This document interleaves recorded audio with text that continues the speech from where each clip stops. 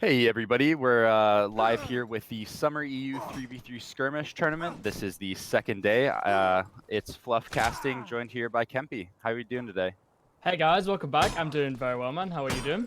I'm doing well. A little tired because it's early NA, but I'm excited for these matches today. A lot of teams that I've never personally even seen. Getting Hell to know yeah. that you've seen a little bit more. How Yeah, was so being at Insomnia yesterday? it was actually amazing. Yeah, really good day yesterday.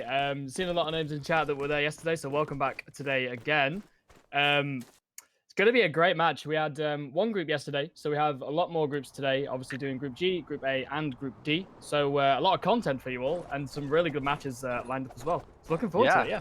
We'll be going through teams of Maelstrom, Brotherhood, Symbol, Berserker, Lineage, Banter Boys, Revival, Fist, Internal Kingdom, Exiles, and finally Positive Pegs. I like that name.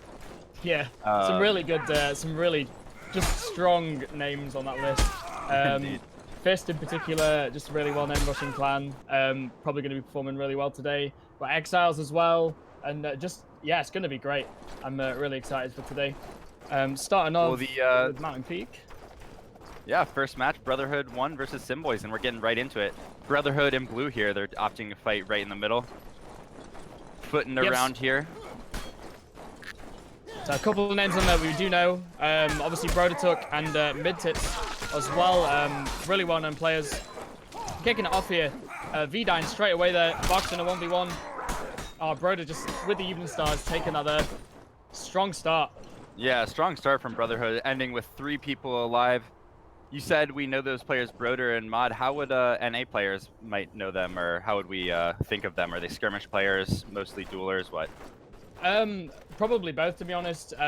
Shiv veterans, so Shiv veterans, nice. Probably practice mostly with skirmish, as do most high-level clans right now. Barker's also a really well-known name.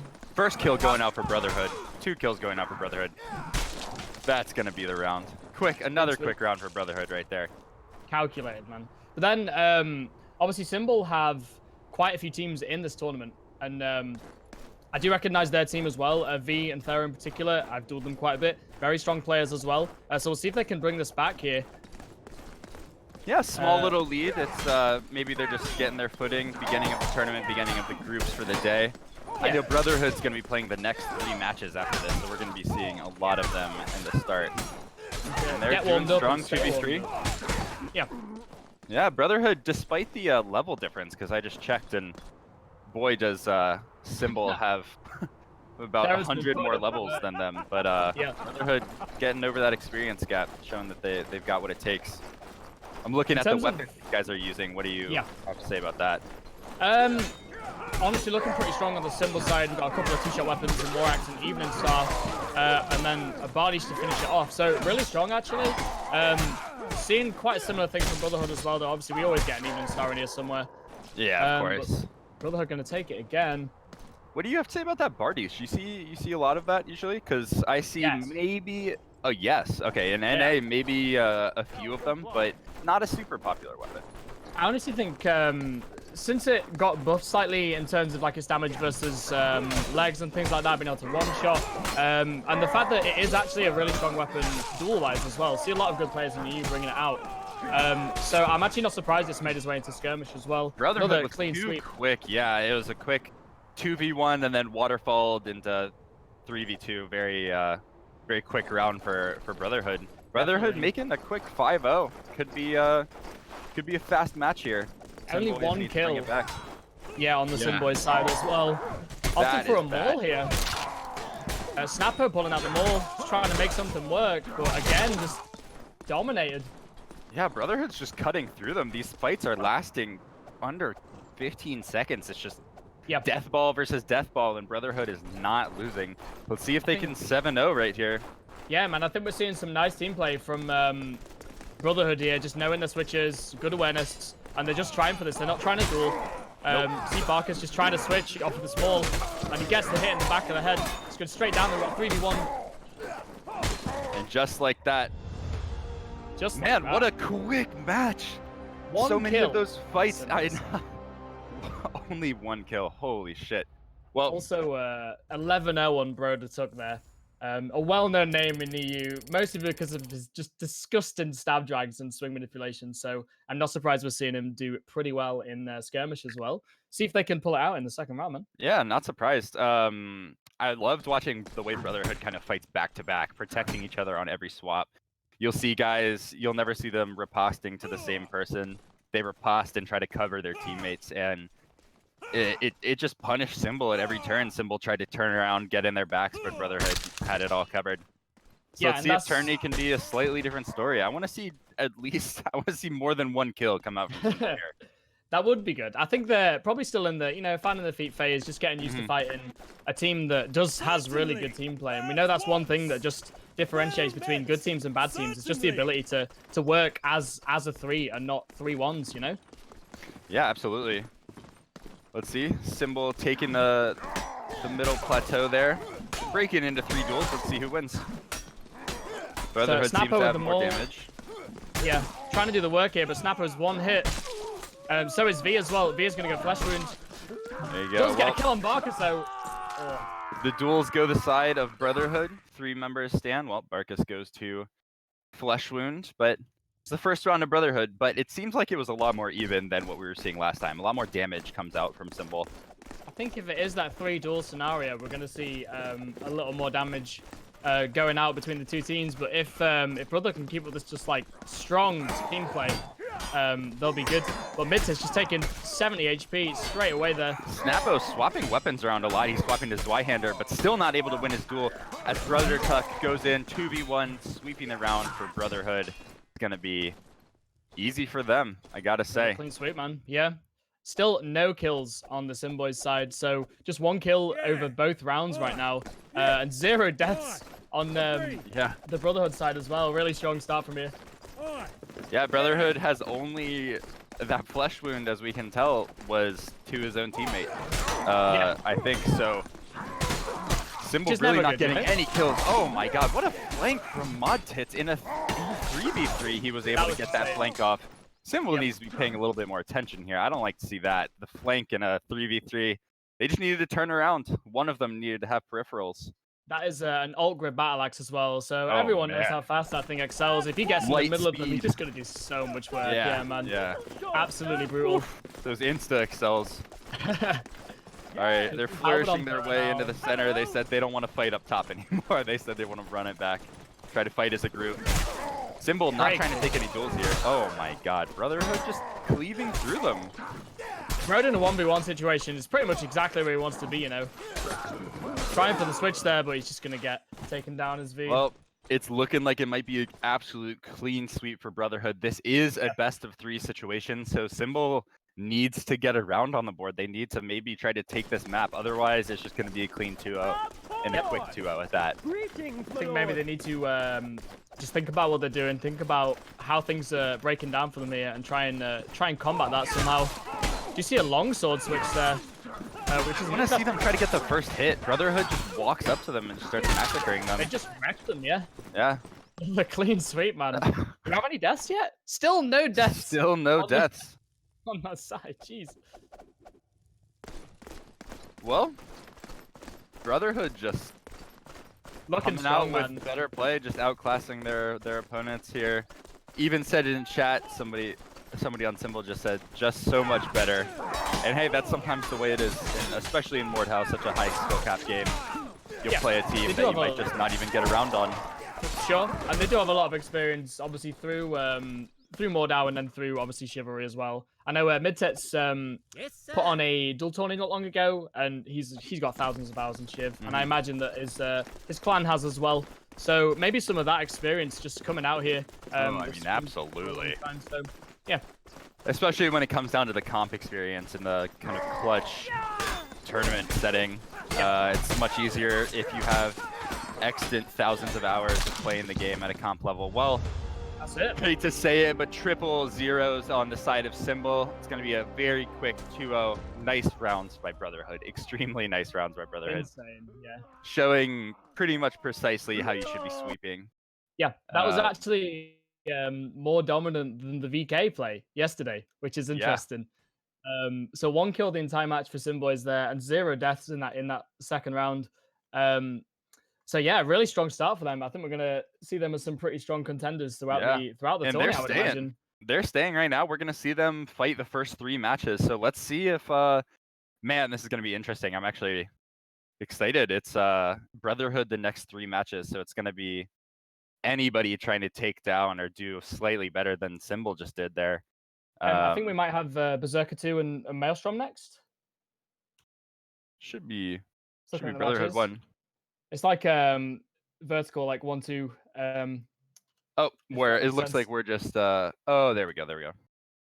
Yeah, so Maelstrom and Berserker 2. It looks like it's going to be the next match. Then the match after that is going to be Brotherhood again. There we go. And then Maelstrom still have a bit of time to recuperate. It's a little bit of confusion for me. Sorry. It's all right, man. It's all right. So I know Berserkers very well. Who do we have on that team? We have Devoted, who is a very well-known short spear shield player. I'd be excited to see if he brings that out. Kui and RRX Smith as well, also a very well-known player. I actually don't know Maelstrom, so we'll see how this goes. I'm excited for this match. Yeah, I've seen Naxiv play in the duel tournament, I believe, but he was playing under a different team name. Not precisely sure what that was. Yeah. I know Berserkers because of the famous Berserkers Arena that everybody in NA who's watching. This is the same clan that made the famous first custom map. So we're going to be getting into it. It's live. It's going to be Maelstrom on blue and Berserkers in red. Yep. So we see Maelstrom bringing Zweihander, War Axe, and a Great Sword. And Devoted predicted it, going with the short spear shield loadout. And we have a second spear and a maul as well. So interesting loadout for them, actually. Very interesting. Yeah, strong players. Like if you watch Devoted, he's just he's so hard to deal with that loadout, man. See what they can do. Let's see what he can do. People have been referring to this in NA as the Rob owner setup because of what he was doing with the short spear shield, and it's looking pretty effective. Yeah. Oof, that maul target swapping, getting 2 big crunches to start the fight. It's gonna be a quick round for Berserkers. That first kill there was just short spear shield feint, and as soon as he misparried, it was a stab and a maul. Just instant dead from one misparry. It's probably going to see quite a bit of that. Just like combo play from Berserkers here. It's quite nice. Yeah, looking great. Let's see. I'm excited for the rest of the set. Sorry for the misinformation earlier, guys. Brotherhood will be playing the 3rd and 5th match. I was reading the bracket kind of wrong. Again, it's NA morning. I'm sipping on my coffee, though. And so are Berserkers because they're up right now. 2-0, quick two rounds there. 4-0 from Myth. I've never seen this player before. Can you tell me anything about him? Yeah, Myth is really strong. I've dueled him a few times, and yeah, he's really good. I'm not sure if he's an alpha player or not. I believe he is, but yeah, very strong for his hours. It's good to see him in a skirmish setup because I haven't really watched much Berserkers in scrim. So yeah, it seems like the synergy is really good though. Potato just taking a load of HP damage straight away. Both teams trading there at the start, 2v2. Devoted on the flanks here. Oh, doesn't capitalize quite as well. The shield might be able to 2v1. Oh, not like that. Can't 2v1 with your leg cut off. Maelstrom takes their first round. Looking like it's going to be much more even than our previous set. I'm excited to see it. Always good. Break the momentum there. And yeah, see if they can build off of that. I think it's going to be, we see a switch from Kui actually, switching off of the shield onto Poleaxe. Interesting. Not alt grip though, opting to stay for the normal grip. Hitting his teammate in the back there. Obviously we have more team damage than usual in this tourney. Getting a nice drag. Myth going to go down, but followed by Potato really fast. Oh, just double tapping there. We got a 1v1 situation. Kui on 50 HP. Glenfield does have the stamina advantage, but nice drag there from Kui. Eats an XL. Oh, nice. Despite the TK, Kui pulls that out. I'd love to see that because when you see the TK in tournament and then they lose that round, that is just brutal. You know people feel really bad after that, but if you TK into clutching a round, it's decent for the morale. So it's going to be 3-1 for Berserkers to Maelstrom. They're just opting to fight in the middle here. They want the flat ground. Yeah, no flank or anything like that. No dueling here. It's just straight up 3v3 kind of death ball tactics. Berserkers going down really fast though. Berserkers with the first 2 quick kills. Myth really making that maul work. You see him throwing insta excels into these overhead fat drags to just pop somebody's head insta. It's looking good for Berserkers. Yeah. As I said this yesterday as well. I do really think that maul is very strong in I do too. 3v3 and 5v5. Just because if you're not paying attention to it, it's 75 damage or a one shot just in the back when you're not even thinking about it. You know, it's got a lot of value. Yeah. And if you can somehow. If you could somehow get through a group with one swing, you can hyper armor riposte through 3 people's heads. Exactly. I've seen mauls take out 2 to 3 players in a single second in scrims, and boy was that a quick round from Berserkers. While we're talking about the maul, extinguishes them just as quickly as the maul does. It's Myth with 9-2. And really 0-6 well here, from Glenfield. He needs to pick it up a little bit for his team. Maybe needs a loadout change or something like that. We do see a Bastard Sword Buckler on Naxiv right now. Maybe wants to try and deal with that shield a little bit more with the Buckler setup. And he is dueling Devoted right now. Misses a kick and goes down for it. Glenfield in a 2v1 situation. Yeah, couldn't do anything about it. Those 3 duels, that was just a duel situation there.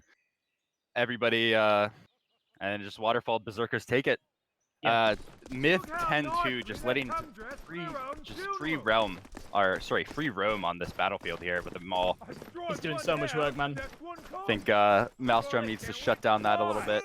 Definitely, yeah. I think they've got quite a few threats to shut down because obviously they have a maul, they have the short spear shield, it's just survivability, man. It's going to take the maul out from a Zweistab with Potato, though. Devoted taking a stab. Good switch for Potato as well. Oh my god. Potato's cleaned up. Insane. Yeah, he does. Well played. And 2 assists coming out from Glenfield there, getting much more damage this round. Looks like Maelstrom's cleaning it up a little bit, starting to wake up. Yeah. Maybe the second map will be a different story, but right now they're going to have to reverse sweep it to make it even. 6-2 for Berserker. You need 5 rounds right now to take this. Potato just dealing with this shield, man. He's playing well. They're doing a better job of controlling the maul here, not letting it go through. As I say that, he gets Potato. Potato goes down, and it's going to be hard for Maelstrom. 3v1. Caster's curse that, you know. Yeah. Gonna be first round to Berserkers too, then. Hate to see the 0-9 come out from Glenfield. Needs slightly better performance there if we're gonna see a better defense put up against Berserkers. But Berserkers looking in form. Looking strong, yeah. I mean, this is the thing with 3v3 as well. I did touch on it yesterday. Is a lot of the time it can end up with just a 2v1 right at the start of the fight if you don't quite have the positioning down. And as soon as that one dies, then it's just automatically a 3v2 right at the start of the round. You can snowball through that round so easily with that. So I think every good team should win that 3v2. You're going to see that 3v2 win at the top level of play. You're rarely ever going to see those 2 people win against the 3. So it matters so much, that positioning you're talking about. Yeah. Let's see how they do their positioning here. Probably just going to opt to fight right in the middle here. And they were deathballing each other, so I assume that's what they're going to do. Yep. Yeah. 1v1 on the side, 2v2 on the other side here. So it's going to depend on who wins that duel. Yep. Trading kills. Strong first round. Maelstrom. Coming back through, man. It's nice to see. Potato is doing a lot of work here. He's using his wise range and just sitting behind the sort of war axe and just stabbing over the shoulder, man. He's sort of using like a spear, which is always good to see. Yeah. Myth swapping off the maul onto a war axe as well now. Surprising choice, actually. Just get some nice switches there. Queen gonna go down.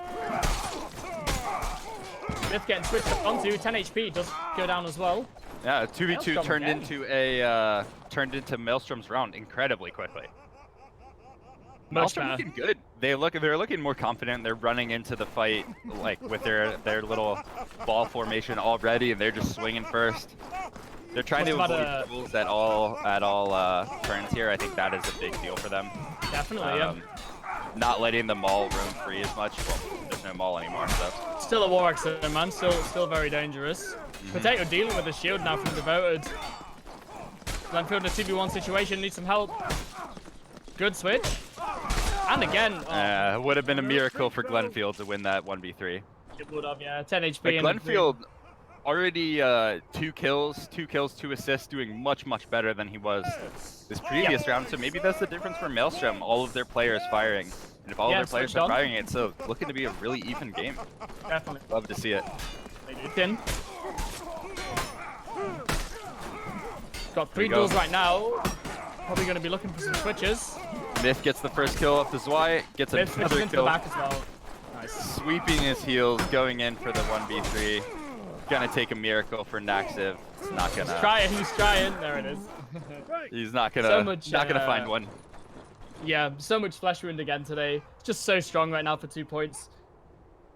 Yeah, I mean, we are seeing it. We've seen more and more flesh wound in NA since release. I feel like since people have kind of seen the good ways that EU use it, but we weren't using it that much at first, for sure. People opting for more armor or something like that. Yeah, but nowadays, you might scrim a team who has every single 5-person with flesh wounds. Honestly, that's the normal nice setup swaps over here from now. Devoted in the 2v1. Devoted versus Glenfield in a 1v1, getting him to panic parry twice in a row, but missing. Nice kick. Oh, he was trying so hard. It's so hard to read a short spear from that range, like face hug range. He was giving it a go. He did Matrix one of the slashes there, but Devoted is just going to be so hard to deal with in a 1v1 situation. Yeah, that was godlike from Devoted. Yeah. Made that shield 2v1 look like it was the shield's advantage. Here we go, 3v3 right in the middle. No duels this time. Everybody fighting close together. Back to back. There. Favoring. Glenfield gonna go down. Follow up. Heavily favoring. Ooh. 4-2 now in the rounds. Maelstrom's gonna need to pick it up just a little bit to come back, make it a little bit more even like it was in the beginning. But Berserker opening up, trying to make the case that they're the better team on any. In the comeback, man. They were 2-0 and now they're 4-2. Yep. I think maybe it took Myth a little bit to swap to the Zweihander, really get that big sword under him. Yep. I think he's countering the range. Potato miskick there. Got a 2v1 over there on Naxiv. Oh, he isn't flash now and he's going to go down. Yeah. 3v1 for Potato. No starch here. But... He got fried. Yeah. 5-2. So 2 rounds away from taking this game. Devoted to see if Maelstrom can come back. They really had a period where they were just playing so well. They were looking really good there. I think it was the confidence, it was the aggression that they're coming out with. Yeah. But I've seen Glenfield do this a few too many times where he just goes in just right into the middle of all 3 players before even swinging, really. He's just like, all right, we want to engage, we want the aggressive positioning, but you need the initiative, you need the actual... you need to swing your weapon if you're going to be trying to get that aggressive positioning as well. Yeah, because if you just run into 3 and swing, you're going to get parried and you're going to get switched on by the other 2 people before they've even engaged. So that's just an instant death right there, yeah. Then you have to turn around, you're doing 360s while you're getting cut apart. Berserker is taking the advantage though, 3v2. Possible for Maelstrom, it's going to be rough though. Going down. It's going to be Berserker's match here. 7-2, Berserkers win the second match of the day. GG's to both teams. Yeah, well played all around. So next match we will have Maelstrom, who will be staying on, and Brotherhood 1, who will return from the first game. So yeah, let's see how Brotherhood 1 does. I'm pretty excited to see them. I was not expecting such a, not to be disrespectful to the Sim Boys, but such a stomp in the first round. Gotta say, I'm excited to see how Maelstrom can deal with Brotherhood 1 now. Definitely. I mean, obviously it was a stomp, but then it is a different team. So we'll see if they can try and just, roll over them again. Maelstrom are really pulling out of that, just sort of like in the middle of that last game. So we'll see if they can sort of just come up from that defeat and pull something out of the bag here. Yep, everyone being polite in chat, so it looks like nobody's overly tilted or anything. We're just gonna get a straight up match in Contraband, and I think I already know the answer to this question, but everyone's still scrimming on Contraband, I guess. Yes. Or is it Bob? Change level Bob. I mean, honestly, Bob's map is great. I would like to see it in some tourneys at some point. It's nice and even. No pillars to deal with. Yeah, exactly. All right, let's get right into it. Brotherhood's in red here. Brotherhood has the 3v2 advantage. Taking it 3v1 now. It's going to be rough for Glenfield. as he gets his head squished against that middle pillar. And first round goes to Brotherhood. But it was looking even. A lot of damage coming out for Maelstrom. Definitely, yeah. So what do we have? Great Sword, Battle Axe on mid-tits, and then Evening Star. So decent loadout there.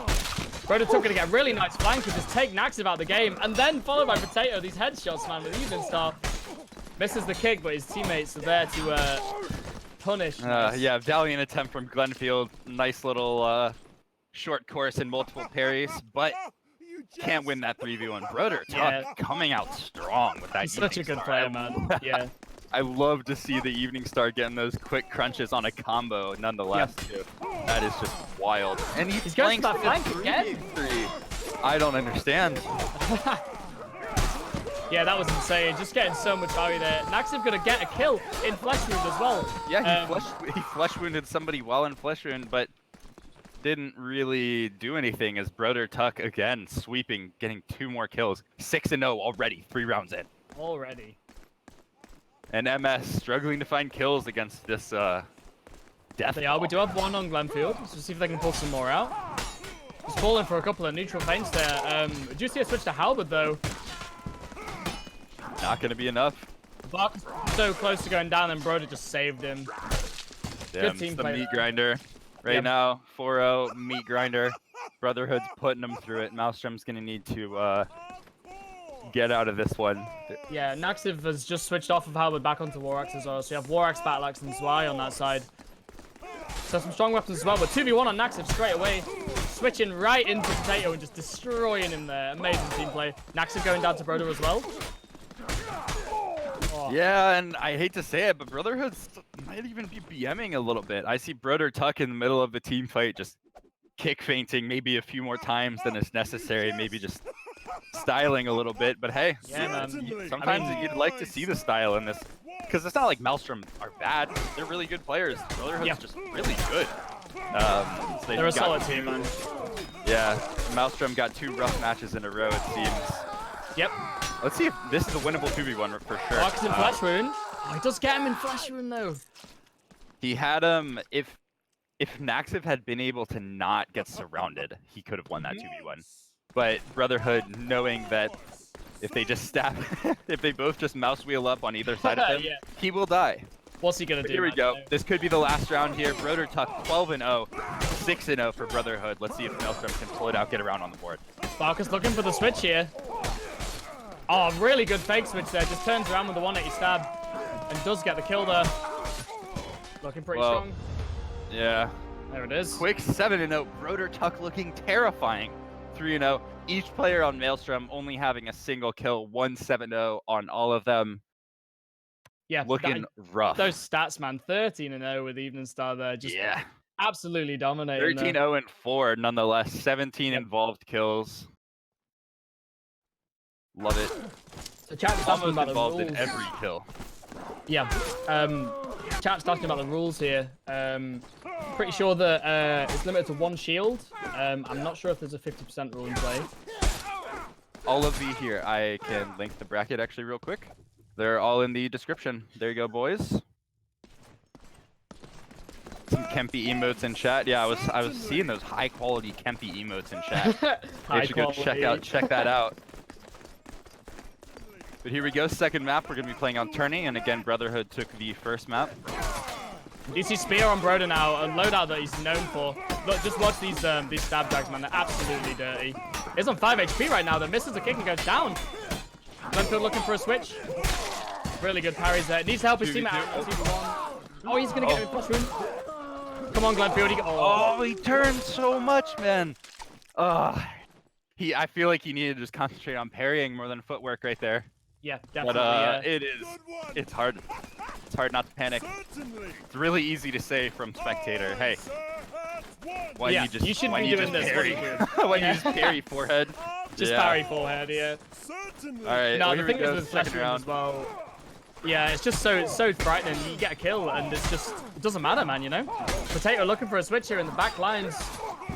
Oh, not quite getting it in time to save Glenfield. Takes a stab to the face, though. And everybody just dies at the same time. Synchronized death on the battlefield from Maelstrom. But looking rough. Man, Brotherhood looking extremely strong. Yeah. Broder Tuck definitely going to be somebody to watch out for the rest of this, but Barkus being the star player so far on this map. So look at this Brotherhood flank from Broder, man. Back to even start. Oh. Thank God they caught it though. I was gonna pop an artery if somebody didn't catch another flank in 3v3. I was worried about that. He is on 20 HP right now. A lot of stamina though. 3 duels going on. Glenfield looking for a switch, but does die looking for it. Just turned his back there. Well, 3-0 for Brotherhood on the second map. Very strong. 1 kill for Maelstrom so far. They are struggling right now. Yeah, man. Similar to the first match we had versus Simboys. Brotherhood looking really dominant right now. See if Maelstrom can pull out of the bag though. They're looking for switches, but they're just not quite getting them. They're getting punished for them. Brotherhood just looking really strong in terms of like just the awareness game, man. Yeah, the awareness and even when they're going for duels, it just seems like Maelstrom's getting outclassed. Yeah. Potato does win his 1v1 there though. Just takes an Excel to the face though. Yeah. Doesn't matter if you win the 1v1 as the other 2 players are bearing down on you. Exactly, yeah. So 6-0 for Modtits right now, and 5-0 for Barkus, so pretty strong, yeah. I think Broder's made the right choice staying on the evening star. He was doing so much work. Yeah, I think so too. I think there's not really anything that Brotherhood could have done wrong in terms of weapon swaps.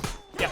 I think he realized that he didn't even need the spear. Yeah, amazing parries by Nexus. Just backed up against the board, just pressing right click, man. He's like, please. The rhythm game, pressing it at the right time. Hey, he got a lot of parries there. A good effort, but it's so hard to riposte out of that, just with so much pressure, yeah. So 5-0 for Brotherhood right now. I need 2 more rounds to take this for him. Barkus getting these insane fake switches, man. Misses the really head drag. Just making Maelstrom turn and freak out. Yep. Doing a good job too. Barkus sweeping through him with greatsword, comboing through him. It's gonna be the 6th round on the board for Brotherhood. Broder just staying alive there, just waiting for his teammates to just come and just destroy an Axiv at the end there. Maelstrom's gonna really need to pull something crazy out here to. I mean, honestly, at this point, I don't even see the win as a possibility. They may just want to get more rounds on the board, try to have a better showing, but it's gonna be almost impossible to bring. It's gonna be tough, man. Yeah. See Broder going for that flank again. See if he can switch into anything. We got a 2v2 and a 1v1. But Potato getting switched on as well, and does die for it. Now we have Broder in a 1v1. Glenfield's in a 2v1 right here, playing pretty well. Oh, and look, he missed his chamber feint parry there. Yeah, now, it was. Naxim has 3 people to do it. Well, amazing game by Brotherhood. Nice try by Maelstrom, getting 2 really rough matches in a row. Yep. I would not say that these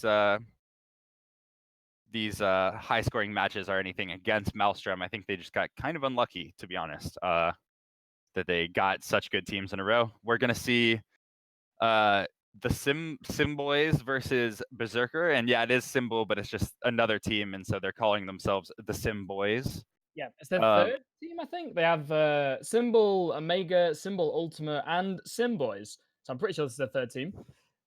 And yeah, we'll see what they can do here. It is going to be Berserker versus the Simboys. Symbol. Yeah. Here we go. Sorry, our producer was a little bit confused about that, chat. But here we go. They're going to get into it here. We got a Evening Star, Bardish, and Zweihander on Symbol, and Great what do we got short for speed, Berserker? Maul. Nice. The Maul So, again. Let's see it. With the Maul, yeah. I like the Bardish pick, though. We've got 3 duels right now. Although Nice Devoted getting a swap really by nice switch Devoted. out his. Yeah. Just dominating there. That short spear Maul combo, just Yeah. man. Just chapping him in the corner there. Yeah, he just stood still for them to kill him, and they were kind of confused. You know, they want to hunt their food. They don't want it to just sit there and be dead. But here we go, 1st round going out for Berserker, but it was close. Strong start. But yeah, I think they're probably pretty comparable in terms of 1v1 skills, so it's just going to be what they can bring to the table in terms of the scrim. Kui looking for empty backs there. Does get a nice foot drag. Seeker's looking for switches. Devoted is in a 2v1 right now. Does take out Vida. Really nice play from him. Does get kicked in the face on 30 HP now. Good counter kick. Nice kick from Thera, but Devoted really the star of that round because he survived just for so long and was able to get those kills out despite that. So Devoted is really good play there. That shield short spear showing just how effective and terrifying it can be. Yep. That Russian setup, as it comes to be known as the light armor short spear shield, just doing so much work right here. He's so quick, he can switch so easily. And we're seeing that right now. That drag stab switch was insane. Another one into the back of Snapper there's going to go down. See if the Rapey Booker can survive. Not quite. No way. The 3v1s, I just hate to say it, it's going to take something insanity for the one person to win there. I think we've seen it maybe once or twice on stream. I think it only happens when there are team kills, basically. Yeah. The team kills are required for the one person to win in the 3v1. But here we go. Going into the 4th round. Berserker is winning so far, but Symbol not just getting plowed through. Devoted looking for a switch here. He's not quite going to get it in a 2v1 situation. Kui saves him from the switch there. V caught those switches really well there. Props to him because he did not get caught out in that 2v1. But everybody just lost their duels at the same time, pretty much. Yeah. Yeah, Kui switched onto Devoted's duel as he won his, and then Myth just won his 1v1 at the same time, and that'll be it. So Devoted 6-0 right now, and Kui on 5-0, so some really strong showing from these guys right now. Kui just dominating with that great sword. And the melee is pretty close, but Berserkers are pulling it out every time here. So yeah, let's see if the Sim boys can pull it out a little bit more. Switch on to Battle Axe as well. Put Jackson Kui. There we go. 2v1 with no HP. Nothing. It's the 2v1's even that much more difficult because he has the shield. Yep. And not only that, but he seems to be maybe their best player. If you look at his melee is just decimating through people. It doesn't even matter that he has the shield. He could be doing it with just a short spear, it looks like. So yeah, we have an evening star coming out for Snapper right now. Yeah, he really is, man. If you don't know how to deal with that shield, he's just gonna wreck you, man. Look at that switch there. Snapper missing the switch and going down. Oh my god. Zwei in the back here. Berserkers, that past round, Berserkers just circled them and just killed them all as they were doing 180s, trying to figure out where they were getting stabbed from. That round was like 30 seconds. Crazy. Man. Berserker is making this look less close every subsequent round. Yeah. And they are playing in the next match as well, so we'll see if they can keep that momentum into the next one. Devoted is looking really strong here. He's got loads of stamina, gets a nice kick. Probably switch here. V jumps for the jump stab. Yeah. Hey, there's a kill. Kill out for Snappo. His first of the game. That drag stab, man. That is a rough scoreline for Symbol. 3 kills total, and Berserkers just 7-0. Yeah, 11-0 on the Devoted there. You know, I'm really excited for the Berserker Brotherhood match because they're both playing really well right now. Next match is going to be that actually, Berserker Brotherhood. So yeah, this should be a really good one, chat. Well, it's still going down to the second map of this match. So we're still on Berserkers and Symbols. No worries. We're going live on Contraband. Probably going to be the same exact weapon loadouts. It's looking like. Yep, if this is what they spawn in with, should be the same. Yep. Let's see if Symbol's going to try to do anything different. I think they might need to, you know, see if they can switch something up. Thera going for the halberd there, Evening Star and Greatsword, it looks like. So a couple of switches. We'll see if they can make this work. I think if you play halberd, you really need to play in the right way because you just have no armor to get switched onto. He's half HP already. And he's going to go down. Devoted on 0 stam. Still getting the switch though on 20 stam right there. Staying alive, 3 stam. Yeah, that was a weird little fight there. Devoted just stood still. Yeah. Oh wow, nice parries from V, but not enough to bring him back. Good effort there. Yeah, just to answer chat quickly. Yeah, VK played yesterday. PF will play soon.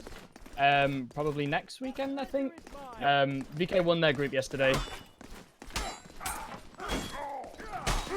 Myth doing a little ring around the rosy for a flank, and he gets it. That'll be just going with the second round.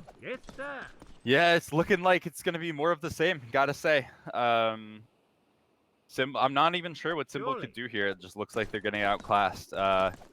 Sometimes a good recommendation to the worst team, or to the lesser team, is to add some more chaos in there. Just try to engage first, get the more chaotic plays, but they're not playing confidently enough for that, it looks like.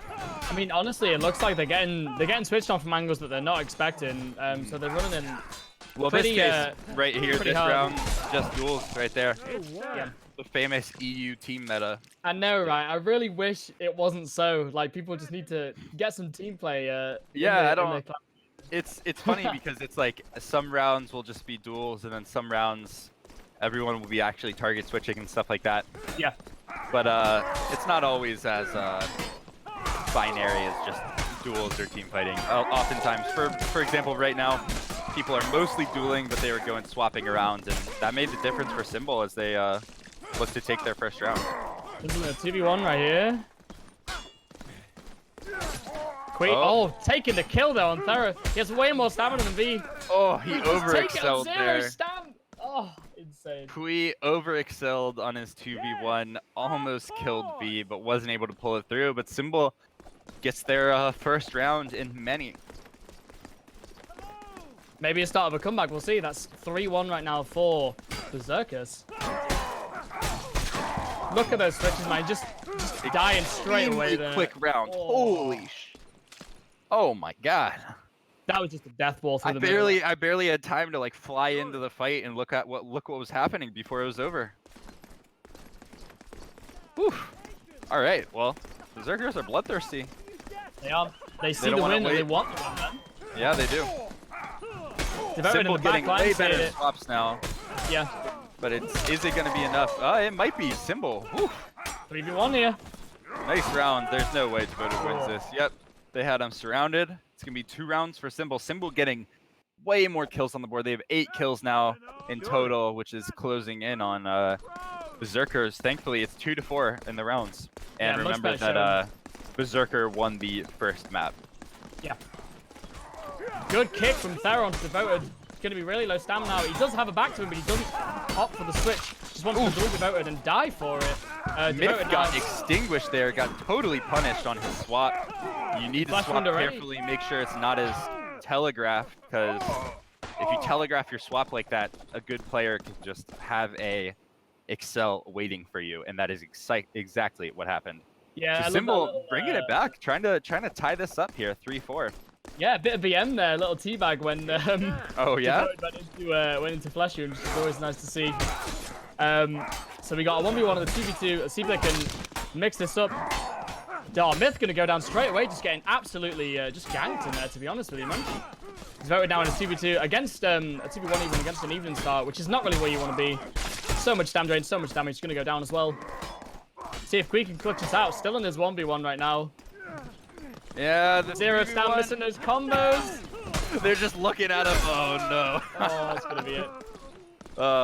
Well, they stared him in the eyes as they ended his life, and it's gonna be 4-4 for Symbol. Symbol looking really good. Good comeback here, man. I'm liking this. Man, Kempy, they flipped the switch. What was it? They actually did, man. I don't know. Must be some comms and just pulling some reserves of strength out here. Yeah, to pull this back out. As I say that, Via's going to go down. Thera in a 2v1 situation is going to die for it as well. We'll see if Snapper can pull this out. As I say that, obviously he goes down. Berserker ending the streak a little bit. They said hold up, pump the brakes. What are you guys doing? You're not supposed to be winning rounds like this. But 5-4, extremely close game now we got. Yeah, this is a really good round. Yeah, it is. Berserker is just looking to fight in the middle. Devoted just on these flanks. But getting punished heavily. Definitely, yeah. 2 of Berserkers are low. Sarah looking for the kill, but takes a drag for it. Development TK HP for right Symbol. now. Gets saved by his teammate there. Insane. Oh. You hate to see the TK, especially in what could be the second to last round. Yeah, now right. it could be the last round on match point. But if Symbol clutch this out, they could bring it to the third map. Let's see. Yeah. Devoted going for the flank again. He drag stabbed into 2 people then as well. It's such a nice thing to see. Look at that switch. Absolutely textbook. Sees it back, stabs it, switches back to his main opponent. Big spot by Snappo, though. Going down. Yep. 2v2. Berserkers look like they have the damage and spam. Devoted gonna die mind. on 0. Oh, down to the 1v1. 1v1. They're pretty even on V Sam. needs to win this. V needs to win this for his team to have any chance. And Queen needs to win this for the map. Oh, he takes it with this nice stab, a great sword stab even, and that'll be it. Close really good match. round there. Man, GG's to both teams. Yeah, I would have loved to see the third map there, considering that Symbol really started to put on the gas. But yeah, they pulled it out, man. We'll see Definitely, them in a little bit. Yeah. Right now, it's gonna be the game you were talking about. It's gonna be Berserker versus Brotherhood. I'm excited. So my man, this should be really good. Let's see if they stick with the loadouts that they were going for. So we have on this side here, Brotherhood going for Bastard Sword, Buckler, Battle Axe, and I think a Greatsword. Yeah. So Ascot just told us that the winner of this match gets first in the group, guaranteed. So this is they're both on 2 wins right now, right? So it'll be a 3-0 streak if they do win this, yeah. So very exciting match. As you said, we have Brotherhood in blue and Berserkers in red. Yeah. First kill going out for Berserkers. Do you see that mole coming in on Myth as well? 2v1 now. Gonna take out Mythis with that mole to the legs. Bastard Sword Buckler against 3 people. It's just gonna go down there. That's gonna be first round to Berserkers. Awesome. Yeah, nice. It's funny. I just I was wondering what weapon he had on, and it was a lightsaber. Yep. It's because I still have the lightsaber mod on, but it's okay. Yeah, so do I actually. Looks pretty cool. But yeah, that's a bastard sword, that. not a lightsaber. Here we go, second round. Marcus gets really nice switches on some just exposed backs here. Man, Yeah, really hard to about tell who's winning there. Yeah, Marcus Very again with the chaotic switch. and They just ignored him there. He got so much value, man.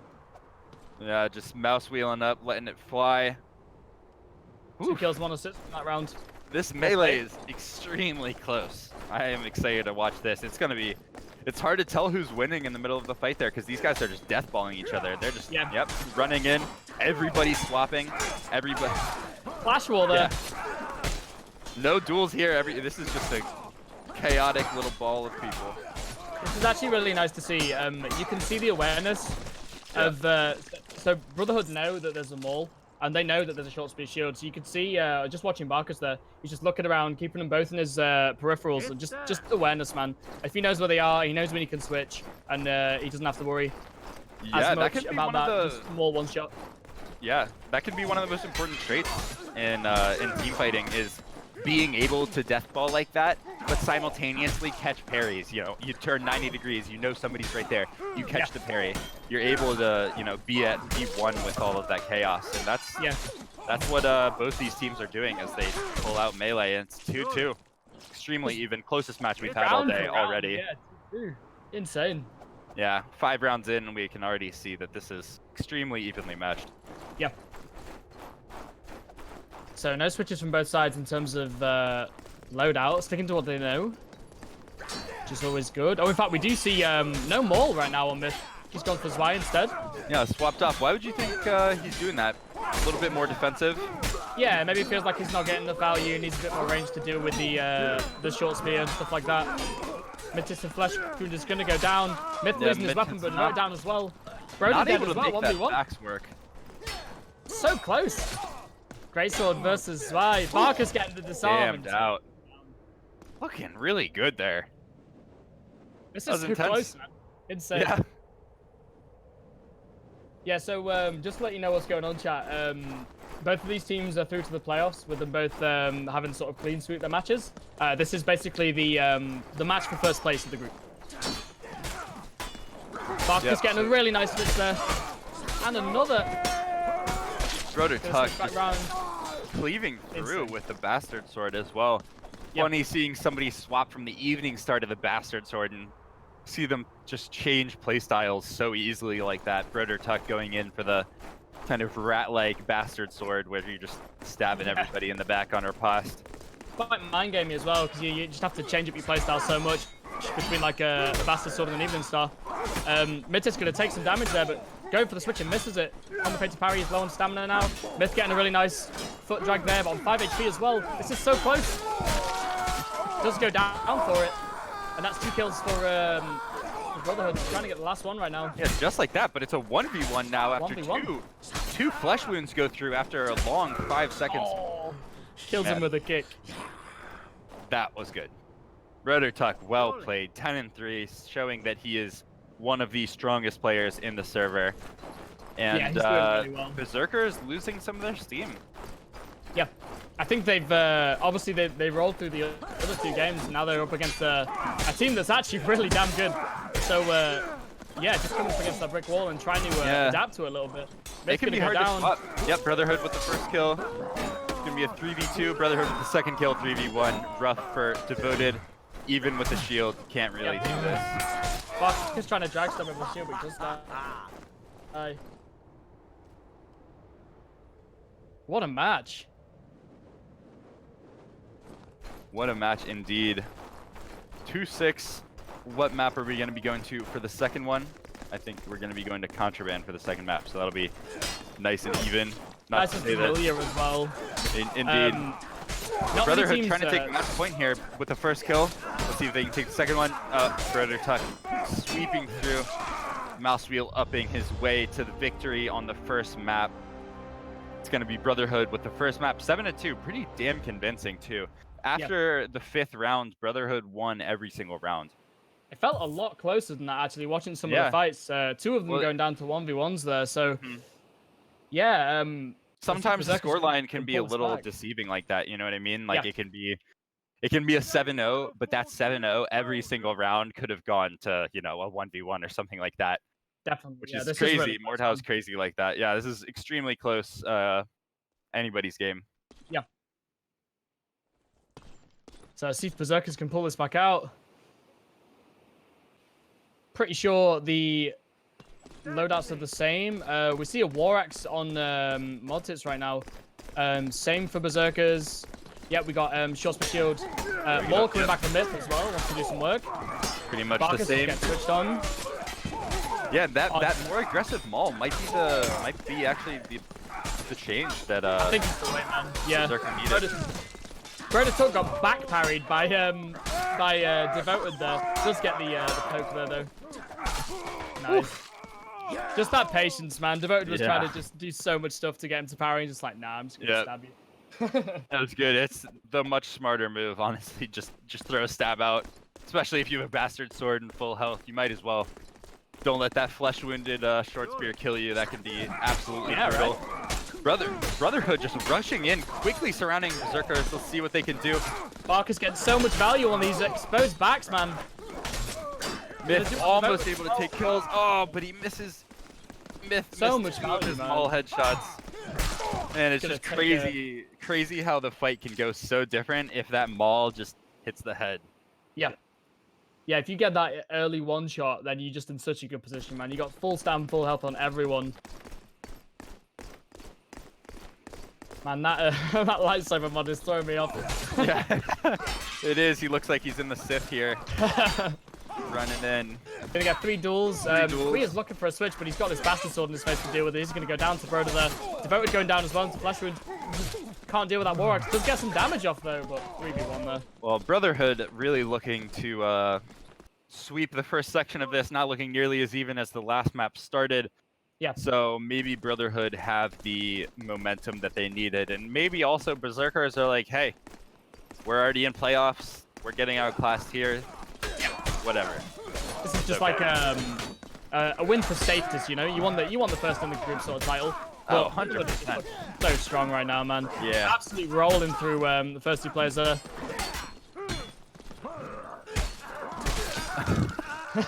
There have been a few exchanges here where it's pretty funny. Just one person standing still. They're just obviously like, come on, you just kill me. Just memeing him in the corner, man. But what being first in the group means is that you play someone who came second in their group first. So it could be the difference between facing BK and Symbol Omega, for example. Right. Okay. It actually does matter a lot. I hope that Berserker isn't thinking anything like that while they're losing these rounds, but I'm sure that they're trying their best. But Brotherhood just putting up insane offense here. Not letting anything get through him. Oh, looks like a Maelstrom player accidentally joined the game. There you go. He left. Wants to help him out a little bit, maybe. It's 5-0 for Brotherhood. A little early, right yeah. I think we had a quick pause right there, too, just to make sure. But here we go. It's 0-5 on the side of Brotherhood. Fox looking for a switch here. Does get it into Voted's back.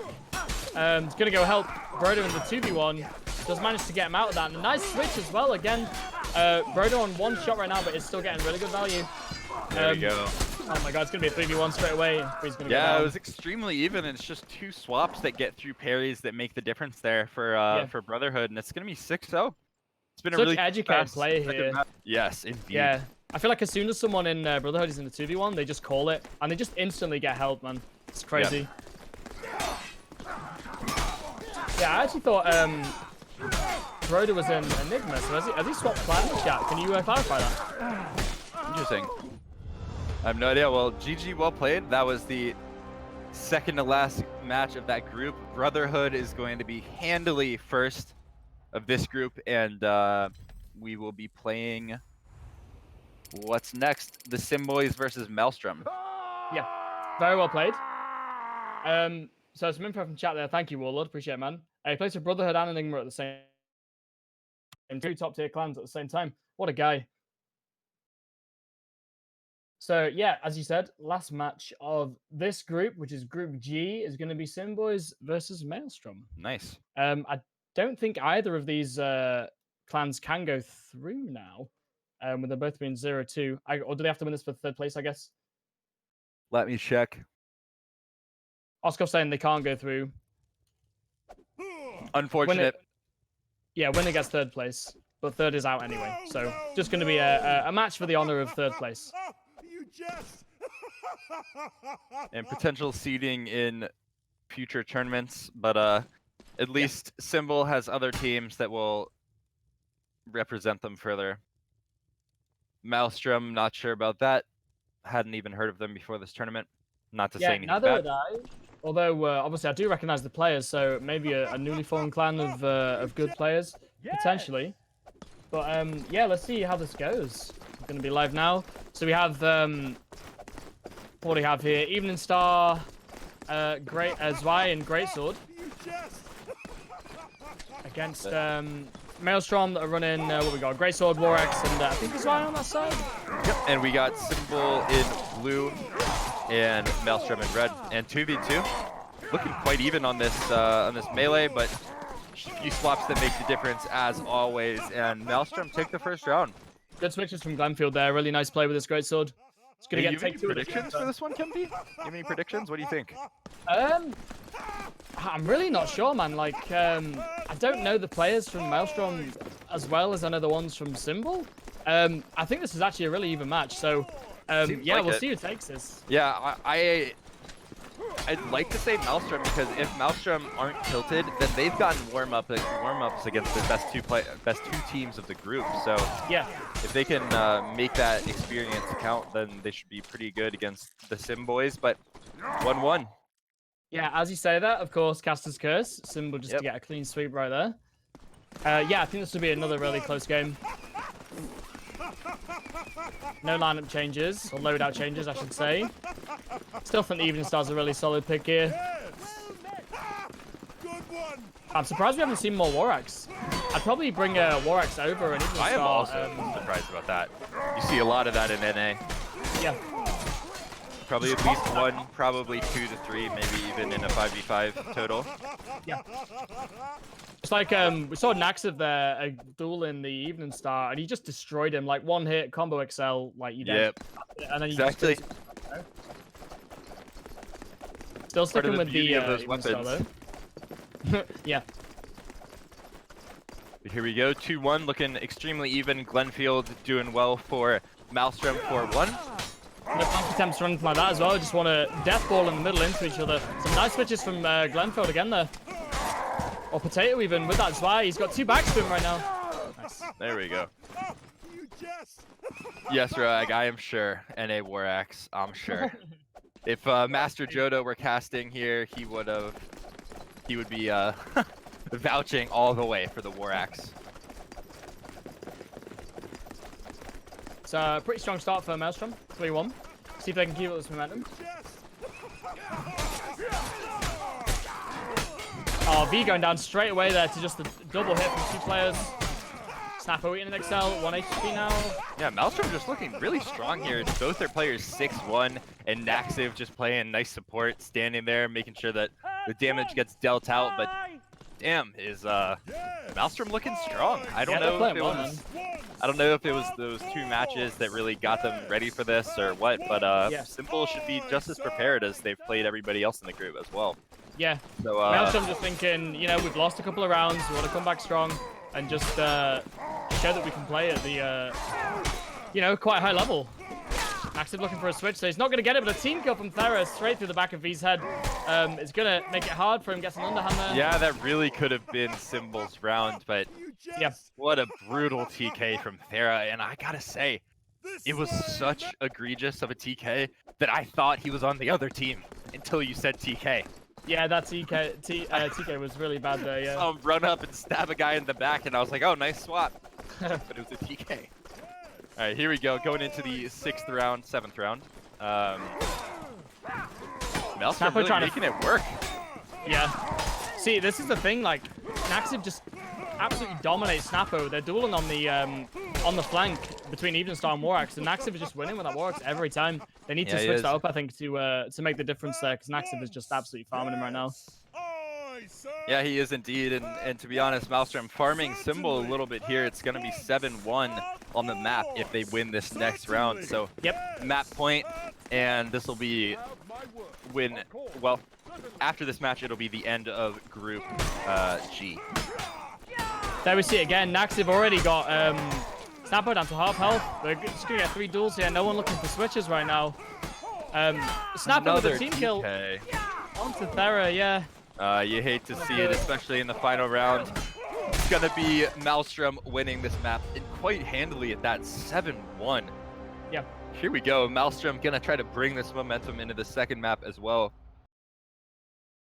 Yeah, they're doing Contraband. Yeah, that was pretty decisive, honestly. I was expecting a bit of a closer match than that, to be honest. Maybe Maelstrom just have a bit more scrim experience, just bring it into play here. Some really nice switches from them. And Naxiv with that War Axe is just combo XL every time. And I don't know if Snap was just trying to chamber it or something. It's pretty much impossible to chamber that combo XL, so yep, that might be why. It is indeed. Well, let's see if they have a little bit better time of it here in the second map, going back to Contraband. And hey, I saw a good copy pasta in the chat yesterday of Contraband tiles.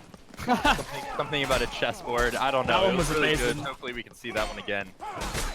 But going into it, it's going to be a 2v2 immediately. 2 kills going out. And Naxiv, combo XL, Snappo again. Someone else needs to switch out for him right here and try and take care of that, or just switch on to him at least. And it could also be the tilt factor, you know what I mean? Naxiv, Snappo could be trying already to avoid him, but Naxiv just fucking chases him down. Hunting him down, man. Yeah. And Naxiv in a 1v1 on the side here. Great. V is going to go down. Naxiv is 12 HP right now, so probably a better duel for Thera, but his team is already dead. He's got to do this 1v3 now. Naxiv just RPing in the center. I thought he was flesh wounded, but he's just RPing. Yeah. Seems like Maelstrom feeling pretty confident there. Napo going for a spear right now. Throwing the cleaver as well. Doesn't quite get a hit with it. I would not waste such a valuable weapon if it was me, but there you go. Snapper trying for these switches, just getting switched on by the Zwei there. And there's Bardiche overheads going in on that duel over there. It's basically 3 duels right now, but hey, a swap Great even look like a swap. It just looked like a cleave there. That was a blind switch from B there. Yeah, really nice. Blind switch. That's the term. But Zwei is long enough for you to do that. You know, he should be using his range here. Just poke the War Axe from where it can't riposte him. Nice, exactly like that. There we go. Well played. Taking a round. Yeah, Maelstrom showing out much better now than their previous matches, and honestly, both teams looking like they might be playing their best out of the day. Yeah.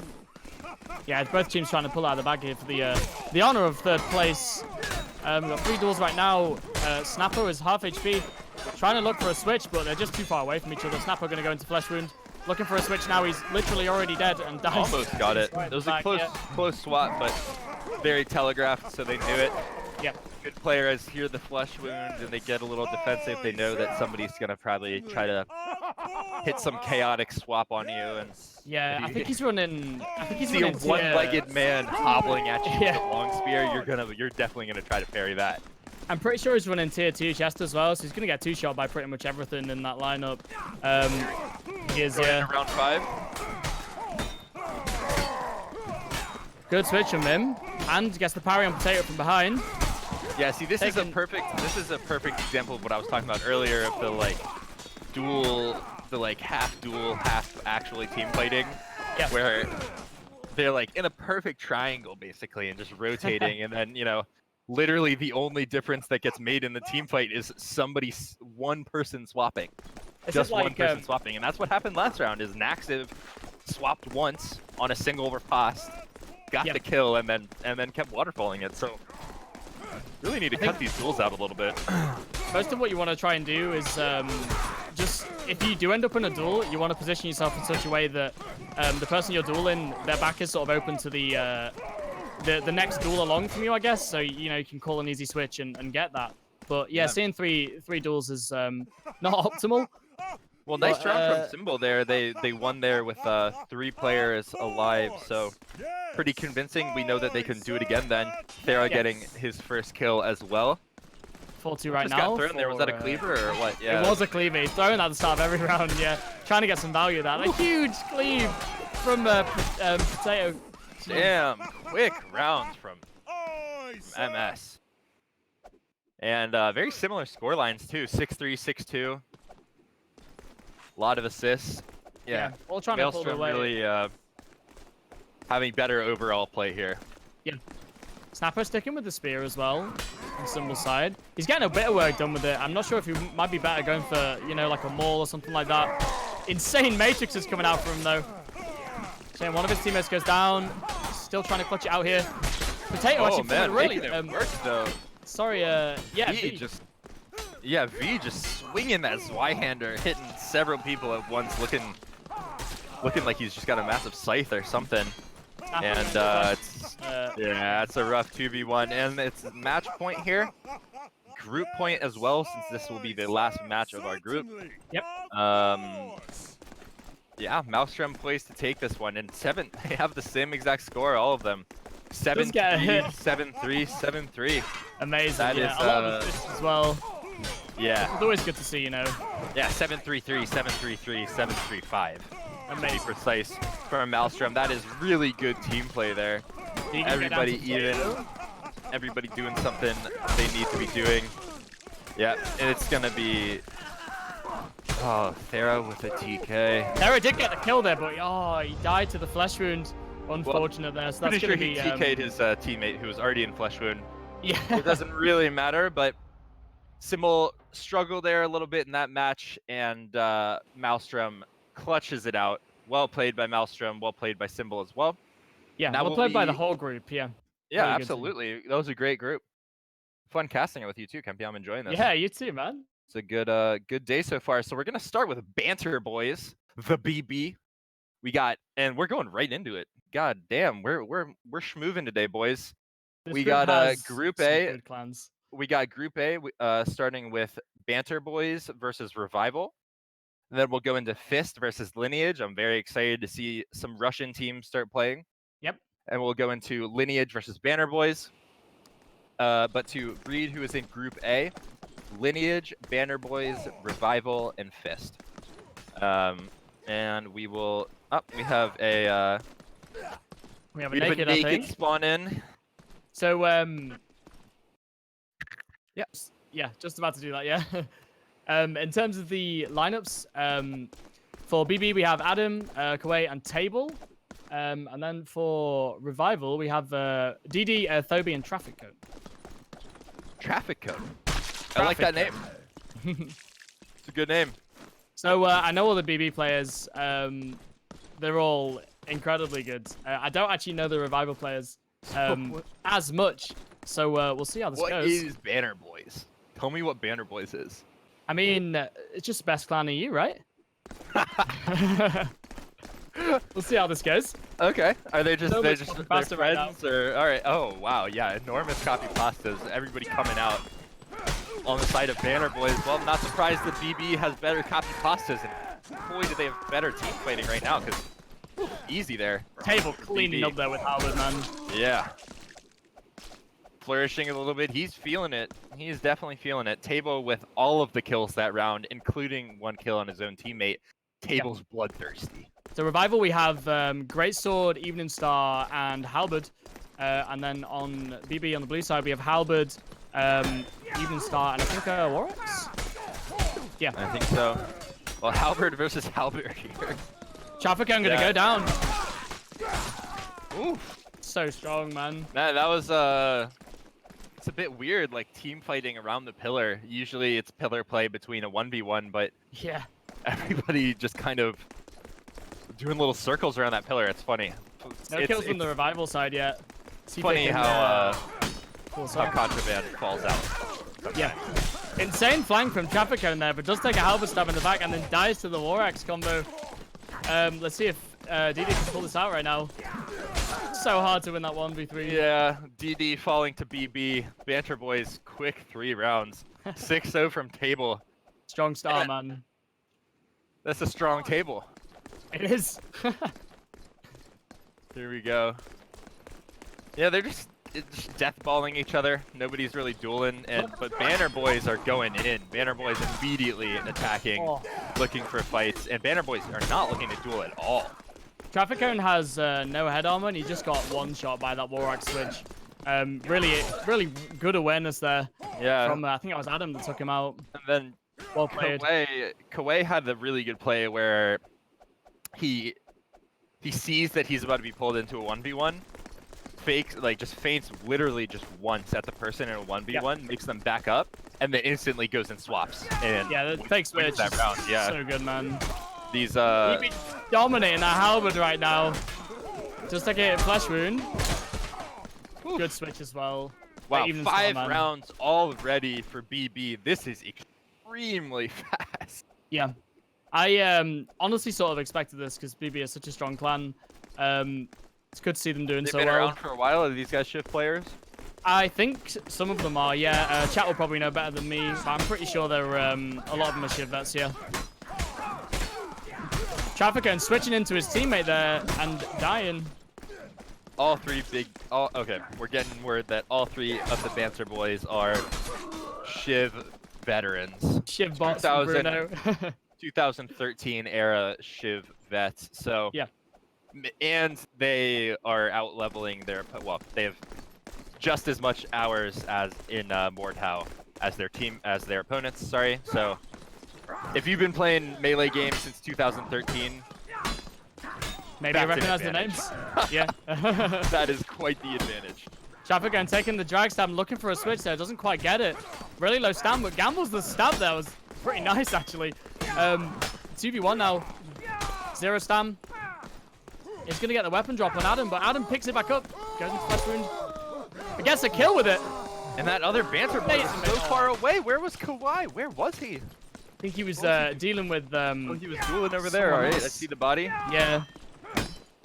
So a pretty even duel right now. Both 2-shot weapons. Even Star's battle going of the infinite cells. Oh, both of them taking a hit there. Kawhi on 18 stamp. Takes him with a foot. Nice toe drag. Yeah. Quick 7-0 for the BB. Yeah, really strong start, man. Only 2 kills on the revivals. Yeah, Banter Boys just as strong in the chat as well as Banter Boys copy pastas are flooding. How people outdated, VK overrated. Long have we waited? Banter Boys activated indeed. Yeah, Banner Boys activated. Doing really well. Quite, yeah. This is oh no, is Table going full Grug? Table is going Grug right now. We got a caveman loadout. Oh coming man, in. we got a. Is this a meme team? Is that Kermit? No, I don't know who that is, but Banner Boys are coming in with a little bit of a meme squad. But hey, that heavy club is nothing to joke about. He's so quick, man. He's going for those flanks. And no teammates in the 2v1 there, so even though he flanked for that long, he's still getting value out of this. I'm watching the club, man. The club yeah, is same, man. He's got 2 hits already. Actually winning this duel. Oh my god, he won the duel. Man, nice. he won the duel, and BB, as the rest of his team, had already won their fights, and... Bit of BM, yeah. Yeah, a little bit of BM, but honestly, I love to see it. It would be wouldn't be a tournament without a little bit of BM. Yeah, right. You got to show that dominance. His flank has been spotted now. He's gonna go for a jump in, try and save the 2v1 there, and getting another kill with that club as well, and another one. Pulls out the carbon knife for the. Oh man, I thought he was gonna get a kill with it there. Does get one slash in. Yeah, as some people are pointing out, the club is actually insane. Is really good. It's really good, and also low armor is really good. So, I mean, if you are good enough to make that threshold, these things are good. Obviously, you know, you're not just gonna go into a pub skirmish with a heavy club and do super well. But yeah, look at these kills, man. Just racking up the damage right here. The comparison to even sides is an accurate one. Yeah, it's so draggy. And it's pretty brutal. And it's even weirder. The peasant weapons, you can drag some of these peasant weapons extremely weird. Yeah. Have you seen the drag on Shovel, man? Shovel is like the draggiest thing in game right now. It's ridiculous. I've had, in some of my public duel servers, I've had accusations of good players who are hacking, but they're actually just using a shovel and they're just using shovel. Well. Yeah. It's really funny. And here we go. Right now. Banner Boys just winning all of their fights. Yeah, it doesn't matter if it's been duels, doesn't matter if it's been these small team fights. These guys have just been cleaning it up. Yeah, even with the heavy club, no armor, he was 4-0-3, but he swapped back. They're going real loadouts now. They stopped stopped DMing. I don't know why. It wasn't not working. Maybe it's a bit of respect. You know, maybe they're being like, all right, we don't want to, we don't want to full beat these guys memeing. That'd be a little bit. I said this yesterday as well. Like, I really do like the spear pick in Skirmish. I think it's quite strong. Staying in longer and getting a kill with it there. Probably going to go and help. Just sort of guarding the switch there from his teammates back. Going to engage in a switch there from Kawaii's going to take that. Nice. Yeah, these rounds are just going extremely quickly. 5 up for Banner Boys. I love that play there, man. He just knew that. Just denying him that. Really, really nice. And then obviously because Kawhi knew, he just switched instead and caught him completely by surprise there. Table with the cleaver out now. Very dangerous weapon in my opinion. Cleaver extremely strong. He's team fighting with it. Oh man, he's making him parry. Very fast as well. His feints are scary, man. Like chamber feints and stuff, more feints. Very hard to reach, it's so fast. Instant, yeah. He just sold him right now. Yeeting the short spear, but it misses. Yeah, it's gonna be match point for Banner Boys. Yep, 6-0 right now. And still just 1 kill on Toby from Revival there. Yeah, Revival struggling to even get kills on the board, but Banner Boys just showing their dominance. Nice, bringing out the shovel. Just look how draggy that thing is, man. Just insane head drag. Another kill with the shovel. There we go. I don't know Banner Boys memeing, but dominant. Yeah, that's going to be BB taking the round there. Whew. Well, after a quick 2 matches, BB showed that they might be one of the strongest groups in this match. Yep. It's now going to be Fist versus Lineage. Lineage, yeah. So I only really know Fist by reputation. Obviously a really strong Russian clan. I think it's Fist and Storm are the sort of top tier Russian clans. So Storm are in this tourney as well. But we've got Lineage, who are a relatively new clan. I think. I know Flame was in the last duel tournament and performed pretty well actually. So we'll see how these guys do against each other. Yeah. Miyamoto coming in. I think he usually plays Short Spear Shield. And, scary. Just the Russian lineup, scary. I remember seeing all of these guys. Well, Cyber Jog, I'm not familiar with, but Miyamoto and Shredder, boy, were they pretty terrifying in the duel tournament. Worth noting that they have shields? No shields. Cyber Jog. Yeah. What's going on? I thought this was Russia. I was excited. 72 ping on Cyberdrive and 76 ping on Miyamoto there. So dealing with a little insane with these drags though. Nice. So much value there. Nice. So what do we have in terms of loadouts right here? I think that was Greatsword, Zwei, and also we have Greatsword, Battle Axe, and Halberd on the Fist side now. On the red and blue, we have War Axe, Evening Star, and a Greatsword as well for Lineage. Well, look at Fist formation, and by formation I mean Death Ball, because they all ran in there shoulder to shoulder. Yeah. Instantly got right up in Lineage's face, started throwing it out. In that united front there, these drags from Cyberdrag are absolutely disgusting, man. Yeah. Absolutely. Fist looking extremely strong off the bat here. Yeah, good start. Lineage, as I said, are a relatively new clan. Heppel swap into an Executioner Sword now. Also think it's a really good pick for this. We have not seen many exec swords. What do you think about that? And what's the kind of exec sword's place in EU meta right now? I think it's really good, but most people tend to pick weapons that can combo over it that are still two-shot, so War Axe, Evening Star. In my personal opinion, I think it's actually ridiculous in terms of like the animations and stuff you can get with it. Like the excels and the drags are really hard to read if you play it properly from neutral. So I'm actually surprised we've not seen more of it. But then, yeah, Fist cleaning up regardless. Surely. Exec sword definitely one of my personal favorite weapons, and boy can it be effective. But yeah, that lack of comboing can really catch you out if your defense isn't immaculate. Especially in Skirm as well, if you miss a switch, you just open for so long, man, it feels like. Sambuca nearly getting the kill here. Does get it on there, he's going to turn around and try and help his teammate out. 2v2. Yep, looking for the switch. Oh, he's going to take that post in the face, leaving Sambuca in the 2v1. Decent try by Sambuca there. He needed to move away a little bit more. Yeah. That's something that we've seen people struggle with a lot today on the 2v1s. People, if you're the one person, if you can, you need to try to move as far away as possible. Yeah, because people are just going to surround you, poke you in the back. Saw exactly what happened there. Going into especially with something like Halberd. Fist looking extremely strong. Shredder 6-0. Flame is winning this duel right now here at the back, though. Does win it and kills Cyberdrive. Going to help his teammate out right now. Trying for these foot drags, not falling for it. Really low on stam right now. His teammate probably needs to help him out. Does take a kick and he's 0 stam. Where did his teammate go? Shredder winning his 2v1 so far. Flame winning a 1 HP there. Insane play. Oh, Heppel. Amazing Matrix. He bandages right before he starts to duel Shredder. And Shredder tries to punish the bandage. But Heppel perfect ducks him. Not even an exploit, just a duck. Well, good play there from both teams, actually. That was nice. Nice punches from Shredder, but they're not going to go through. No kills there. But first round for Lineage. Could bring it back here. It's 4-1 right now to Fist. Yeah, it's totally possible. I always love this momentum shift, though. It's like you get that one round and you're feeling good about it. You're like, yeah, we can win this. See what they can do.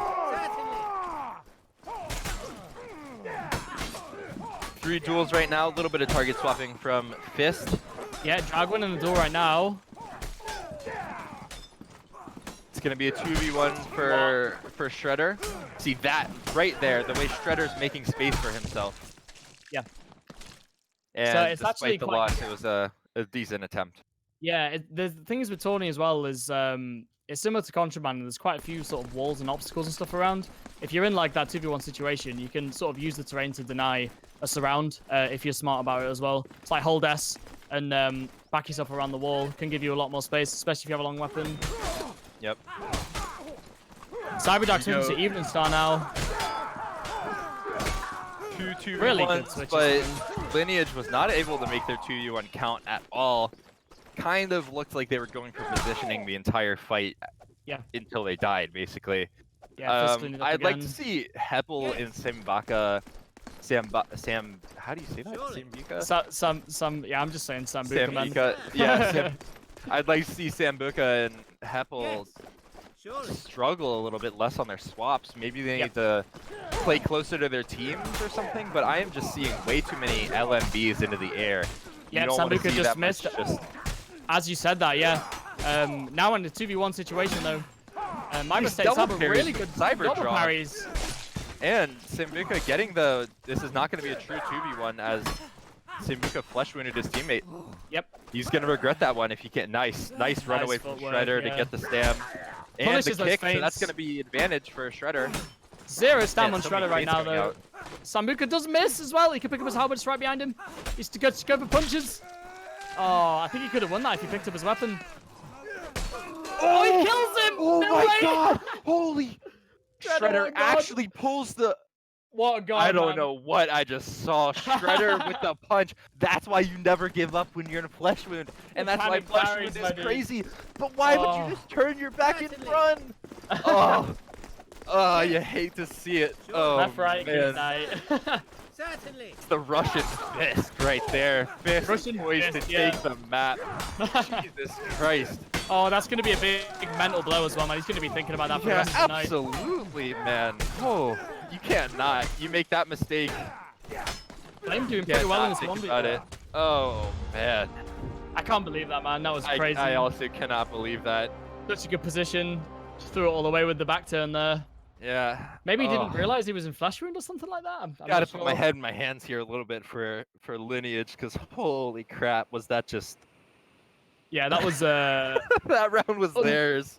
Unfortunate, I'll say. And the worst part is that's not even the first time we've seen that in tournament. We've seen people run away. I think it happened in the duel tournament where somebody flesh wounded him and just started running, turned his back and ran away. Yeah. It doesn't work.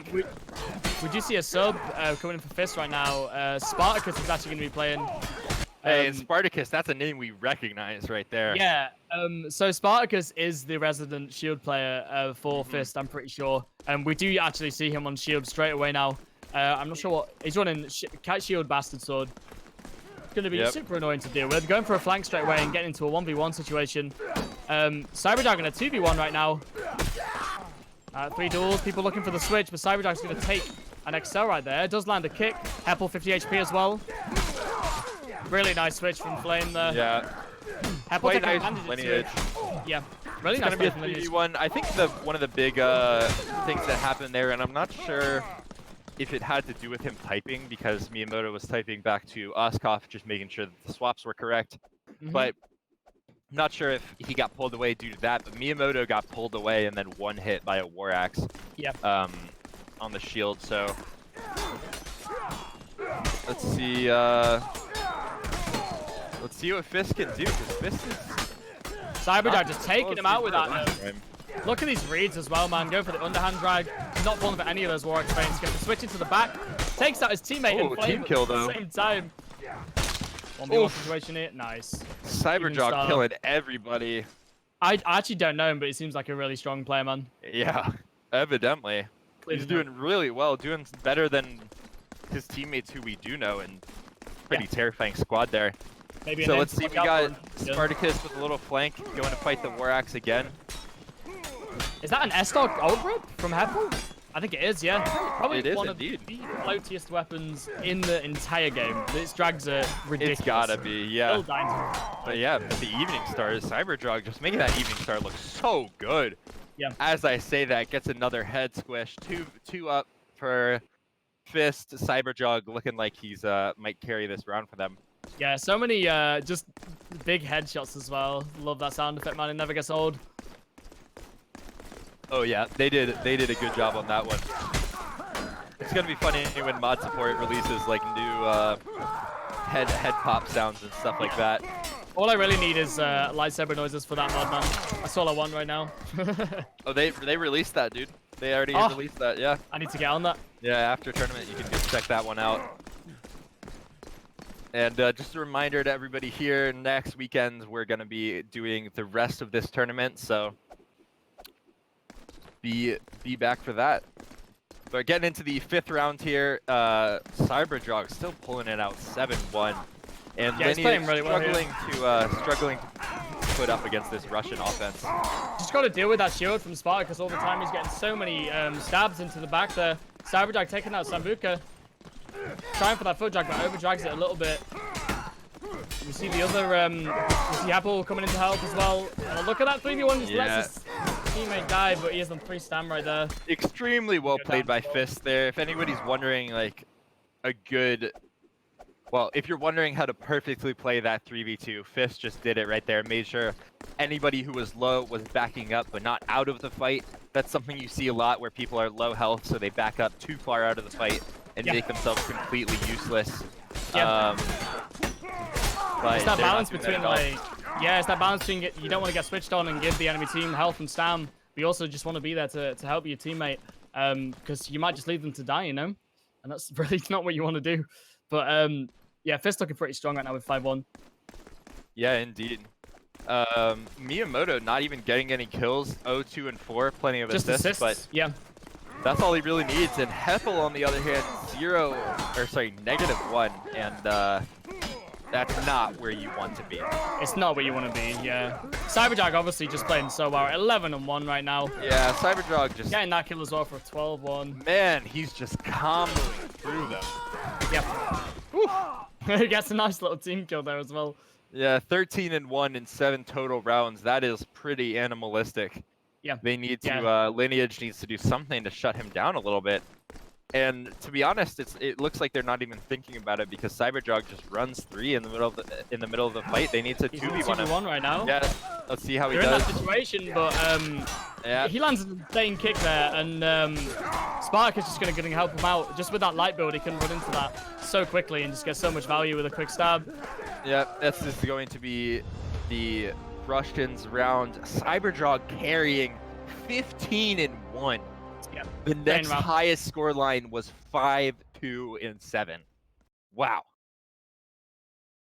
Oh, and just so everybody is aware, be ready for our big announcement on September 1st. We'll be getting out that news to you that day, so be ready for that. Got some exciting stuff coming in the future. September the 1st, right? Yes, sir. September 1st. Cool. So here we go. A little bit of confusion on, but it is BB versus Lineage. Table on the wrong team here. We got that sorted out. So, I mean, my guess right here is BB are probably going to take this. Yeah, I would say. But yeah, what do we have on Lineage team? We have an Executioner Sword, an Evening Star, and a War Axe. So just all 2-shot weapons right there. Looking like a little slow-mo here. Slow-mo, just getting sorted. Yeah, sorry, continue. So we have Evening Star, War Axe, and Halberd on BB. So relatively similar. The only difference being one Halberd, one Executioner Sword. So we'll see how this goes, man. Table running barely any armor, so that Exec Sword can just like absolutely dominate him if he's not paying attention to it. Yep. He doesn't know what to do with it right now. These players are so far apart. Like he turns around. Why is he just running away? What? What just happened? Why did he was trying to go for the run? Yeah, he was going for the switch there, but he was probably not aware of how far away, just how far away that next duel across was. I mean, you can play a lot tighter than that. You can run from those short weapons sometimes, but to try to run from a halberd, yeah, you're gonna have a bad time. Yeah. Here we go. Looking a lot tighter now. Adam getting a nice switch.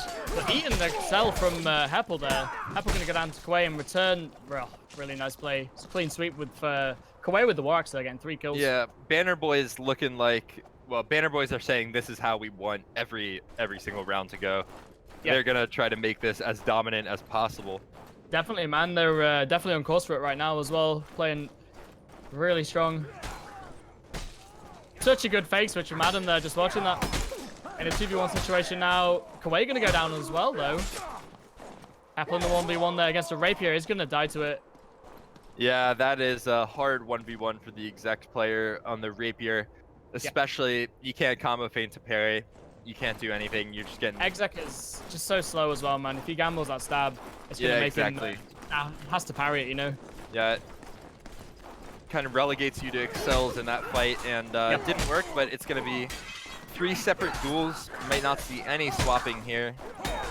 Yeah, Table's just getting three duels. Table just going through with that Rapier, just unlocking his mouse wheel, scrolling it up, and just letting it fly. Scroll it up. Yeah. Yep. Nice play from Table there. We saw Pug yesterday doing a similar thing with Rapier Buckler and just absolutely dominating. Like, if he doesn't get shut down, he's just gonna get so much value, man. Oh yeah. So a lot of damage on those stabs into heavy armor. Can be so brutal, man. Can be so brutal. It's getting switched into there though. Yeah, nice. Opted for the great sword now, Heppel, instead of the executioner sword. Adam really low on stam. Oh, just Lineage just gonna get wrecked though. Well, so Table with a Lineage. bit of Lineage. I saw it almost looked like Lineage started taking it, but they just went back to the duels. I think they should try to throw in some chaos here, but I need to see Lineage start their fight together. Be at least a couple feet from each other. You don't need to be shoulder to shoulder, although shoulder to shoulder is probably better. But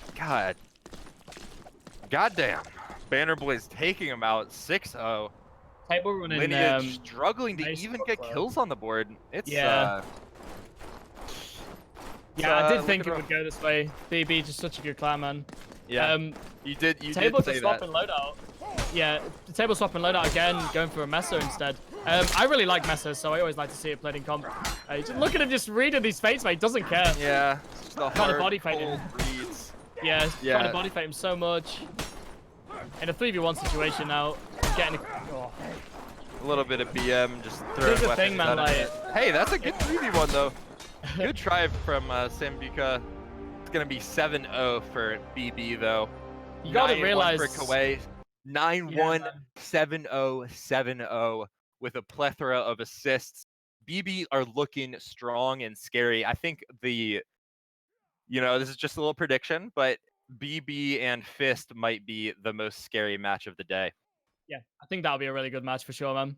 And also, after this match, we're going to take a little 5-minute break so that Kempy and I can use the bathroom, and it's going to be the halfway point of our day. Sounds good. Yeah. Man, it's been some great matches. Let's get into the second map of this one. We're on Tourney. Lineage in blue again. Banner Boys in red. Bardiche coming out for Table now as well. So a couple of random switches there. We still have Executioner Sword on Heppel. Wants to stay with that 2-shot. And then I think we have a Zweihander as well. For Lineage coming out. Kawhi going for the short spear shield instead.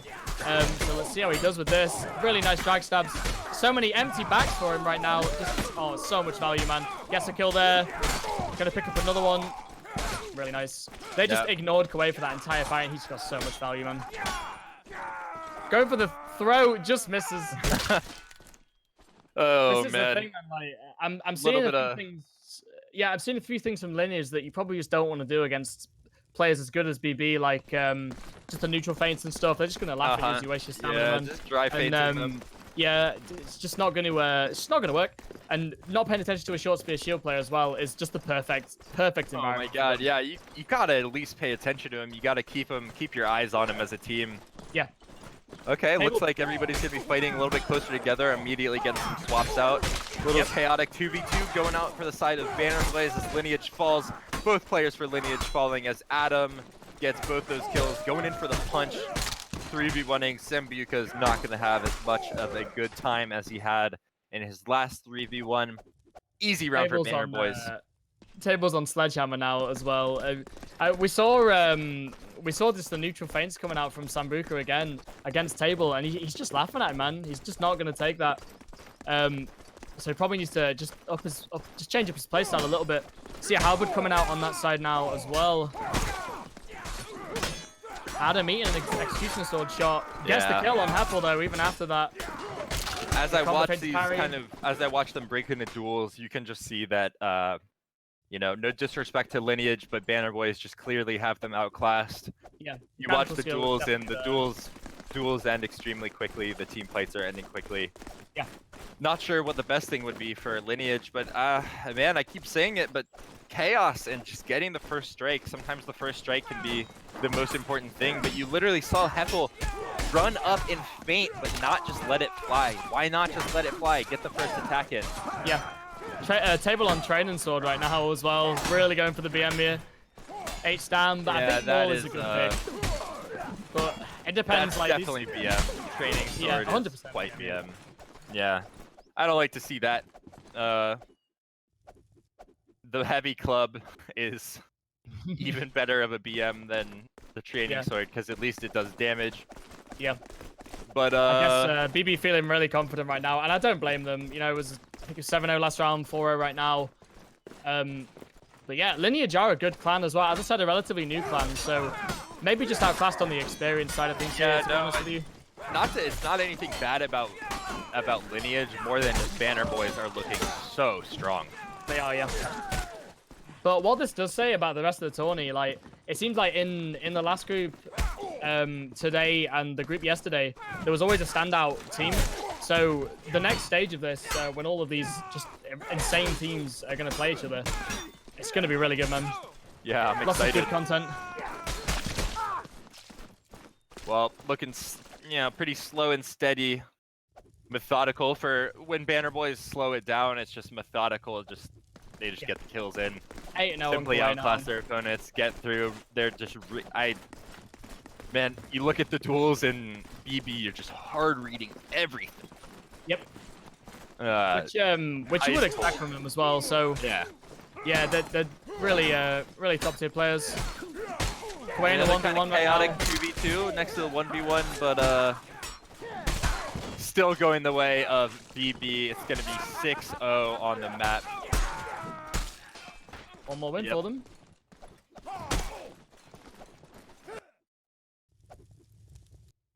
Yeah, let's see how this goes, man. I mean, what do we have next? Next, we're gonna take a little 5-minute break, and then we're gonna go into the rest of the matches of this group. Nice. Some really good matches so far, though. Kuwait still 9-0 right now. Let's see if we can see if they can pull it out of the bag here. It'd be really nice to see them take a round, to be honest with you. Yeah, I would love to see it. They definitely deserve it. And the first map after a 5-minute break will be Revival versus Fist.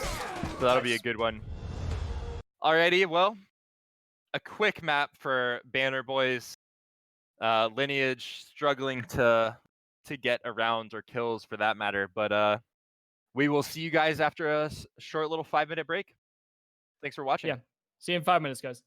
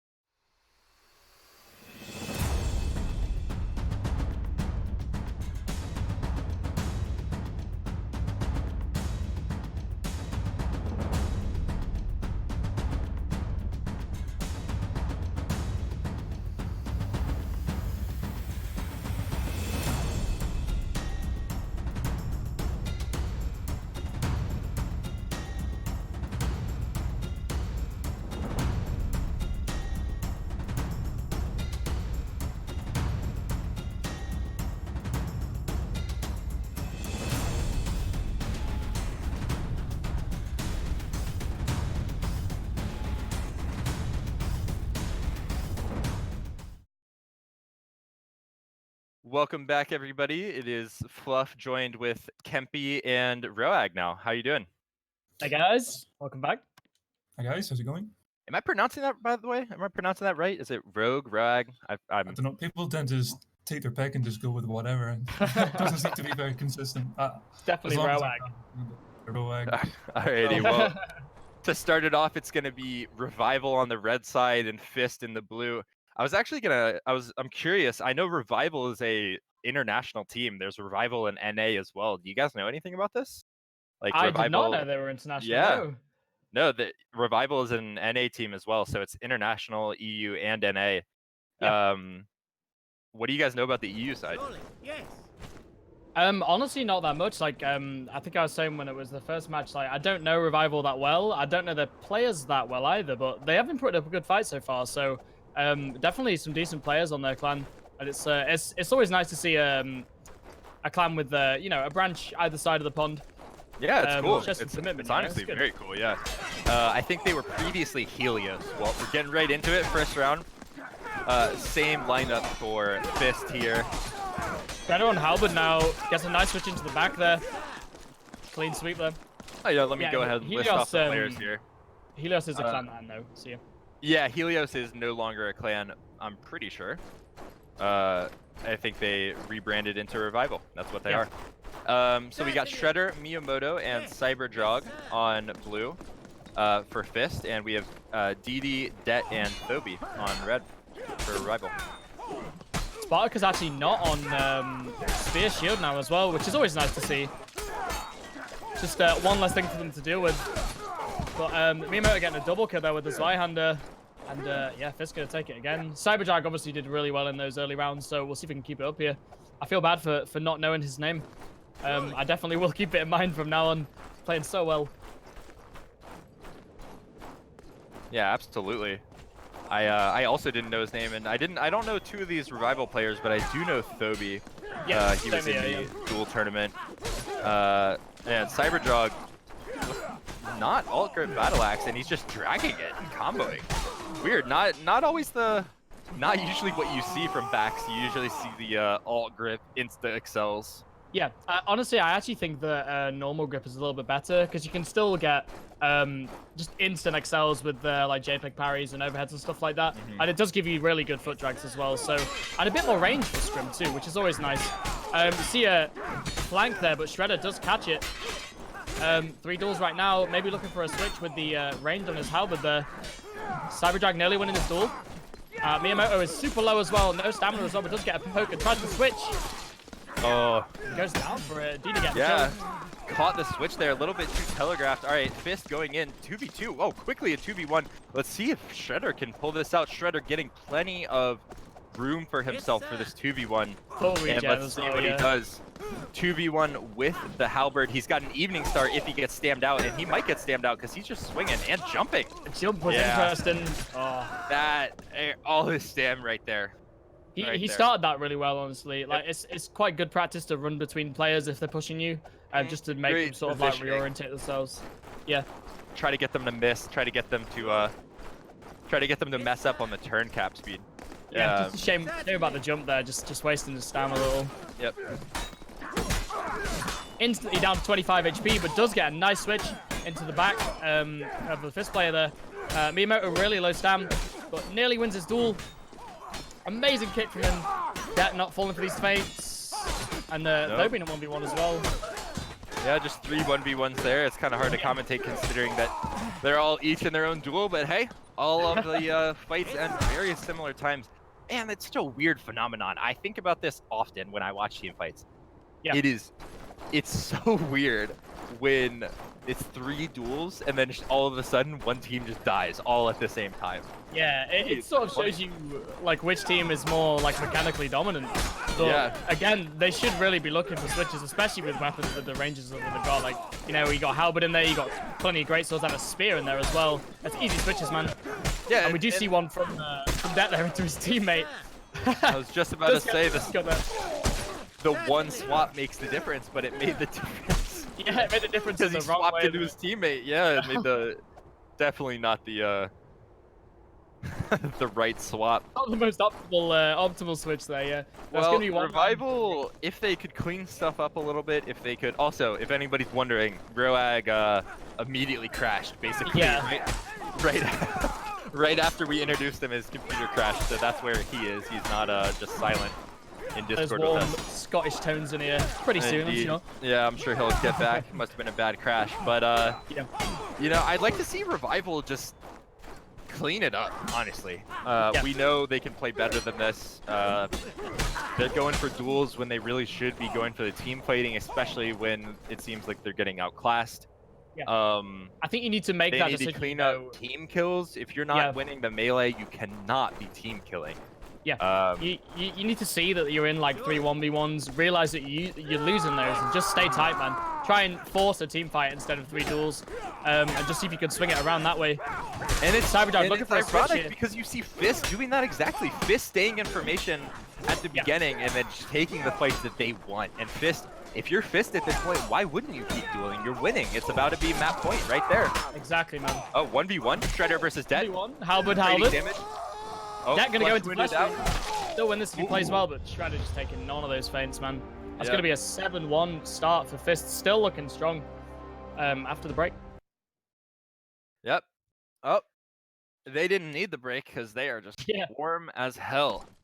Seems that way, man. Here we go. Yeah, Revival looking to see if they can get some more rounds on the board, to be honest. They only got 1 this past, and only, I hate to say it, but only 3 kills total in that past round, so... Yep.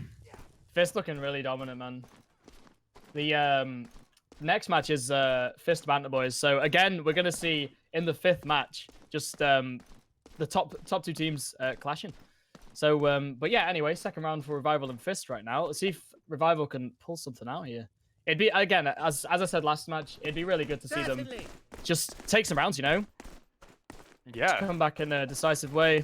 Yeah, and even when you know, or it seems like you know what's going down with teams, who's gonna win, you still want to see that. You still want to see that worst team like get rounds on the board and win and get some sort of upsets, even if it, you know, even if it's VK versus some random team, you still want to see that random team put up a good fight. Yeah, you want a good match, you know. You want. These aren't random teams. Revival is already putting up 2 kills on the board, looking much stronger than they were before. Yeah. They're gonna take full. Kind of a weird round here, 2v3. Big halberd miss there. Again, so they're doing the classic 2v1 where they're just rotating in and out. He shouldn't be letting him regen there. That was a mistake. 3v1 versus Shredder. I think these guys are probably just regenning their stam. They're going to surround him now. All it takes is the first feint. There you go. I know something we do with my team's Uprising and Pogwarts, we do these 2v1 drills where one person's attacking and one person feints in a 2v1, trying to make it as fast as possible. And you know, you see that, you saw that from Revival right there. Definitely, man. Yeah. They're just going for the surround as well. Spartacus actually gets killed by Miyamoto. Cleaved through his enemy and just took off Spartacus' head. That's pretty funny, actually. Miyamoto confidently in that 2v1 though. Miyamoto charging into the 3 people, looking crazy with that Zweihander, and Shredder easily taking down Det. 2v1, it's gonna be impossible for DD here. I mean, not impossible, but yeah. Takes him with the kick. So bad when you have if you're in a 1v1, you win, and then you just like quite low on stamina, you turn around and see another person, you just like, oh man, you just so much on the back foot there with no stamina. It's funny. little bit of banter in chat, but no banter boys in here. 1-1 on this map. Revival looking so much better than the past map. Really showing that they can play better than they were before. Shredder making this a 2v, making it a 1v3. That Halberd just going right in between Det's eyes. Good switch there, but just dies to the jump stab. Shredder with 3 jump stab kills. I love it. Yeah. Jumping around with one of the biggest weapons in the game. The thing though, like with the animation, like the head of the halberd would just be behind you, so attempting to sort of read that is quite hard. Like you don't know if he's fated it or not. I would pretty much always try and chamber that, but yeah, it's hard to do in a 3v1 situation when you're trying to look at everyone else as well. So 2v1 up on the top there of the flank. Both the Revival players getting pretty low. Some nice vertical play. You don't always see this in tournament. Yeah. Some stair play can be really, if you have good spacing, you can really make vertical play work well for you. You can dodge headshots just by scrambling around on steps and stuff like that. But, I actually think it's much better to be like at the bottom of the stairs than the top, which is so? yeah, just because you can just dodge half the things that people throw at you just by walking down the stairs, you know. Yeah. I would rather be in that situation most of the time. Because if you try and excel from the top of the stairs, it's just going to be like a neutral with the extra space you have to cover. Shredder just taking the by Miyamoto and Spartacus. You see Miyamoto playing around his partner with a shield perfectly, going around, dragging around his partner's shield, playing right on his ass. Very important play to do that when, if you're in a 2v2 and your teammate has a shield, you should be winning those, and you should play it exactly like Miyamoto and Shredder are playing those on the side there. Let's see if they do it again, because that's definitely something really good to watch. Is that Roag? Big crash, dude. Hey, Roag, welcome back, man. It's obviously just too hot for me on PC as well, man. Just oh no, dude. Crash. I'm sure man, it has been hot everywhere. It's absolutely roasting in Scotland, honestly. I might actually get a suntan. It will be unbelievable. Oh man. Well, welcome back. Fist is making short work of Revival, to be honest. Revival is only on their second round win, and Fist really just making it look like their match. 25 kills on the Revival side as well. Look how Shredder follows, everyone in chat, look how Shredder follows Spartacus in, just stays on his butt with the halberd, and then Spartacus makes sure he comes back, boomerang to his teammate. Oh. Revival gonna take that really decisive, actually. Really fast round, Revival. Again, nice to see. Taking some rounds against arguably the stronger team here. So it's gonna be 5-2 for Fist right now.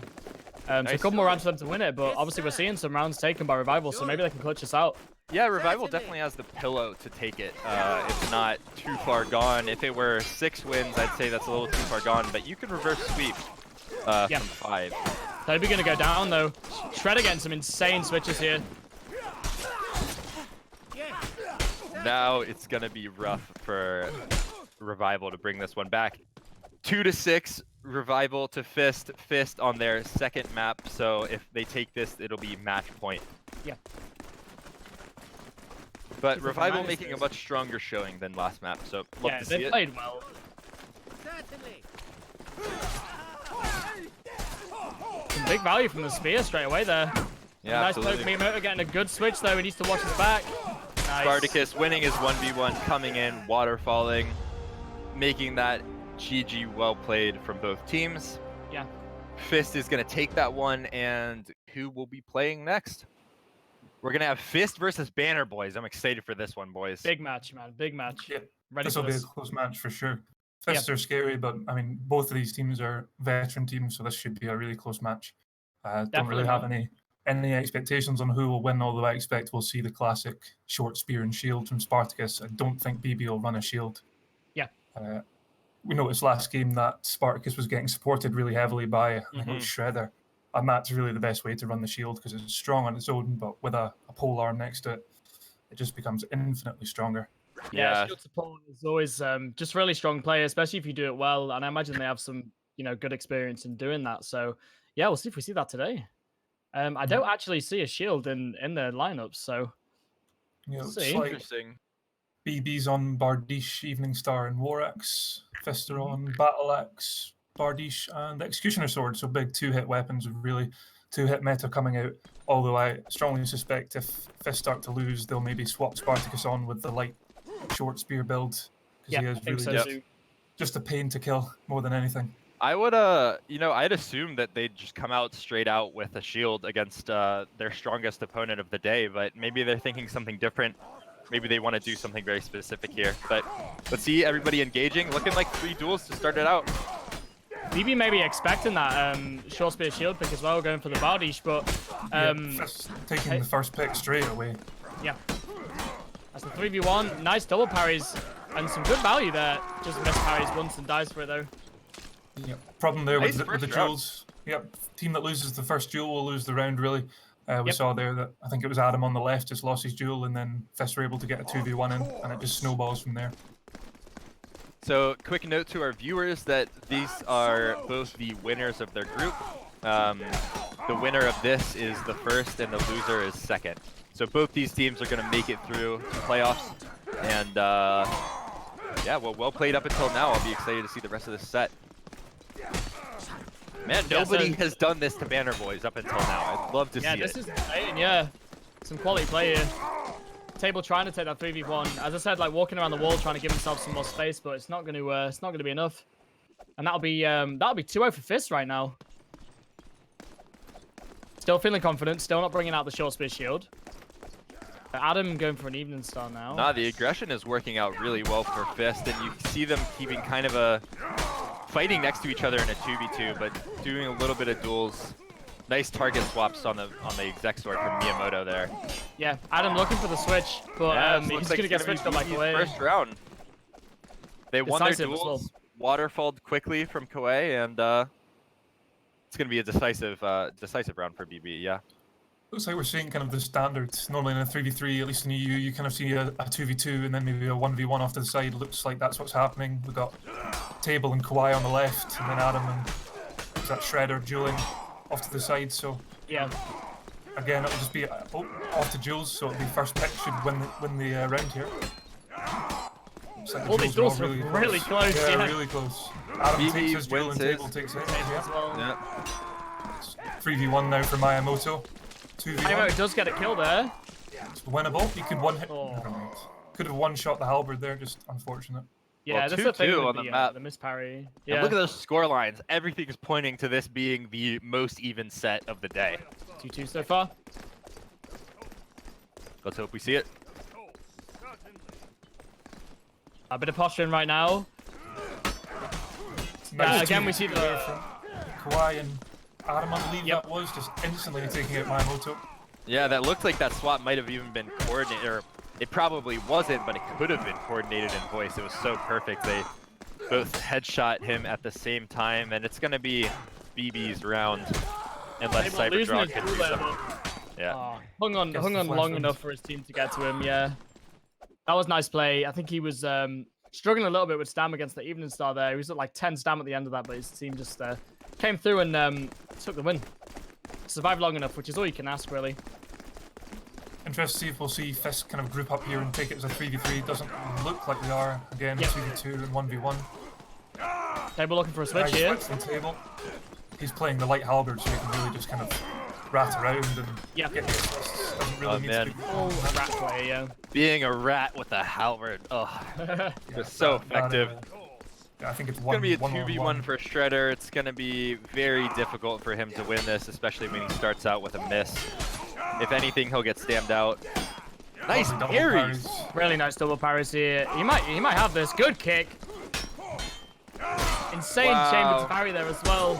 Masterclass in 2v1s there from Shredder. If anybody wants to look at footwork in a 2v1, basically anything. Those parries were absolutely insane, and doing it all with a weapon that can't combo feint to parry. Very well played by Shredder, but Banner Boys pulling it out. Banner Boys making it 4-2 now, and Adam really opening up 7-2.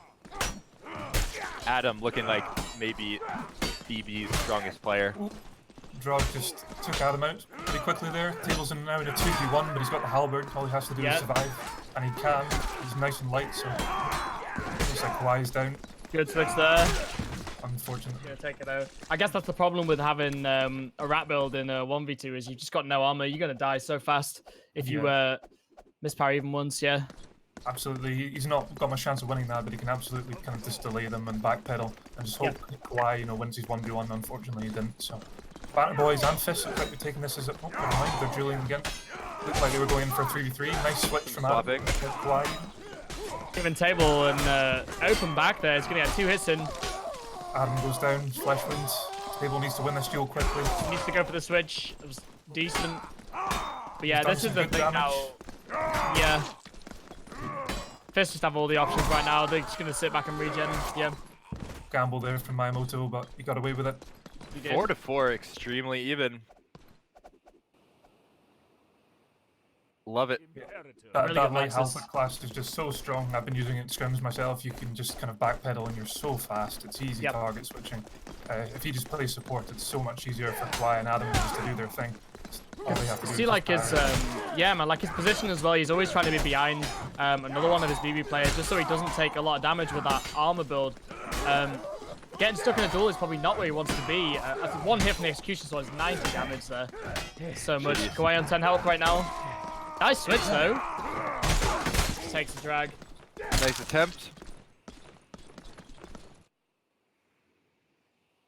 Yeah, he really needs to not get caught in a duel and just try and play around one of his teammates. But in a 3v3 where there's arguably not that many people to sort of hide behind, he is always going to end up in that situation. Yeah, absolutely. And the team comp, BB's team comp, I would say actually favors a 3v3 engagement more than, I mean, they're kind of locking out in duels, and I don't know if that's the best idea. Yeah. The halberd is just so strong in the team fights, they should really be utilizing that. Definitely, man. Miyamoto getting some beautiful switches there. Just so much damage on that Executioner Sword, taking 2 kills for him. Yeah, 6-4 Fist really looking like they're starting to take the fights that they want to take. They're kind of influencing the fight a little bit more than BB is. Fist is kind of setting the tempo and setting the formations, for example. Yeah, Able to get the swaps in. Oof. gets a kill but pays for it. Adam taking a hit there. He's 7 HP right now. He does have quite a lot of stamina. He's going to get flesh wounded. Let's get help from his team. They are Fist take the first round there. Nice round from Fist. Towards the middle there, it was very, very even. It was 4-4, and then Fist swept. It was 3-4, and then Fist won 4 consecutive rounds. Fist adapted really well, I think, to the playstyle of BB, pulling it back out. Strong. Looks to me like Fist are somewhat trying to lock them out in duels. Maybe they're just confident in their ability to win the duels. BB seem to be pushing for the switches just a little bit more. But It's interesting to not see the shield from Fist and to see this dominance. It looks like BB wasn't ready for it. And it looks like they were maybe expecting something different. But in speaking of the shield, yeah, Kawhi looks like he swapped on to the Spartacus build. Light armor, heater shield, and a short spear. It's, as I was saying, really difficult to deal with. And table on bastard swords. Yeah, we have Rapier Buckler on Cyberdrag as well, so we'll see how this goes. Rapier Buckler, quite a lot of a strong shield counter. Definitely, yeah. I think that's pretty much what people bring it for nowadays, and it's working for him right now. Just drag salmon around the shield so nicely. Puts away in flesh wound and then gets the kill. Goes for the switch. nice. The 1v2 he does have the stamina for it. Needs to push this, Table's looking to regen. Adam's low on stamina though. Table needs to come in and help him.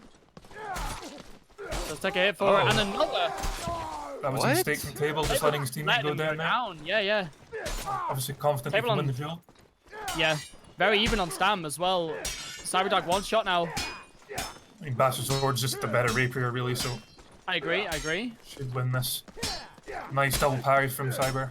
Really good reads here as well. 9 HP on Table, 12 HP on the Cyberdog. Table losing stam. He could have taken the parry there with the That was a huge mistake from Table we just saw, and I was talking about this a little bit earlier. If you are in... if you're in a situation where it's a 2v1 or a 3v2 or something like that, you need to be in the fight still. You can't just walk away completely like that. Yeah, you just gave away the round. Yeah, it was BB's round. It was a 2v1 that they absolutely should have won. It doesn't matter if you have low stam. It doesn't matter if you have low health. Just parry. Like, I don't think Table was wrong to take the regen. He just should have kind of baited at the edge of the fight a little bit and hopped in when Adam needed him, and he just didn't. And not to say that those things aren't options. Not to say that backing away and regenning or bandaging isn't an option, but if you just completely leave your teammate like that, it is... it's like the worst thing you could do. There was probably just no call from Adam on him being low stam. That was really the kicker. It's 2-0 Fist, Better so comms, that's maybe. set them back a little bit. Yeah, and that could be a tilt factor too. But let's see, getting into the second map. Fist won the first map. Everybody in 1v1s again. Yep, Table losing his duel. So it's probably going to be a snowball for Fist right now. Shredder getting another kill as well. Yeah, there it is. BB need to be taking this as a team. They've shown in the last game that they're no doubt they're equally skilled, but Fest are just winning the duels, and so BB really need to mix it up and just go in as a 3. Yeah. The matches have been so much closer when they have been, you know, incorporating some of that team play as well. So hopefully that filters through and they can incorporate that. Absolutely, we saw some lovely switches from table. So Annie is, I was just about to say, I'm expecting to swap back onto the light build, and he has done.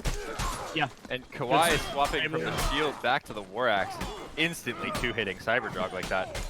Yeah, we see them in that team play, and they're just taking it this time. Nice survivability there from Miyamoto, but just not enough. Yeah. Just to make him win his duel fast enough. Shredder's in trouble here. Great nice readjustments. Nice readjustments from Banner Boys taking their first round of the map. Yeah, so they take that team fight, and it's just coming through for them. Hopefully we can see some more of that from them, just to pull this back. I think this team comp's the way to go. Evening Star, War Axe, Halberd is just pretty much perfect. Very strong, yeah. Looks like Table's going to drop to the back again and play support. I don't blame him. I think that's probably the best place for him. Just hide behind someone with some armor, but he is just going to get absolutely. He just overextended there. No call. Looks like for Drog being behind him there. That should have been called out. I'm in a 1v3. Just bandage him in front of his face. There's nothing he can do about it. That battle axe stab's so dangerous in 1vx. Talk about something that should have been called out. It really does look, and you know it's bad when you can see it from a spectator point of view, but it really does look like Banner Boys need to fix their comms. There are a lot of things that we're seeing, a lot of mistakes that we're seeing that you can literally just say out loud something in Discord. Yeah. That Having would good comms is severely underrated, and it's something that people need to practice as well. It can be confusing calling out things, and sometimes it's better to not call something out, but if in doubt, call it out. Exactly, and that's the motto that I think most clans should live by, especially in tournament play. Like, the more information, the better, you know? Kawhi losing his duel, he's got no stam. It looks like Adam wins his, he's going to come and help the Table. It's 2v1 here. Table and Shredder had a crazy duel there in the middle. I don't know if anybody else was watching, but... You see that Matrix? It's really nice, yeah. Well, keeping the aggression up here, which is exactly what he needs to do. Just a shame that he can't really make it work. And Banner Boys readjusting well, getting 2 rounds on the map. It's 2-4 on this map. Looking better. Kawhi could be playing a little bit better. He's 1-5-1. But we saw him pop off other rounds, so if he starts firing, then Banner Boys could potentially bring this back. Even if he's not getting kills or assists on the board, at the very least he's staying alive, and that's important. Just needs to parry and hope the Table, you know, with his 3 duels? Can come catch it. 3 duels again. Table not falling. Nice jump from Cyberdrog. Jumping right over Adam's underhand, but Adam lives despite that. Adam's going to go in 2v1. Good decision. Takes a stab, but that is a flesh wound. Both players now, but looks like Adam should have this. He's low stam, actually. Very low stam. Tries for the Matrix, doesn't get it. He's in trouble here. Regen just enough stam to parry again there. Oh, lovely duck. Oh, nice duck. Not sure if that was an iframe or a duck, but it was lovely. It looked like an iframe, honestly, man. Yeah, it might have been an iframe. It's straight through his character, yeah. Patchy win. Well, this might be a hot take, but I actually think iframe ducks are kind of cool. I don't know, man. If you can hit that frame and do it on purpose, I don't know. I was doing it the other day, man, and it was pretty broken. I mean, what I'm saying is if you can do it mid-team fight, I don't think it should be in the game. Let me say that. I don't think it should be in the game, but I do think it's cool if you can hit it consistently. Lovely cleanup there from Banter Boys, just cleaning up Shredder and Dog. Yeah. Banner Boys evening it up, 4-4. You know, just a lot more. They're a lot more confident in their engagement. I mean, I suppose they're still dueling, but they just seem to be a bit more confident now than at the start. It's 4 each. Maybe we'll see a shield swap from Fist, although they're looking extremely confident in their current build. Possibly, I think with the shield, their logic is probably just to keep the strongest individual players in. Spartacus, maybe not as strong individually as the others, but just a nuisance on that shield. Perhaps we'll see them change it up. Table is getting really singled out here. I think they know that he's playing that light build halberd, and they just really want to take him out of the fight just so he can't get these insane switches. And it is working for them right now, but obviously the rest of Fist losing their duels there. Table does go down to flesh wound though, but not quite enough. It's going to be a 1v1 Shredder and Adam. Surprised Shredder didn't take a stam regen there. Evening Star stam drain is going to be a bit scary. He's starting with 60 stam. Just get a couple of hits in there, 24 HP. Goes for the bandage. Adam letting him bandage and probably wants to regen for himself as well. Not going to take a full regen though. Adam is a one hit at the moment to the greatsword. He is, yeah. 7 HP right now, didn't quite get a headshot, yeah. I think he does have flesh wound as well, actually. Nice. Oh, One more hit. Taking it to the face. Very even on Sam. Oh, unfortunate. That looked like an overexcel. Yeah. Almost. Could have gone Adam's way there. Just unfortunate miss at the end. Well, 4-5. Very close close from match both here. sides. Yeah. I feel like BB have just started to bring it back, you know, got in the right headspace, and they're doing pretty well here. Found their place a little bit. Table going to support for 2v1. Tries to quickly get hits by the executioner sword. That's gotta hurt. Wise Table away. sing it out, yeah. Kawhi got 2v1s very, very fast there at the beginning. BB wasn't able to readjust and kind of try to take a 3v3. They really just let their formation, you know, get them in the 1v2. They went in for a 2v1 on one of the fist guys, and they just didn't kill him fast enough. Table's target switch, which was fine, but left his back open. It was just a poor engagement, really. They should have just 2v1 that guy quickly, tried to kill him. Table going for Messer instead now. Maybe he wants a little bit of armor because he knows he's getting focused down. Miyamoto going to go down really fast in a 2v1 there. Table winning his duel as well. He's going to get some help right now from his team. And decisive round from BB, bringing it back a little bit. Let's see if they can make this 6-6. And this is map point though, match point for Fist, considering they won the last map. So BB really on the ropes here. Yeah. They are playing pretty well now though. I feel they might be able to take a couple of rounds. We'll see. Why should be looking for that switch, but he's just not seeing it. A bit too late.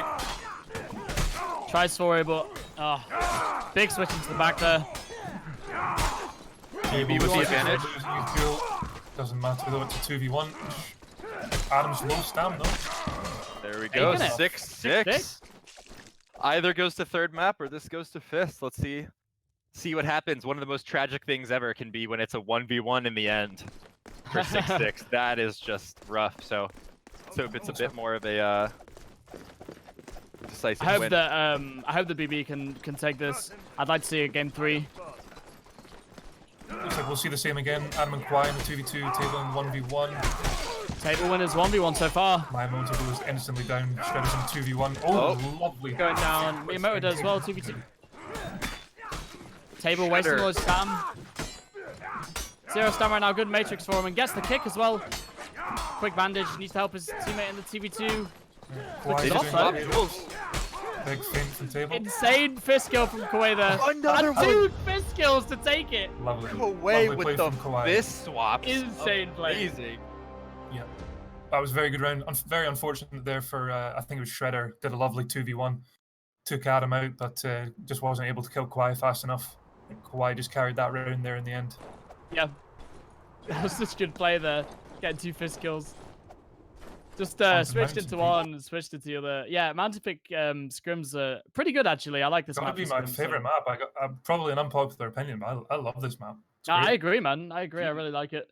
Yeah, I also agree. So not unpopular opinion here. Man, there's really not even that much space for them to run through. Like as we start, it's gonna take probably 5 seconds for them to meet in the middle, maybe less. Yeah. Generally speaking, people complain it's too big, but it's really for skirmish, it's really not that bad. And I love the verticality and things you can play with here in Mountain Peak, but it can also just be perfect flat in the middle if you want. So Miyamoto getting the first kill onto Adam. It's going to be a 2v1 in the middle. Very split engagement here. Yep. Kawhi trying his best there, but it's going to go down. Table's hopping to just one-hander bastard sword and no busted as well. Bastard sword? Busted sword, yeah.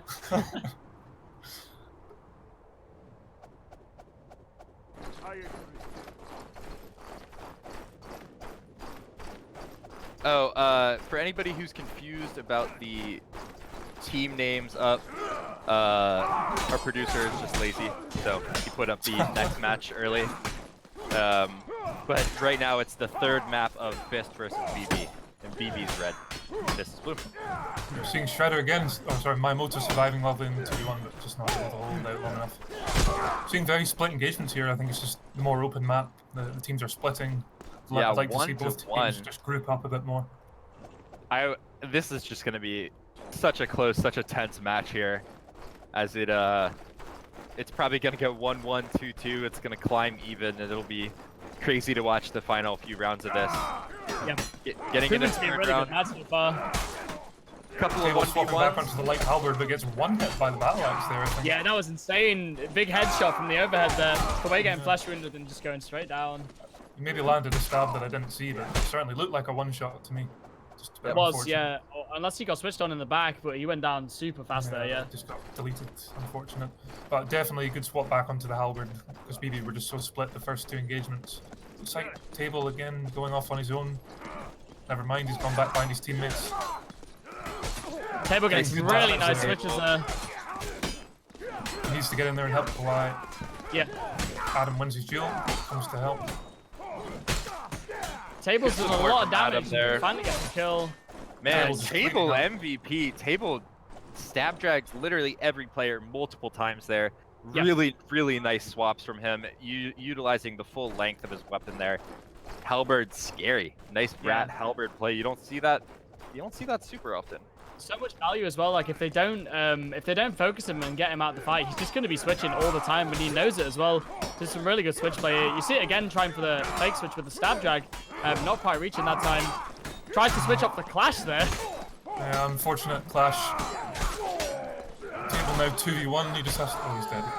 Yeah, he's going to be in flash rune now. Can't do any work there. Receives Kuwait in a 1v2. Nice double parry.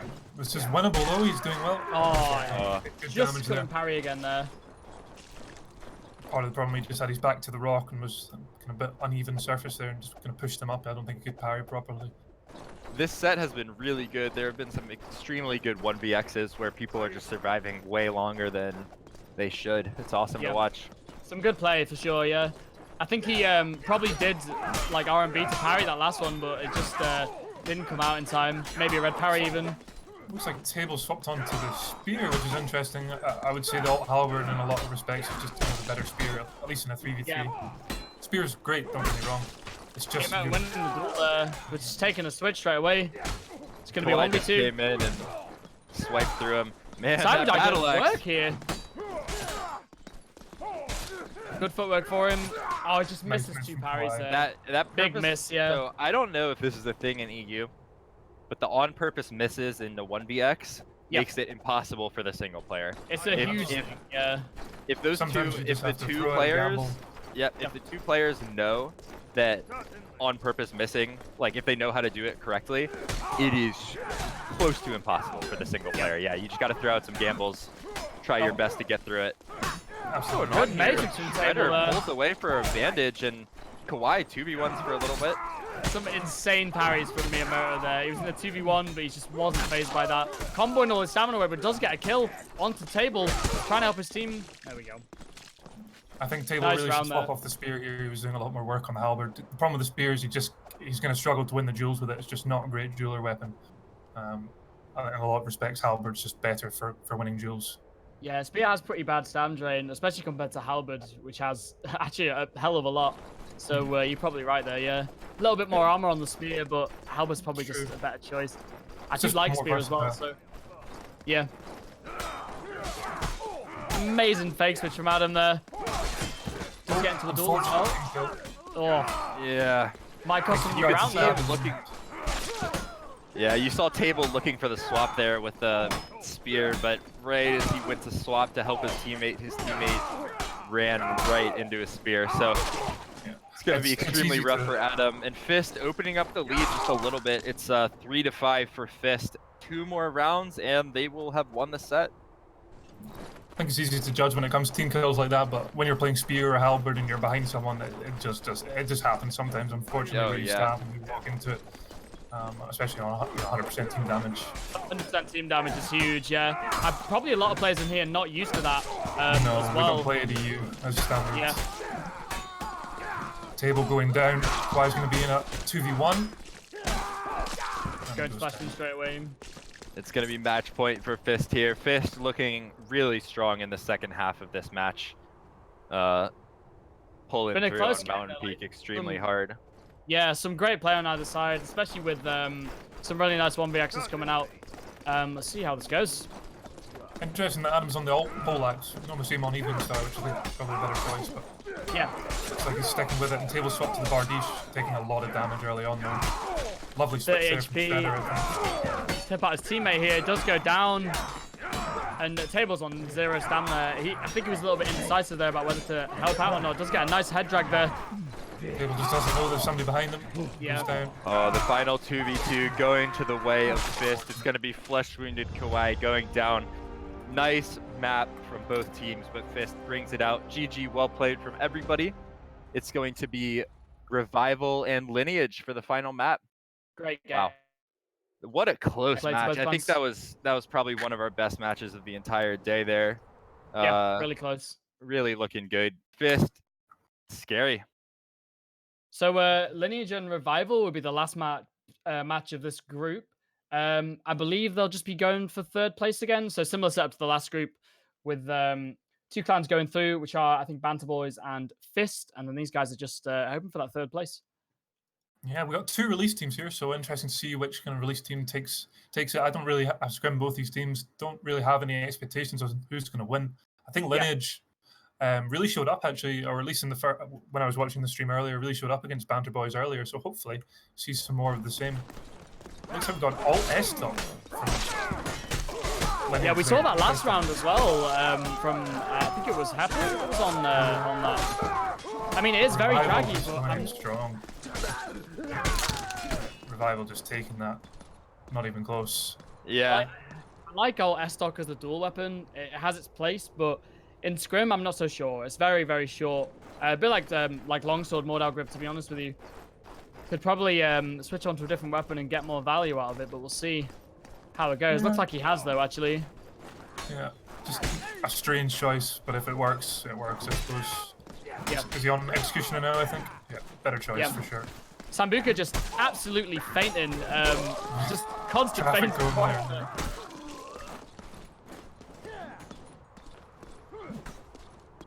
This is the thing with Lorax, like, he just ran in the underhand fainted, just all body feints there, and a couple of misfires and you're dead, you know? If you can read that stuff and obviously just chamber into it, then you're fine, but if you're going to fall for that, at this stage, you're going to have a bad time against the Lorax, for sure. Yeah, good call spam fainting though, because he had low stam, he couldn't really chamber, so he had to hard read. That's definitely the way to go if they're low stam, and you want the kill. Talk about some interesting formation stuff happening here. Revival getting a little bit of a scenic route around the map before starting their fight. A little bit unlike anything we've been seeing. We've been seeing teams just basically run up for the 3v3, and Revival did something a little bit different this round. Yeah, I think it was Det just went straight into the duel. Yeah, maybe traffic could have cone. just ignore the duel and go in there, just try and help his teammate instead. Yep.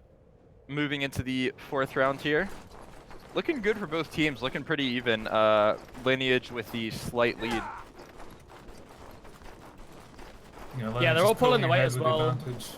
Yeah, so going for a flank here from Revival. Let's see what they can do with the Ogre Poleaxe. Lineage made a mistake. They're not pushing the two that were just on their own. I'm not sure where the third guy was. Maybe just on the box or something. They should have just pushed straight away. 3 against 2. Heppel on 10 HP and Overdragon there, but oh, he tries to bandage and gets taken out by the Flash Shoot player. That's Big really funny. there. Oh, Sambiakar is out though. I'm saying that right? Sambiakar? Don't know. I can't believe that. We're man. saying Sambuca. We're just saying Sambuca. I like it. Yeah, I like Sambuca, man. But yeah, taking a bandage out next to a player that's just been flesh wounded, just open yourself up to a big fist in the face, I think. Yeah, I usually see people back away a little bit more before taking out the bandage. That is, 100%. that's rough.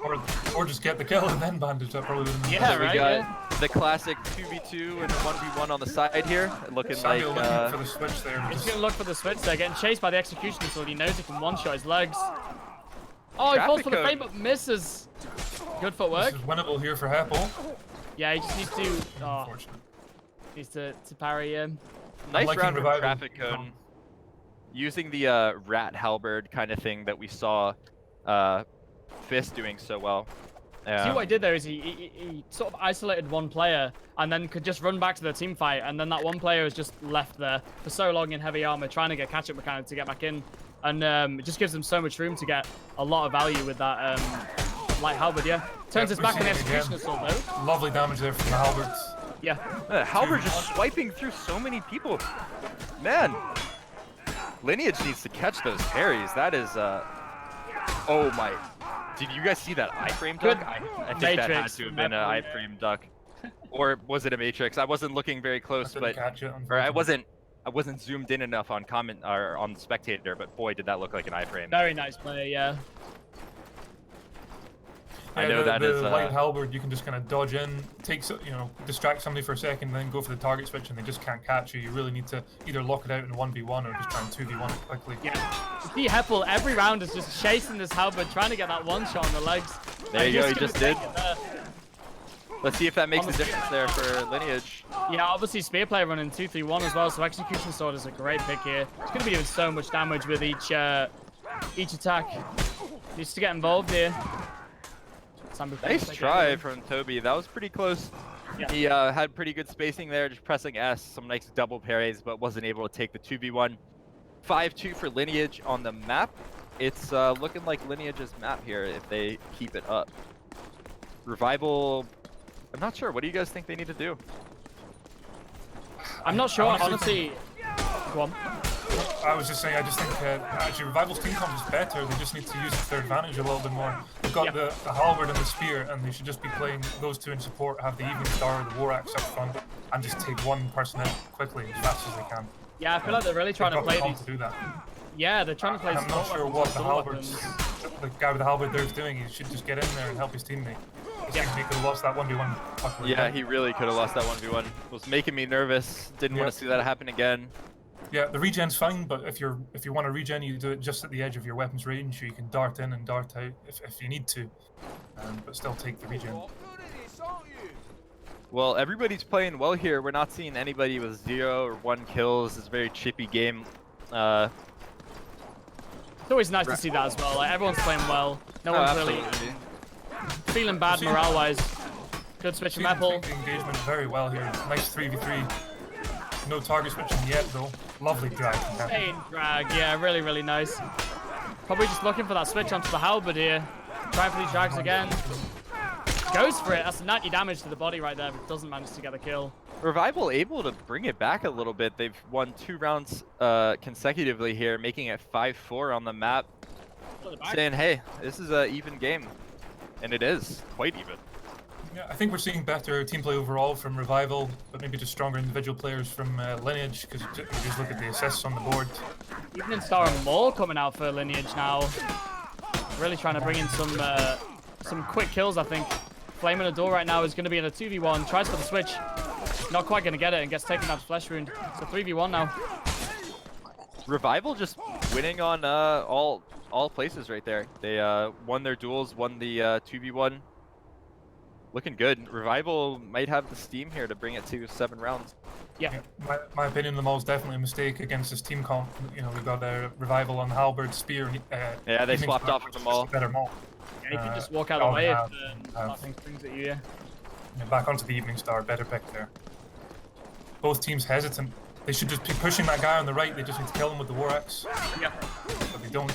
Yeah, as soon as you see that opening, you need to be going for it. Heppel just getting wrecked in the back here. Gonna go down to Toby. Yeah, that Evening Star just crunching the head.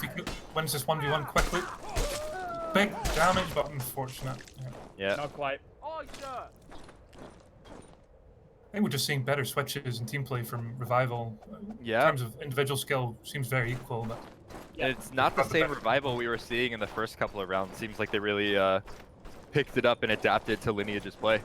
Yeah, maybe a bit of fatigue setting in potentially, or maybe it might just be a case of more experience in scrimming on one side.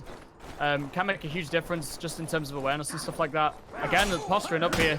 Heppel gonna take. Yeah, he's gonna die in there and dying instantly. Yeah. It's a big mistake there for Levy's team, especially going in a 2v1 against a Halberd and a Spear. You're gonna have a bad. Yeah. Any player's gonna have a bad time against a Halberd and the Spear. It's just not gonna happen.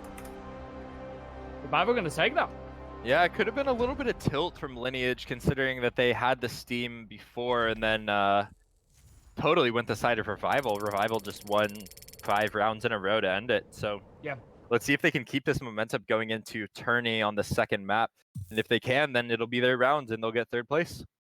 Yeah. Gonna sound like a record on repeat here, but I really think the team composition for Revival was just better. The weapon choice from Lineage seemed to cater more to just individual play, which is fine if you're winning your duels or you're getting kills on the board. But the moment you start losing, you need to mix it up. Maybe an alt Bardiche would have been a good pick, just to one-shot the halberd. definitely. And the spear as well. And again, Lineage just crumbling straight away, 3v1. Yeah, that's the thing. I think adaptive play and having a couple of loadouts that you can go to can be huge. Yeah, that was just warm up here. So we're going to it now. But yeah, yeah, being able to adapt to and figure out what you're losing to and just build to counter around that would be really desirable here. But spreading out right now for Lineage. Nice bait from the halberd player. Should have capitalized that one a bit more. He threw somebody up the stairs and then ran away. It was good. Good switch from Apple there. Does die to the flash window. Yeah, you can't turn your back on the back on the flash player. This is winnable. He just needs to keep parrying until the fleshman guy dies. Oh, Flame is super low on Sam. Tries to gamble him and dies. No. Yeah, Nice for a play. 2v1 there from Lineage. That was less kind of deck skill and more just Lineage. Just I was just about to say, oh, not trying to discredit Deck. He did a good job just parrying. But Lineage really should have had that in the bag there. Yeah. sometimes that's all you need to do in a 1v2, especially if you see the 2 people really frantically trying to kill you. You can just hold back, parry, let them try to make a mistake, keep you cool. Absolutely, when the flesh wins as well, just let them die and try and stay alive really until it's the 1v1. Yeah. Traffic is taking so much damage there from the Exec Sword. 10 HP already. So, yeah, it's going to switch on to the back. Try and do what you can. 1v1. 1v1. Toby has the advantage here. Yeah. Oh, he takes him with a shot for legs. Nice. Toby just wasn't confident there. He was low stam. So I think Heppel must have known. It was a good push. Yeah, saw Flame just gamble the Evening Star there, and that was you just don't gamble the Evening Star. Just not a good idea. Never a good idea, yeah. Team sticking to their loadouts. Halberd again doing the bait. I like this. Does a lot of damage. Good switch from Heppel. That's what he needs to be doing. He needs to be switching onto the Halberd player as much as he can. Back turn to her right now, but I guess back parried there. It's pretty insane. That's a 2v1 for Toby to win then. Sambia low stam and low health though. He's sticking in the game, which I like. Flesh wounded. That's one of those times where it could go either way. He could take the regen and that would be alright, or he could, stay in there and help. Yeah. Doesn't really matter either way, I don't think, in that situation. Going to be a 2-1 for Lineage then. See if they can pull this out. Looks like Lineage is just playing a little bit better than they were in Mountain Peak. Yeah. Very split engagement. Yeah. Heppel taking Halberd down, but he's going to take some damage there. That is 20 HP right now. Traffic is really low as well. Needs to turn around. Flame on the Evening Star just had somebody right behind him, and obviously no call from his teammate or no awareness from Flame. Then he's going to take that for a 3-1. What a chaotic end of the round there. I was just watching as Traffic Cone actually gets kills there with the flesh wounded fists and almost brought it back at the very ends. It's just these close rounds can be so chaotic. A lot of damage all at once, yeah. Yeah. Let's see what they could do. They've been opting for, 2v2 and a 1v1. But they've also been doing kind of deathballing each other, as we're seeing right now. A lot of damage, a lot of kills. Goes down instantly. Yeah. The problem with that light build, if someone's behind you and they just switch onto you, you're gonna take it so hard, Yep. You want to try and have a teammate support, or you want to try and be supporting a teammate when you're on one of those light builds with the pole arm. Just so at the very least. Yeah, you need to not overextend and just not stay put in the yourself rest in that situation exactly as you were going to say there. Yeah. Push. Revival just need to push, and they just didn't. Too late. They're looking for the jewel again. Yeah. Heppel going really low. 27 HP right now. Debt winning his duel here. Although Spear versus Evening Star is not really what you want to be, but he does win it. But he falls for the feint and flash when he goes down as well. It's going to be Revival taking that round. got a little bit overexcited there, but you see the opportunity and they just need to take it. Yeah. I mean, obviously they won the round anyway, but it's possibly just a missed opportunity that could cost them if they don't push that 3v2 and try and kill one of them quickly. Yeah. Yeah, if you see that opportunity, you see the gap in the formation, I guess, you want to go for that and push it as soon as you can. Yeah, absolutely. We're seeing 1v1s again. Yeah, so that could have probably gone for the switch there, but just takes an even start to the face. Apple really know what's for the finish. Good idea, I think. Dead just does not want to be taking these duels on spear. He really just needs to be, if he's wanting to duel, he needs to take a different weapon.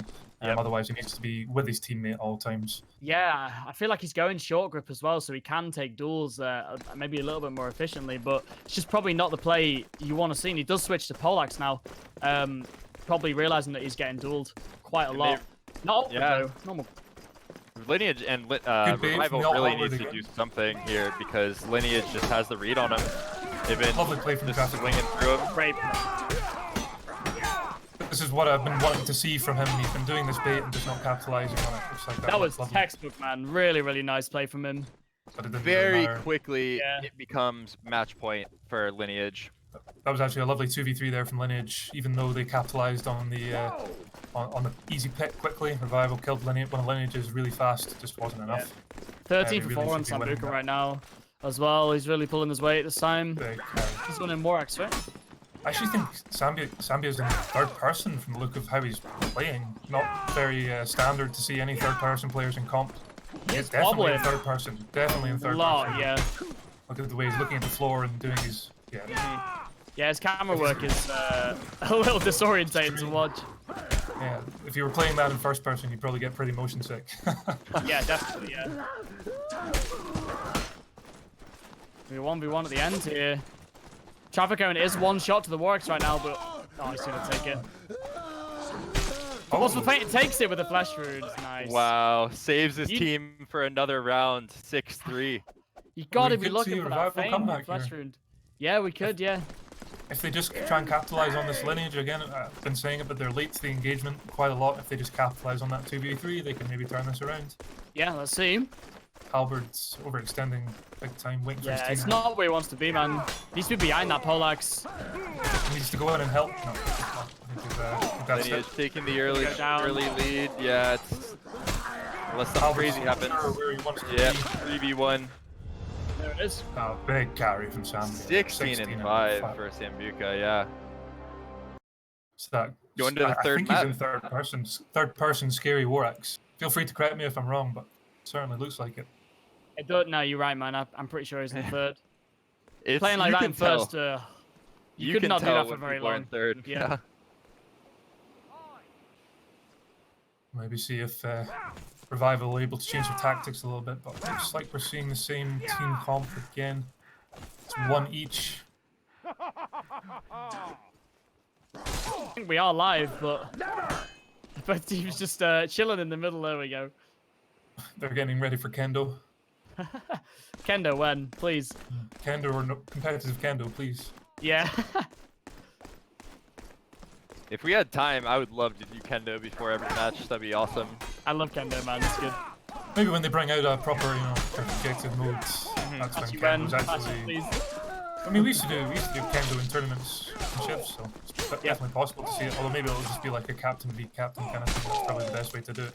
Yeah, that would be pretty First round going out strong for Revival. Yeah, cleaning up there. Quite Apple was in the 1v2 at the back and just couldn't clutch it out against a halberd spear combo. Just can't beat the range there.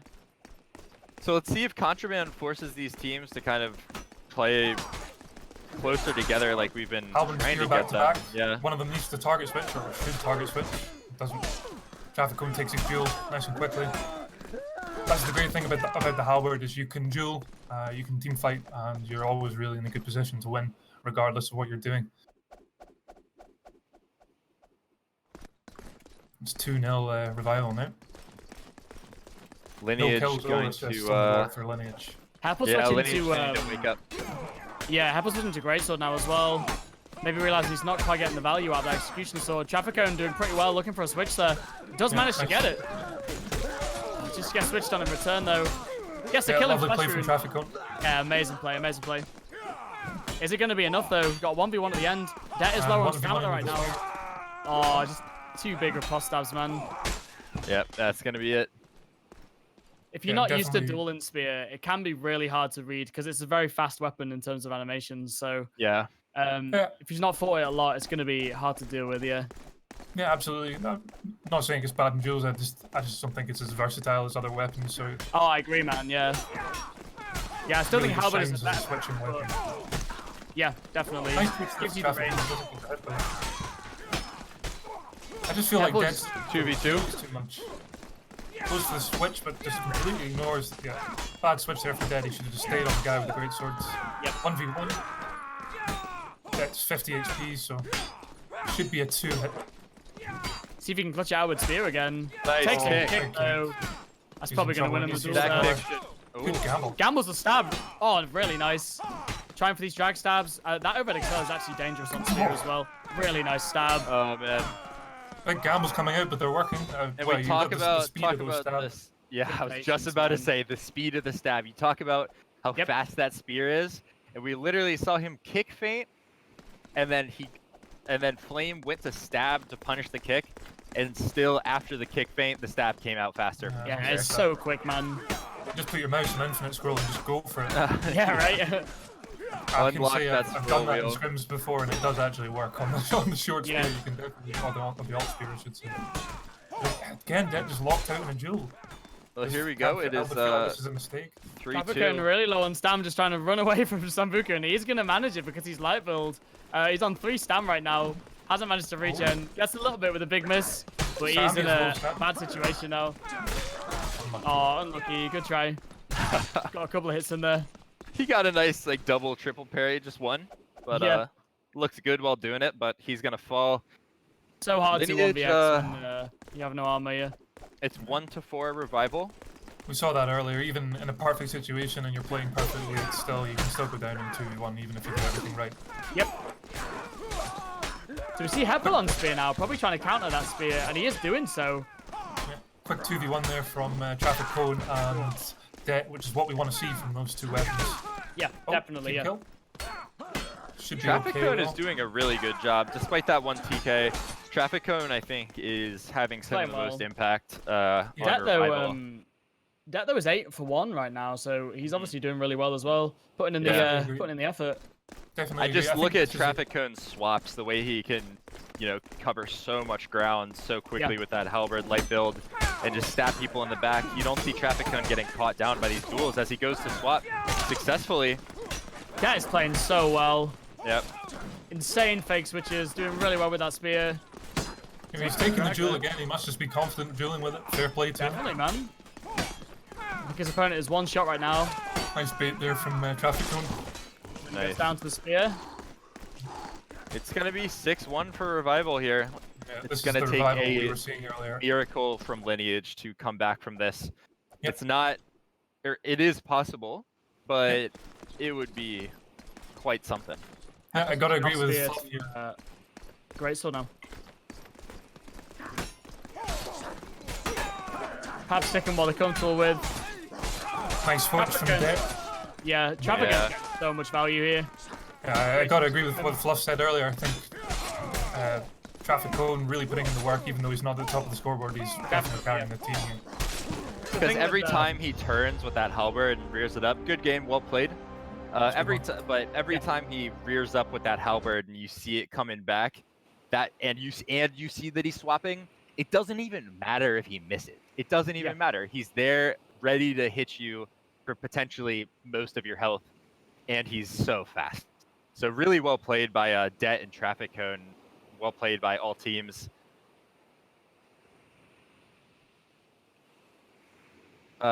We are going to go into the third group of the day now. We're going to be going into Group D, and I'll do a little bit of introductions there for Group D. It's going Just to a quick be... one. Sorry, man. Just a quick one as well for that group, just to reiterate. So Banter Boys going through and Fists going through with really strong sweeps through that, and then Lineage and Revival are not going to make the playoffs. So yeah, Group D is up next. Group D, we're going to have Berserker, Eternal Kingdom, Exiles, and Positive Pegs. we're going to start with Eternal Kingdom and Exiles, but we're going to start here in a minute. We're making sure everybody's in and ready. Yeah, do you guys want to read off these names? Tell us anything we might not know. We've got Exiles against EK. EK were a ship team. Exiles were newly formed. Well, actually, that's not strictly true. I actually formed Exiles with Izzle in back 2016 before I even had the game, and then promptly left and made my own team anyway.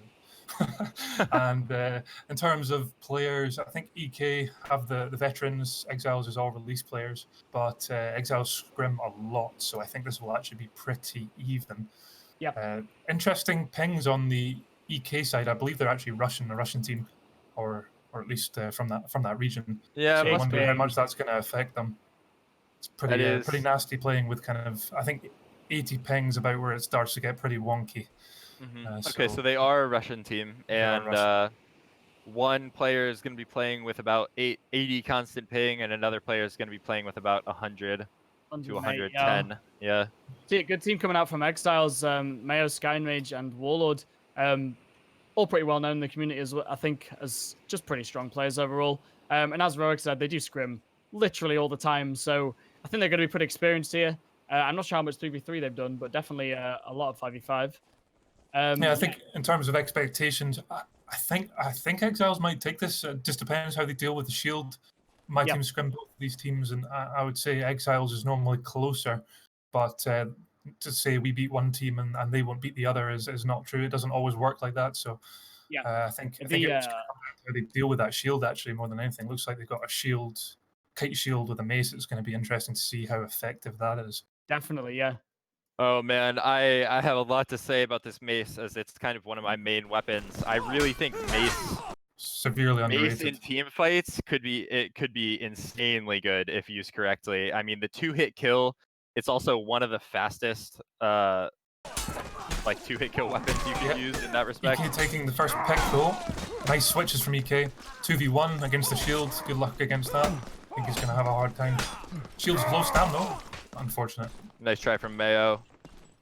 EK just got... Exiles went for a target switch at the start and missed it, and that cost him because EK got the target switch and managed to take down, I think it was Skyn. They just need to deal with that shield. They either need to lock it out in a 2v1 or 1v1 it and keep it off to the side and just try and delay it. Got a bill hook on the side of Cotton Otter on EK. Interesting, we haven't seen a single bill hook today, I don't think. And he's just running away. You hate to see it. Bill hook just does so little damage. Not sure. Yeah. Maybe any bill hook mains in the chat? Tell me why. Not sure why you would pick it. I use bill hook in 5v5, but I go 3-3-0 Bloodlust bill hook. So and then I only play support. You mean Fleshwind or Bloodlust? Bloodlust. So I can refresh on health. Yep. That can be really effective. But I think bill hook's only really good in supporting 5v5s. I'm surprised and dismayed to see it in a 3v3 because I don't think it has a place here. Yeah, I think it's fast and you can get the assists on the board. I just think you'd maybe be better going off alt spear or halberd. Yeah, really. You just can't put the damage down. It can be 2-hit, but you have to be hitting the face only and stabbing only. I honestly can't say I've used it more than once. Not really that kind of thing. Yeah. Well, it's not doing Cotton Otter too well, but seems to be an extremely close game so far. Exile's falling first in this round. We're just seeing better switches here from EK, and I think that's what's costing Exiles. Individually, they're probably more or less equal, but just better team play here from EK. As I was saying, they either need to lock that shield out or just try and kill it as it's target switching. Generally speaking, the shield is going to try and just float and target switch, and you have to try and catch it as it does that. Bad switch from EK. That's going to cost him. Oh! What was that team kill from Mayo? And then Mayo on a rampage, killing everybody, including Skyn. Mayo said he's bloodthirsty. Yeah, I think that's just not used to the 100% team damage. Maybe just thought his teammate could take it. Yeah. So I'm curious, actually. It seems like this might be the case. Do you guys not scrim on 100% team damage in EU? No, we don't. Wow. not even like VK in that scrim. I think we do it like 70% standard, just in my server it is. Interesting. I just feel like the hit stop is enough of a deterrent. Yeah, 100% team damage is pretty big, honestly, especially to get used to after so long of like running on 70%. It can be pretty off-putting, you know. Because a lot of people switch into their teammates on purpose in a 2v1 just to force a parry. I've seen more and more of that coming out, so... Ooh, yeah. instant cotton otter coming around the corner with a war axe. Mayo in exile. Oof, quick round. Back onto the team damage discussion, I think it really just comes down to, on Shiv in comp, you just used to get people cleaving through their teammates for kills, and yeah. Problem with the hit stop is supposed to try and prevent that, you know, deterrent to hitting your teammates and cleaving through them for kills. And with 100% team damage, it kind of negates the hit stop to some extent. Yeah. When NA, kind of at the beginning of the NA like team fighting, and I think just in the international voting, people were talking about the 100% team damage, but I don't think there was any massive discussion about it in the international rule voting. Could be interesting to maybe get a rework on that, but I think 100% team damage makes sense. Yeah, I don't really have a strong opinion either way. For me, it just comes down to the fact that there's hit stop in the game, and having the 100% team damage just somewhat negates it.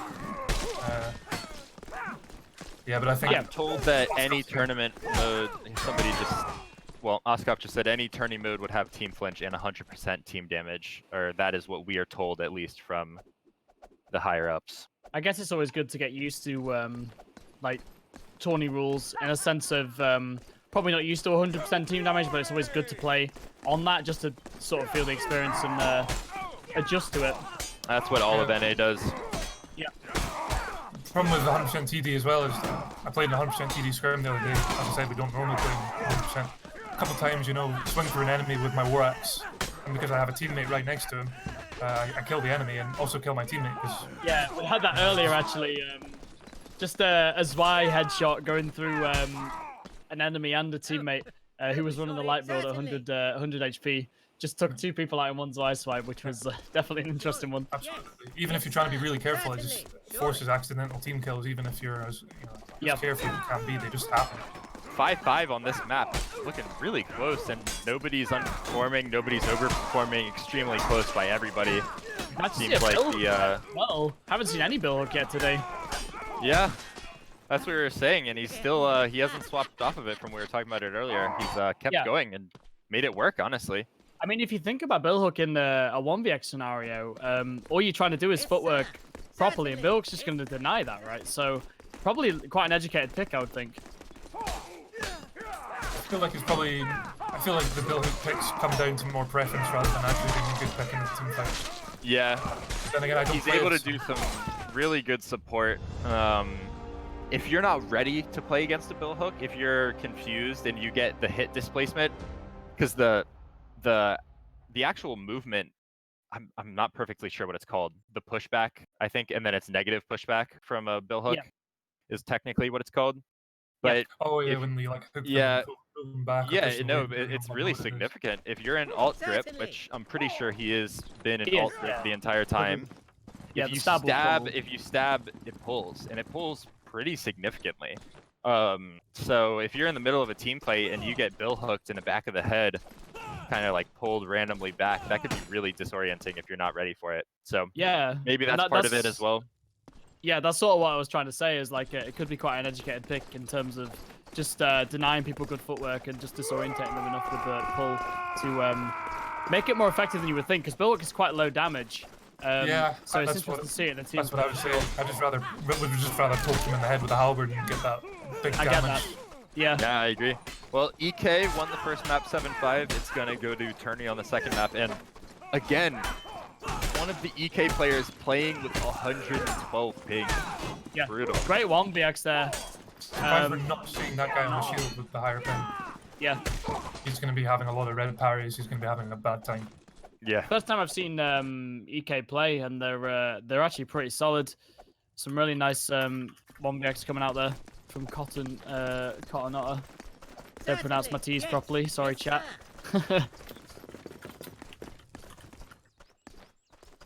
Yeah, I've been saying we've fought some Russians, and I've found out this lag compensation command that helps with if you've got higher ping. I wonder if he's using it. That mace stab is just so fast. He's just gambling with it. Oh man. Yeah.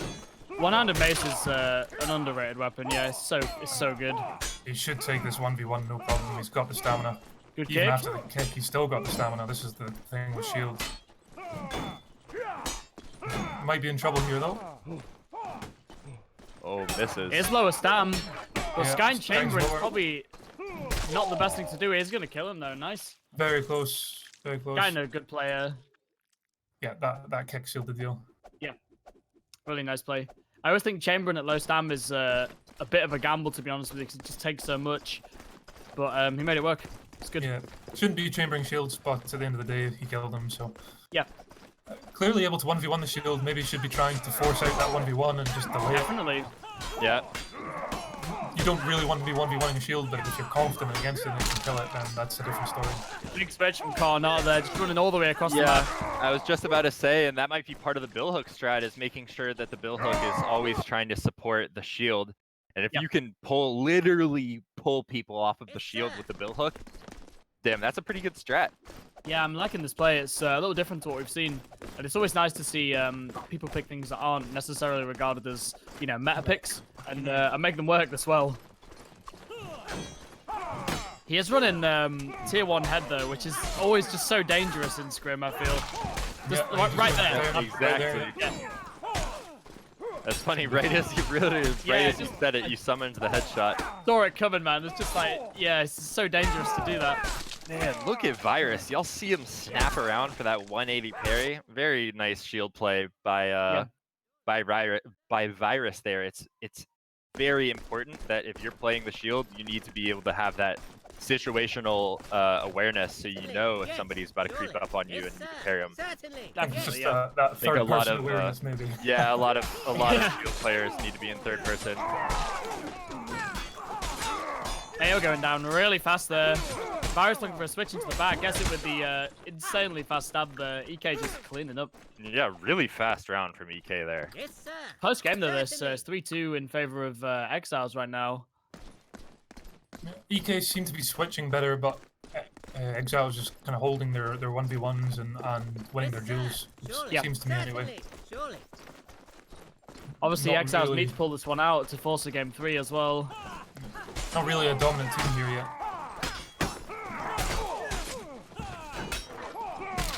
Mayo taking that mace drag. Virus has so much stam left as well. He can chill with that shield. Great value there with the one-handed mace. Warlord So doing 1v1. work though with the messer, but he's Nice. missed a Good kick. kick. Lovely Missed the kick. kick is awesome. Yeah, Don't good think it's chamber as gonna be well. enough. Yeah, he's in trouble here. Trying it Misses- again. oh, he does it again. Nice Missed the kick. He's, I'm just going around Amazing the play shield. from Warlord. Really nice. Nice kicks from Warlord there. He was able to Even land. Strong. Yeah. Even after 2 kicks, though, it's crazy how much stamina the shield has. He still was on 40 stam, which is just Yeah. ridiculous. Surely. Good drag Warlord around the really shield pulling there. it out. Yeah. Certainly. Surely. Warlord may be proven that he's more experienced versus shields than maybe some of the other players. That was calculated play there to deal with that. Oh, bad switch there from Warlord. Looks like Exile still have it. He just needs to survive in the 1v1, and he's managing Mayo it. getting a couple of kills there. Big part of dealing with the shield is just being confident. It really just comes down to being confident. Yeah, definitely. The moment you kind of get scared of the shield and let it aggress you, you're in trouble. You just want to get in there and try and kick and fake kick and bait Yeah. the kicks out. The Even thing good is, probably players- why, just why it's so strong is because it's quite hard to like seize the initiative back after the shield player gets it. Because obviously you're not gonna be able to feint them or do anything really. So, yeah, you're definitely right, man. Yeah. You just want to press the attack and hope that your teammate comes to save you if you've not won the duel. Just survive. That's all you need to do. Look at his death ball. All teams, both teams rolling up side by side to fight each other. Sky Saying and about- man. All of Exiles about go down Cotton's, extremely quickly. Cotton's light armor looks like he's armored up now after getting one shot. He's just onto like a maybe 3-3-2, I think. Or... Doesn't want any more of that. Yeah. That can be so frustrating. You have 100 health, you're rolling around light armor, and suddenly your head's gone and you're spectating. That's the risk you take, I guess. And he definitely paid for it. I didn't change it up. That's kind of one of the only times you'll see me swap off. I means why I'm light halberd, but I quite often swap off the light halberd if I'm getting one shot. Yeah, it's frustrating. Mayo with a nice triple, confirming all of those kills. Good job to him. 10 and 6. Both Virus and Mayo looking like the two heavy hitters of this match, and they can pull it through. Exiles are going to take this map and bring it to a third one. Yeah. We've just seen better. Exiles have just turned on their target switching and their awareness. EK just need to support their shield player. Maybe take 2 pole arms and just support the shield, because the shield does seem to be doing a lot of work. 10 kills, no assists. Yeah, doing a lot of work, definitely. Mayo could be looking for a switch here. Let's just turn the switch instead and get switch back on as well. Unfortunate. Hate to see it. Yep. Warlord gonna go down first. Mayo might follow him. Yeah, he does. Virus on 7 HP, but so much work for this guy to do here. Yeah, saw a blind switch there from Warlord and Mayo. It just happens, unfortunately, when you want to target switch. Sometimes you just smack your teammate. Yeah. It's not really intentional or bad. It's just the way it goes. Sometimes when you turn your back, you look for the switch, you turn around again, and people just aren't where you expect them to be. Yeah. Looks like we've got an alt Bardiche coming out, which is a good pick. It's got the same stand drain as Evening Star, so he can just hold the shield and possibly win the 1v1. Yes, wow. It does. As far as I'm aware, unless anybody wants to correct me. Warlord wins his 1v1.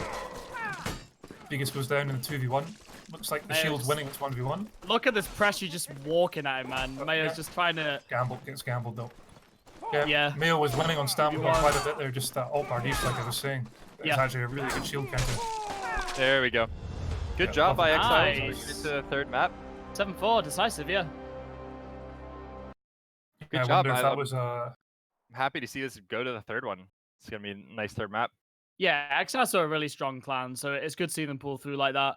And we'll see if they can keep it up here, because momentum is such a huge part of this. So if they can, then it'll be great. Yeah, absolutely, momentum is huge. It can't be understated how big winning one map can, decisively is. It can really just carry you over. Yeah, because the mental game is huge, and if you have that just sense of victory behind you, it can be pretty huge. Yeah. Russian players fighting some massive ping though. It's they're performing so well considering the internet battle they're sort of fighting right now.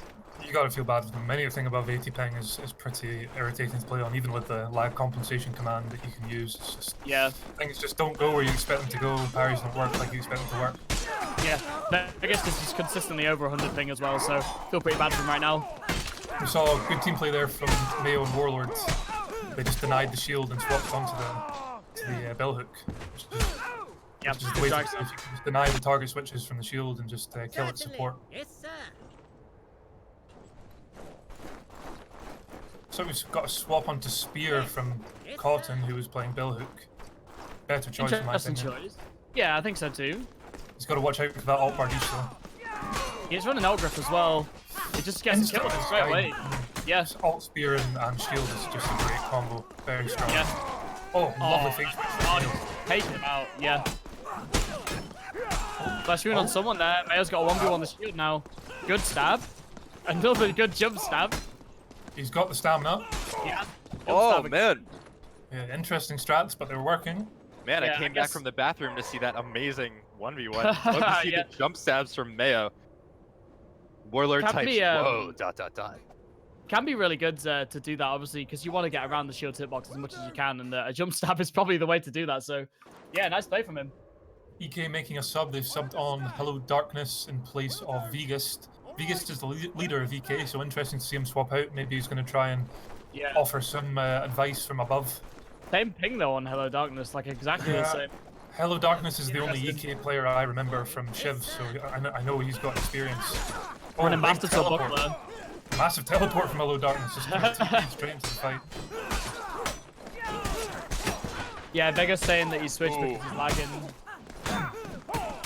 Yeah, it looks like Hello Darkness is not having a much better ping there. I just saw him kind of teleport into getting TK'd. Actually slightly higher at the minute. I think they're going to try and see if they can swap another player just with less ping. So they have swapped another one. Rascaz, is that? At least below 100 ping. And another sub. Gone from 100 ping to 92. A lot of Yeah. subs here. This one might be better. I think we would be less understanding on the subs if they weren't didn't have the ping, but because we want everybody to be playing as evenly as possible, we're understanding of these swaps, considering it's actually a 30 to 40 ping difference going from like 90 to 120. But swapping a little too leniently there. I don't know if we're gonna dock him around here or what. But going into the fifth round, Exiles winning by 2 rounds. Warlock getting a lot of value there in the middle with the halberd. Does get the kill with the switch there. Always seems to be the shield left in the 1v2 at the end, just showing the survivability off there. Yeah, But Exile's Exile's not falling for any of this shield stuff anymore. They're stab dragging around it, getting his ankles, getting the back of his hips, not letting him get through with that big kite shield hitbox. Yep. They've adapted really well. Exiles. It's a big part of just being confident and just trying things against the shield, just rather than just being scared of it and trying to stay alive. You just got to go in there and aggress it. Wow. 2v1 now In against the the shield. 1v2. Good footwork, but that mace stab can't. is so fast. You just can't 2v1 a shield, and unless they really make a mistake, you're just not going to do it, no matter how good you are. I was just about to say it's gonna take a TK for this 2v1, and they didn't TK, and they won. Even if you get a lucky kick or two out, you're still in trouble. Yeah. You just can't, because the mace can just gamble stab you anyway. You literally can just keep stabbing. The speed on that thing. I see all our Russians in chat. Thank you guys for watching. Warlock getting some value there with that flash rune, but EK coming in with those side stabs. Good matrix from him, from Cotton Otter even. Nice. EK bringing it back. It was 1-4, now it's 3-4. 3-4, yeah. Surely. Just the shield winning his duel quickly in those last 2 rounds. Yes, Yeah. I think he'll be forcing out a duel again, looks like. Surely. Yes. Surely. Yes. Exiles trying to stick together here. Yeah. Good switch from Exiles did a Sky good into job. back there. Love the switch from the nail. I hope this doesn't. Great Well, fade. very good. Sky Yeah, very there. good communication. Somebody just called that, I think, in Exile's voice and just said, let's go kill that guy, and they just all switched. Got rid of him. Yep. That's the Really way to good do fade it. from Sky and forced the parry, just got destroyed, yeah. Nice It's play. funny, I was saying earlier how sometimes you can tell from spectate if people have bad comms, and what we just saw was you can tell when people have good comms as well, because that 100%. that swap, there's no way you could have just like done something like that randomly, that would have been extremely unlikely, but in comms you can make things like that happen every time if you're good enough. I think definitely, it's like, so you can definitely have good synergy and have those kind of switches, but most of the time you want somebody in-game, just one person, making the calls. Yep. And just everybody on the same kind of track. Yeah. I think we just saw that from Exiles, but looks like EK are bringing it back. Maybe Exiles are losing a bit of confidence. Again, that shield just seems to be doing a lot of work. Yeah, really close here. Out Bardish as well coming in. Oh, big team unfortunate. kill from Sky. Another team kill. Kelly was like, you see what he was doing there. He was trying to get the hit over the head, but just didn't quite manage it. Just Would clapped hate his to teammate see in the it back start head. going like this. Momentum really starting to shift for the side of EK. Yeah, 5-5 now. EK bringing Exile's it back. gonna need to do something to stop this momentum. Gonna need to make a play swap or something like that. Yeah, I think my strat here, if I was Exiles, would be you've got the light halberds. There you go. Yeah, bait the shield out and then just run away because he's so slow. He's not running a light. He's not running a light shield, so he's easy to just kind of kite, take him out the fight, and then just get back in there. That was really nice there. Bit of like a surround from Exiles there, just getting so many switches in such a short time. Really nice. Take the shield out. See them sticking further to the wall this time, probably trying to stop a repeat of that. But Sky just getting easy switches. Really good parry there as well. Teammates helping him out. Yeah, textbook. Really nice. See Cotton clutches out, but not quite. That's going to be victory for Exiles, who will take the round, yeah. Good team play from Exiles there. They were really able to just flip that switch, stop the momentum right when we were talking about it too. Kind of cool to watch It's almost as if they were listening to us. Stream snipers. Yeah. They just yeah. No, I don't even think you could just flip that switch on purpose. So they did a really good job there. Berserkers versus positive pegs, and not sure if these are Smurfs or yeah, not sure. I was gonna say, do you release know them, players Marco? or I've Not never sure, heard but- or seen positive pegs. No idea who these guys are. Berserkers Oh. are Shiv vets, so This is a strong team as well from Berserkers. ESK, Yeah. Flan, Oh, Pangolin coming ESK. out. Yeah, not so familiar with Pangolin, but Esk won the last dual tourney. Flan and Esk both Shiv vets. Not sure about Pangolin, but I mean Berserkers have been around for a long time. yeah. I mean, Yeah. and you've got to wonder if they are a Smurf team because they are I super low don't think so. as well. So Just judging by how they're taking this engagement, I think they are genuine low levels, so good for them. yeah, But I think this might be a little bit one-sided, unfortunately.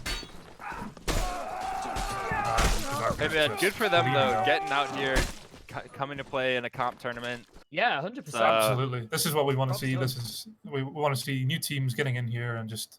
It doesn't matter if you lose. This is a. No, this is some of the best practice you could get. Exactly. Oh, I mean, if you are actually if you're actually level 23, level 33, playing in a comp tournament against players who have been playing melee, playing in the melee slasher genre for thousands of hours, close to a decade for some people. Yeah, man. Like some information from Silencer from chat is the team was made just for this tournament, so they are brand new. Yeah, well, good for them. Yeah, good for them. And even if you watch how they play, they might not have great individual skill, but you can see there that I kind of noticed that they've got the right idea. They're trying to make the switches work. Yeah, they're not amazing individual players. They might not win, but it doesn't really matter. They're trying and they're doing it right. And maybe in 6 months' time, we might see them again in another tournament. definitely. They're definitely. I mean, they have the right idea. They're just getting outplayed, getting outskilled, and we'll try not to repeat that too much because obviously that's just what happens when one of the better. I would never try to rank Berserkers or who these guys are, but or where they are. Would you say they're top 5? Berserkers, what, top 5 EU? Maybe. Maybe Either close. way, I'd have to think.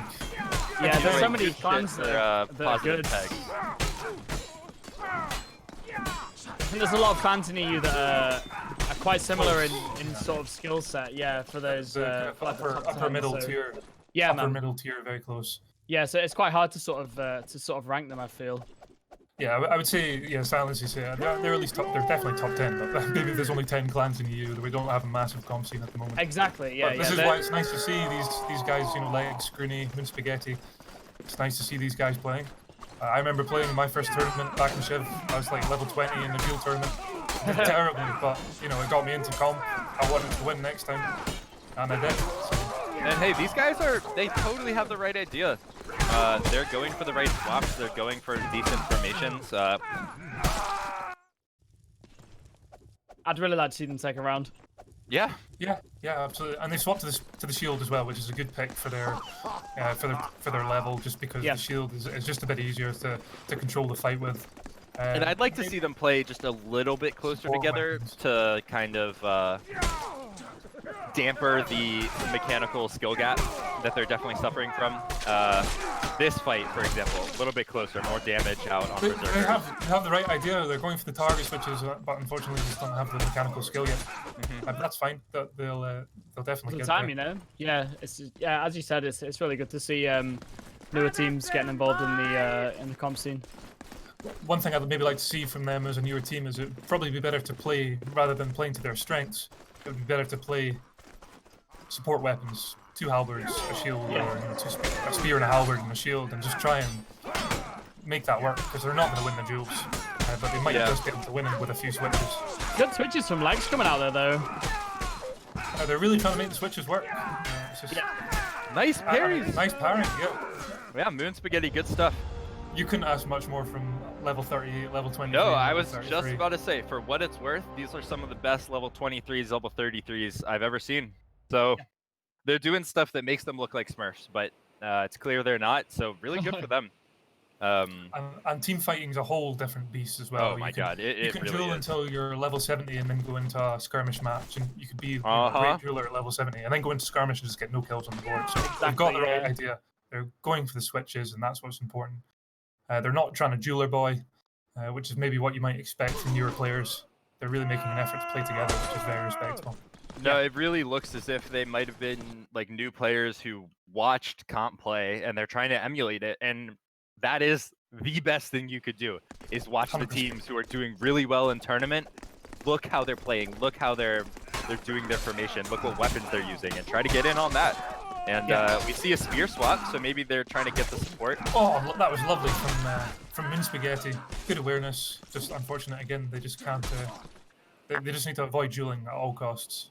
Yeah, you see the spear just went straight in for a duel there. Probably Lags just needs to play behind his team a little bit more. I must say, I have noticed that coming from Chivalry to Mortown. There's definitely a lot of players who are more willing to improve. The skill ceiling is so high that it can be off-putting. Yeah. You just have to really just grind it out until you're. I think there's just something so. I mean, I didn't come in as a new player, but maybe you did, Campy. There's something so rewarding about learning and seeing yourself improve. I missed that from Shiv. Absolutely. I didn't have that coming. I'm a release player, so Are you? Same. I know exactly. I'm sure Campy and I know exactly what you're talking about. That feeling of just, I didn't get it in Mortown, but I know that you probably did. It's that feeling of just enjoying learning, enjoying seeing yourself improve. Yeah, it's also that, like, you hit the nail on the head, really. Like, if you feel yourself improve, like, it just motivates you more to get even better. So, yeah, it's really good in that sense. Oh, man, Kempy, I'm sure you remember, just like I do, the first time you killed an alpha player, you're like, holy shit, it's doable, it's real. Yeah, I have one alpha player in my clan, and he was basically taught me loads about the game. And the first time I killed him, it got clipped too. I was shouting about it and everything. Great moment. Yeah, I can remember the same from Shiv. Just like seeing people who I was like, yeah, I want to be like that guy. I want to get as good as him. And then 6 months down the line, I'm able to compete with them, and it's just the best feeling. You just feel like I'm actually all right at the game. I can play, not as bad as I thought I was. Yeah, and again, we're talking about this because these guys, Positive Pegs, are really putting in a good showing for new players. It's like couldn't ask for much better than what they're trying to do. They even have the coordinated outfits, which I appreciate. Definitely, yeah. None of the alpha teams, none of the serious comp boys have had the matching outfits. I've noticed that from NA. I've noticed that from NA. My team scrims NA. We scrimmed Tempest and we scrimmed some guys last night. You guys have all got the like coordination in your customization. Yeah, because it looks good. I like that. It's easy too. Like NA role players, man. You all choose the same color, and then people like Tempest have coordinated actual outfit pieces too. But for example, on my team, it's just coordinated colors, and it looks good. I mean, we're seeing Moon Spaghetti here in a 2v1, and he lasted for about 10 seconds. That's just so impressive. You just seriously, man. I must say, I'm impressed. We've seen Moon Spaghetti get a lot of double parries, and that is really nice. Good foundations for a good player, I think. I wonder if these guys have just been practicing as a 3 in Skirmish, because they don't strike me as jeweler boys. They're not. Normally when you see newer players come in, they don't really know how to team fight. They just go in and look for the jewels, but it doesn't seem like Pegs were doing that. Really it's a shame we come against the Berserkers. Well played to them, yeah. It's really nice to see, again, a new team in this tourney. So, yeah, props to them. Well played. Yeah, I'd love to see them coming again, maybe, when we have our next tournament, 3v3, or whatever it is that's open entry, and hopefully these guys are, double the level, double the experience, and we can see that the grind paying off, if you will. Yeah, absolutely. Yeah, give them and as a few people are noting in chat, we know the outfits actually have a purpose. You can confuse people if you have literally the same outfits and the same weapons. For example, Tempest does that. It can be really confusing mid-fight. Be like, oh, I was just fighting this guy, but apparently I'm fighting somebody else now because they have different health bars, etc., etc. Yeah. It can be really disorienting, but we're not seeing that in EU. But there's mostly what matters is the team fighting, not the outfits. Got Berserkers against DK, 2 Shiv clans here. Berserkers are maybe the what's the word? more. My English is failing me, not being my first language. Yeah, maybe a little bit more pedigree. They've been around for a bit longer. I think than EK played a bit more comp. But I think EK have been scrimming the other Russian teams a lot. So I think this will be actually quite close. Again, might just come down to how Berserkers deal with the shield. Yeah, this is Berserker's 18 as well, so... Really nice swap from Flan on there onto the shield. It's gonna be stuff like that to take out the shield every round. Yeah, they probably know that as well. Catching him out in release animations and stuff like that to make sure you poke him in the face with a halberd, get his health all the way down. Yeah, like they probably identify that as like the biggest threat to them and the most annoying thing to deal with, so they're just gonna try and destroy it as quickly as they can. Yeah, it nicely demonstrates what I was saying in the Exiles match. Kind of two ways to deal with the shield. You zone it out and get somebody to switch onto it, or you catch it when it's switching. Because it's kind of difficult to fight just evenly in a fair 1v1 you're going to struggle. Yeah, Flan's going to go for the switch here probably. He's going to try and switch in a second. Pangolin getting a nice hit in the back there. Trying to switch onto the shield. Flan's just trying to parry and survive, but can't manage. That was insane. What a nice matrix. Oh. You just can't against that mace stab spam. Horrible, horrible, horrible. That was nice. He just ducked under the underhand and got his riposte around the shield there. It's a shame for him though. Well played. Good try. Yeah, from a non-mace player, this must just be sickening. Mace is but I love it. Yeah. I see the mace stab spam and I'm like, I'm right at home. Because, wow, yeah, as you're saying, Rogue is so fast. So even though it does just 30 damage on head with the mace poke, 25 damage on chest, that's still so significant with the flinch and how fast it is. You can just really interrupt the shit out of people. Pangolin really struggling to get some work done there.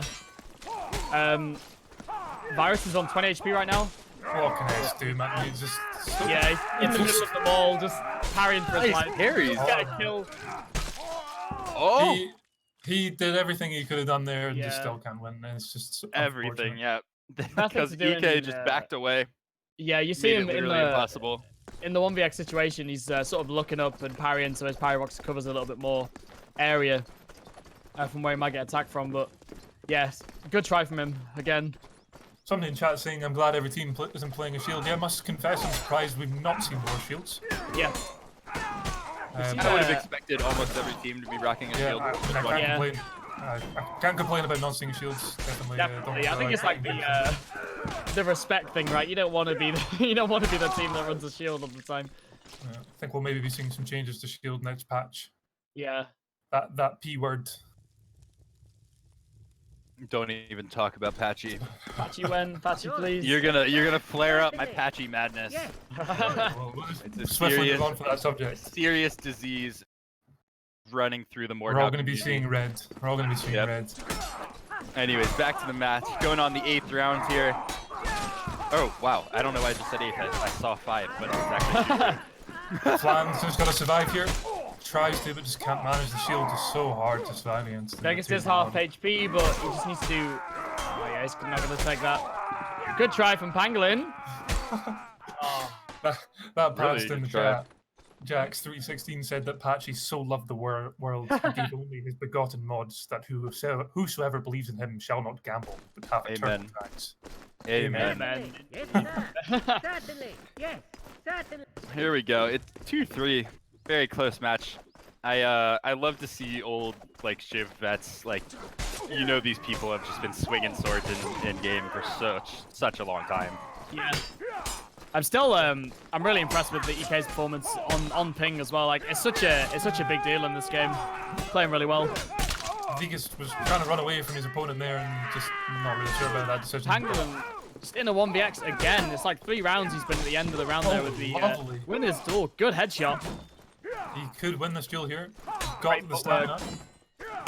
He's got to know he's going to get gambled with that stab. Nice back away. Coming out from him. He should win the stam right here. Good stab.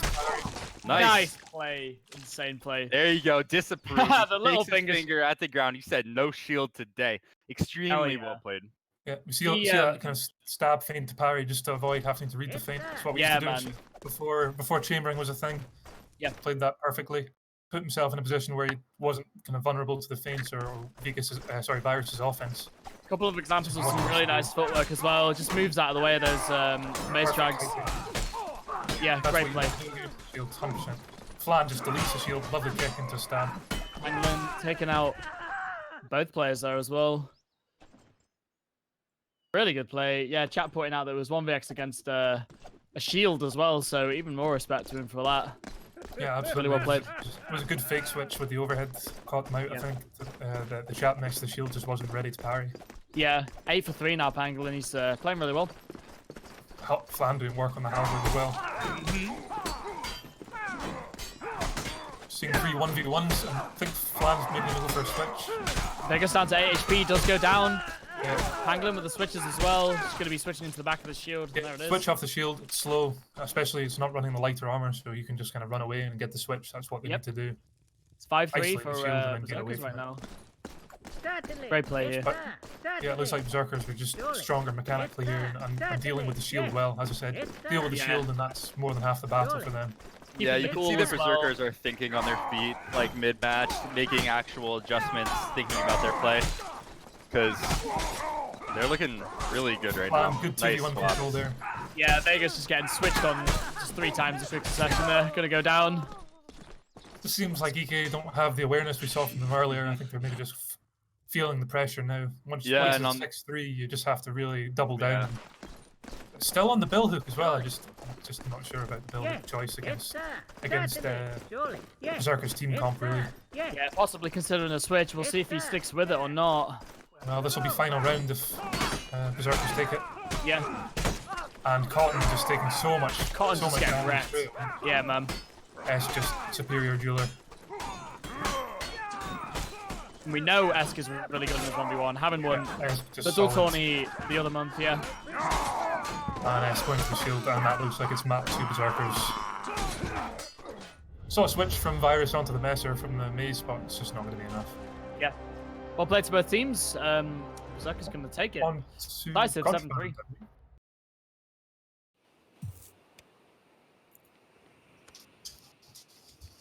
I'm expecting Berserkers to, well, we'll see more of the same, I think, from Berserkers here. Unless EK really focus up and try and stay as a 3, just because of the pillars and you know, splitting the shield. Maybe see Flan or somebody try and take the shield away and just, like I say, just try and deal with the shield, zone it off. Be interesting that's if we what I do try and see do. a switch from that bill hook as well. Excuse me. I think we do actually. He's gone for spear instead. Yeah, better shot. And Maybe now, realize it's not instead of the value. mace, we have a one-handed messer. And I don't know about EU, but the one-handed messer with a shield in NA has been made pretty popular for the single shield player in a 5v5. Yeah, to have the one-handed messer is really, really good. ESK getting taken out by Cotton spear there. Strong start, BK. Short grip spear with the shield combo is just so strong. It's just very, very difficult 2v1. You don't even want to try. You just want to get away from that situation. Strong start. Let's see if they can pull this back after losing probably a bit of momentum last round with that 7-3. But that's going to be a 1-0 for EK right now. Seeing 3 1v1s. Flan's probably going to try and switch here. He's going for the switches. Yeah. Nice switch from S. Nice kick. Shield's in trouble here. But he can just survive. Just hold the shield. Never mind. Pangolin winning the 1v1. It's going to be 1-1. That's part of the reason why you want to get you want to get the kicks out on the shield, even in a 2v1. I mean, you can just hold R&B and survive. So you want to be kicking it to force his options down. Chat putting out that one-handed messer, sort of animation-wise, is horrible to deal with as well. Could be really strong. So got a good animation set, and it's deceivingly fast as well. Yeah. Especially with the heater shield that kind of obstructs your view with the LMBs and the underhands, you can get some really fast attacks. Definitely. Get some frog roleplay from Berserkers. The amount of animations that you can hide, not only just in Mordhau in general if you're good at it, but if you have a shield on your side as well, you can make things just invisible. Yeah. If you're just doing like a standard swing, you just have to turn the opposite direction and block it with the shield, and you can't really see it until the last minute. Even if you expect it coming, it's just still so fast. That's why that one-handed messer is so good. You just see Virus, until he died, he was just swiping through Berserkers. Yeah. Good hit to parry from Mess there. That was amazing. Plus you can cleave with the messer, and you can't do that with the mace, so you just get a little bit more. if I was with the shield with the messer, I'd be wanting to try and force the 2v1, just survive in 2v1 and let my teammates 2v1 the opponents and just kill them quickly. Because you can just survive as the shield if you know what you're doing. Bit of team damage there. Lots of chaos here in the center. Back, yeah. Skizzy's gonna die to the messer shield though. It's super low. Maybe he can clutch us out with flesh wound. 2 players going flesh wounded. Flan just gonna opt to take the regen, I think. I don't blame him. Oh no, he's going in. No, he's pushing in. I think that's really the choice. Cause, I agree, yeah. He needs to just try and one-hit one of them. Unfortunate. Oh, just died to it, yeah. That's Better gonna that be you hard take, yeah, better that you take it with low health when you can sort of one-shot someone than have to take 2 full health players, yeah. Yeah, exactly. It's not always the case. If you need a stamina regen, you should take it. But yeah, I think Flan made the right call. Just try and go in there and kill one of them because he's going to struggle even more if they both so. Cotton going back to the bill hook now. Doesn't pass his chances on the spear. 3 duels. ESK won his first. It's going to be a 3v2 now for Berserkers. Just and ESK. Virus doing well in that 1v2. Survive, Nice. Oh, it does go he down shouldn't there. have turned his back. He should have just stayed and tried to survive. Yeah, agreed, yeah. And Tangler missing that drag, but that's going to be enough. back on the bill hook, I think. Yeah, he is, yeah. Maybe just not confident. Maybe just a bill hook main. It seems that way, man. I mean, I don't think you'd bring Bill Hook to a tourney unless you were super confident with it. So he must play it a lot, yeah. I want to see him with that bill hook. He needs to be behind his shield. And they're just right now they're just letting the shield be by himself. He had the right idea with the spear just supporting the shield. He's just not gonna. It's just the weak 1v1 weapon really build it. There's just no point in trying to 1v1 with it. He doesn't have the damage. I was just thinking as I saw him go to duel that that's literally the worst thing you could be doing with that weapon. Winnable 2v1 here from Flan. Oh, we go. he's straight down. He's a one-hit. Cotton just doesn't seem to be quite with it really. We've seen some bad switches from him as well. I think just maybe feeling the pressure. Thing is, it's Halberd versus Execution Sword. He is a one-shot to the legs right now, Flan. Depending on what. Oh, he does take the XL. That XL is so dangerous. Just teleports this animation and you can That's unfortunate. That was a leg Those Executioner Sword feints are horrible to read. Yep, they are, yeah. I don't know if I'm the only one, but I hate playing Executioner Sword. It's just like scary neutral excels and scary feints. I hate it, man. I think it's borderline broken, that weapon. Really quite similar to the Bardiche Alt Grip in that sense. Just crazy like neutral excels and scary things.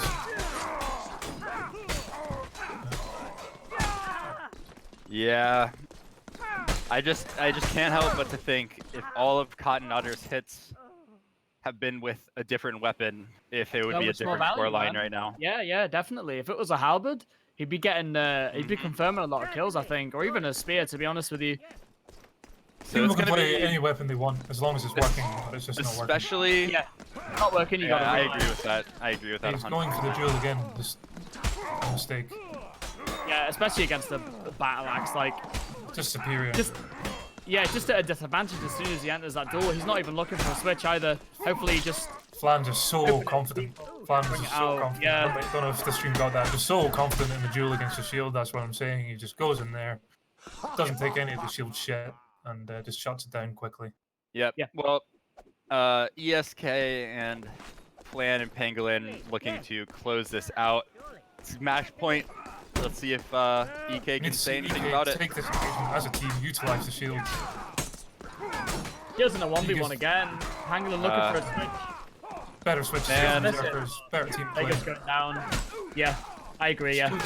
Shield surviving and doing his job, but the team especially in the third map. This third map, really good game, well played from both teams. Yeah, GG. Definitely not the same EK that we were seeing before. It doesn't make any sense to me to both have that bill hook and that shield and to not be playing really tight and close together. Exactly. To take that shield mace and then bill hook and then all go for duels just seems like such a blunder. But we're going to be getting into exiles versus positive pegs. So we're gonna try to stay positive for our boys. Let's go positive pegs here. Let's go pegs. We want you to win. The underdogs, we believe. Hell yeah. Again, for anybody who wasn't here for Positive Peg's first game, they are actually new players. There's three levels combined. 3 levels combined are lower than just one Exiles members. So yeah. Well, good luck, have fun. Everybody's throwing out GLHF in chat. Sure, I'm sure they're having Love a good to time see it. regardless. Oh, man, if I were that level and I were in this tournament, I'd think it was pretty cool. Well, they wouldn't be here otherwise unless they were loving it. So. Yep. Well, man, they're doing a really good job formationally, I gotta say. I'm really curious to see like what positive pegs have to say about coming in as a new player. I mean, like I said, I've been around for a long time. I've not been a new player for a long time. It's just interesting to hear about their perspective coming into comp as a new team. They're the newest team on the scene that I've seen. That's a scene I've seen. Somebody help me, please. I can't. Oh, that's an interview right there. What's going What's going on here? I think that was Skills just slow mo when you didn't want to. There we go. Can we get a badminton chat? Not sure what that was. I think our cameraman. Role playing as Batman up. Got some role playing going on, Sammy. With the.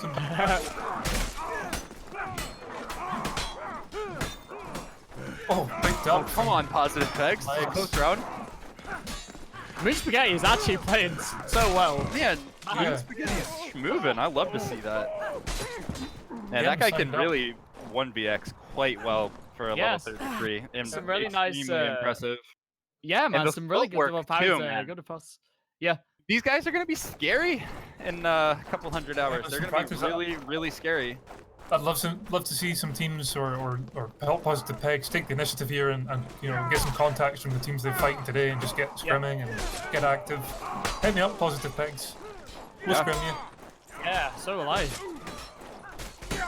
Pegs, look at that, Moon Spaghetti just gets the double riposte there. He's just insane. Man. Wow, extremely well played by Moon Spaghetti. Yeah, he's doing a really good job with the double parries and staying alive. That's no easy feat. Watching all those animations, reading feints in the 2v1. Yeah.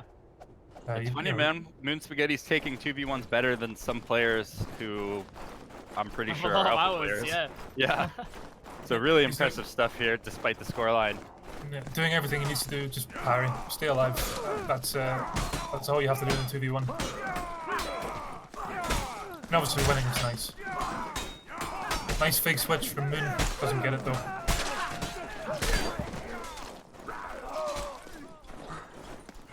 We're not seeing much gambling as well from the newer team, which is good to see. Quite often newer players just kind of rely on gambles, but we're not really seeing that at all. 100%. I don't think I've seen one. Yeah, it's really good.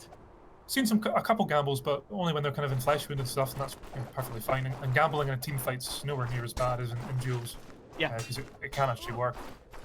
So yeah, I'm impressed. Screening going in just gets taken down. Just going in and going down, overextended ever so slightly. Yeah. Nice switch there. Lovely switch, man. Hey, but that's the first kill on the Come on, Mooney, this is winnable, I believe. Mayo's low stam. First kill on the side of positive pegs. Mooney putting in work, man. Yeah, he's going to be good in a few hours, 100%. Good to see. It's going to be 5-0 for Exiles right now, though. Probably going to keep seeing more of that, to be honest, but yeah. It's all right. It's all right. It's not a complete stomp, really. They're putting in. They're not going down straight away. They're playing as team, parrying like we were saying before. This round was not as good of an example of that, but other rounds have been really, really good. Yeah, when they're going in as a 3, they've got this energy. It must be in Discord, having the comms. Yeah, absolutely. Yeah. It's just such good practice for them to play like such a good clan and just get the practice in there, really. But it's gonna be good for them to watch the VOD. I hope they do that. Yeah, Exile's skill level positioning. is perfectly attainable. Yeah, lovely flank from Moon. Oh my. Yeah. Oh, I hope they take it. Borax needs to turn around. Lovely duck from Moon. Screeny just missing there. Screeny just needs to go and help his teammate. Unfortunate. Oh, I missed parries as well. It's gonna go down. Wow, that could have been positive pegs round. That was extremely close. Screeny should have just peeled off there because Sammy was going to take the regen. Should have just peeled off 2v1. Yeah, it would have been another 2v1. Unfortunate. Well, like kills coming out though, which is always nice to see. Yeah, absolutely. Yeah. Was not complete obliteration. They lost 7-0, but they definitely got some kills on the board. Yeah. I mean, and Exiles is a perfectly attainable level for a newer clan. Like I said, Exiles is brand new release team. I made it back with Izzle, but the original lineup's no longer there, so these guys are all new players that have been playing since release, didn't play shit. This is 3 months in, so you know in 3 months' time we can see Pegs at Exile's level or beyond possibly. Yeah, for I'd sure. love to see Silencer in chat saying that gonna make sure they watch the matches and start scrimming some other teams as well. So yeah, that could be great. Always nice to see new clans pop up. They're going to Contraband here in game 2. Oh, nice emote A there. little dance into the parry. I love it. Oh, I think the maul is just going to be lethal against these Yeah, guys. it really is. Maul's not a great like weapon, but just against newer players, it's just so scary. Yeah. Oh, first BM from Nail. It's those instant XLs that's so hard to deal with if you're not prepared for them. Actually got the dagger heater shield as well, which is disgusting. Yeah, it is. Yeah. Dagger does like 40 damage to the chest. I think it does the same stab damage as Halberd, if I remember. Yeah, Right. just gamble stab all the time. Yeah. Just infinite scroll, get in. And Peg's gonna have a hard time dealing with that. Yeah, we see those XLs, more XLs coming out, and Legs is gonna go down straight away. Scroony landing a kick on the shield. Scroony, just nice kill on the shield. Yeah. 100%. Oh, come on, Scroony. 1v1. Come on. Come on. I wanted to win this so much. Oh, double parry. Good double parry. Oh no. Oh, unlucky, man. Just didn't see the kick coming. Man, well played by Scroony, man. Though Get these guys in VK. these guys are learning. Yeah, right. While we're watching, they're getting better, dude. I love it. See a switch onto Halberd. Good pick. That's what I was saying earlier. Make up for the lack of skill in by taking kind of stronger support weapons and play as a team. Good switch there, just doesn't pull it off the legs. Thanks for the combo Matrix, but yeah, not quite gonna take it. Is that Minecraft Steve? Mooney. Warlord with the Minecraft Steve cosplay. Gambling a mall is not. And I think Positive Pegs might be asking for a little bit of mercy. I don't know if they're asking for mercy for the BM or. I wouldn't want to get BM'd. I would just want to get stomped out normally. Yeah, you learn more from getting stomped, honestly. Yeah, this is it. This is what I was saying earlier. Melee Slasher is just a grind to get good, and the first kind of 50, 100 hours is make or break for most people. You just have to accept the fact you're going to lose, accept the fact you're going to get beaten, suck it up, you'll improve. Some people enjoy the punishment, some people don't. Positive Pegs clearly just got what it takes to improve. Absolutely. In a huge baseline of talent to begin with. I'm gonna have a look at the profiles. I'm curious to see how many hours they have. They can't have more than maybe 50 each. 50, 100 maybe max. Right. Oskov going in with the talent off there. Yep. Moon Spaghetti 100 hours. I mean that's like a fifth of what I have. Yeah. Yeah.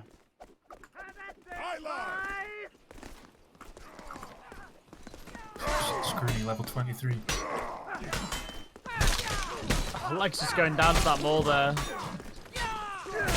Moon Spaghetti, he's playing decently well. Somebody said in chat, next tourney negative Pegs. None of that. Stay positive. Exactly. 46 hours on Scroony. I mean, come on. Wow, man. I think in 46 hours of Chivalry, I was still just like role-playing in third person. Like, didn't even know what parry was. Still playing frontline back then, man. Well, that's gonna be it for the Positive Pegs. But hey, new players doing extremely well. Yeah, GG's. Well played. Nice try and good luck. Hopefully see them next Learning, time. Yeah. Get active in the EU scene. Everyone wants to help. I think they're gonna. I think they're playing again actually against EK. Oh yeah, no, sorry, my mistake. They are actually playing again.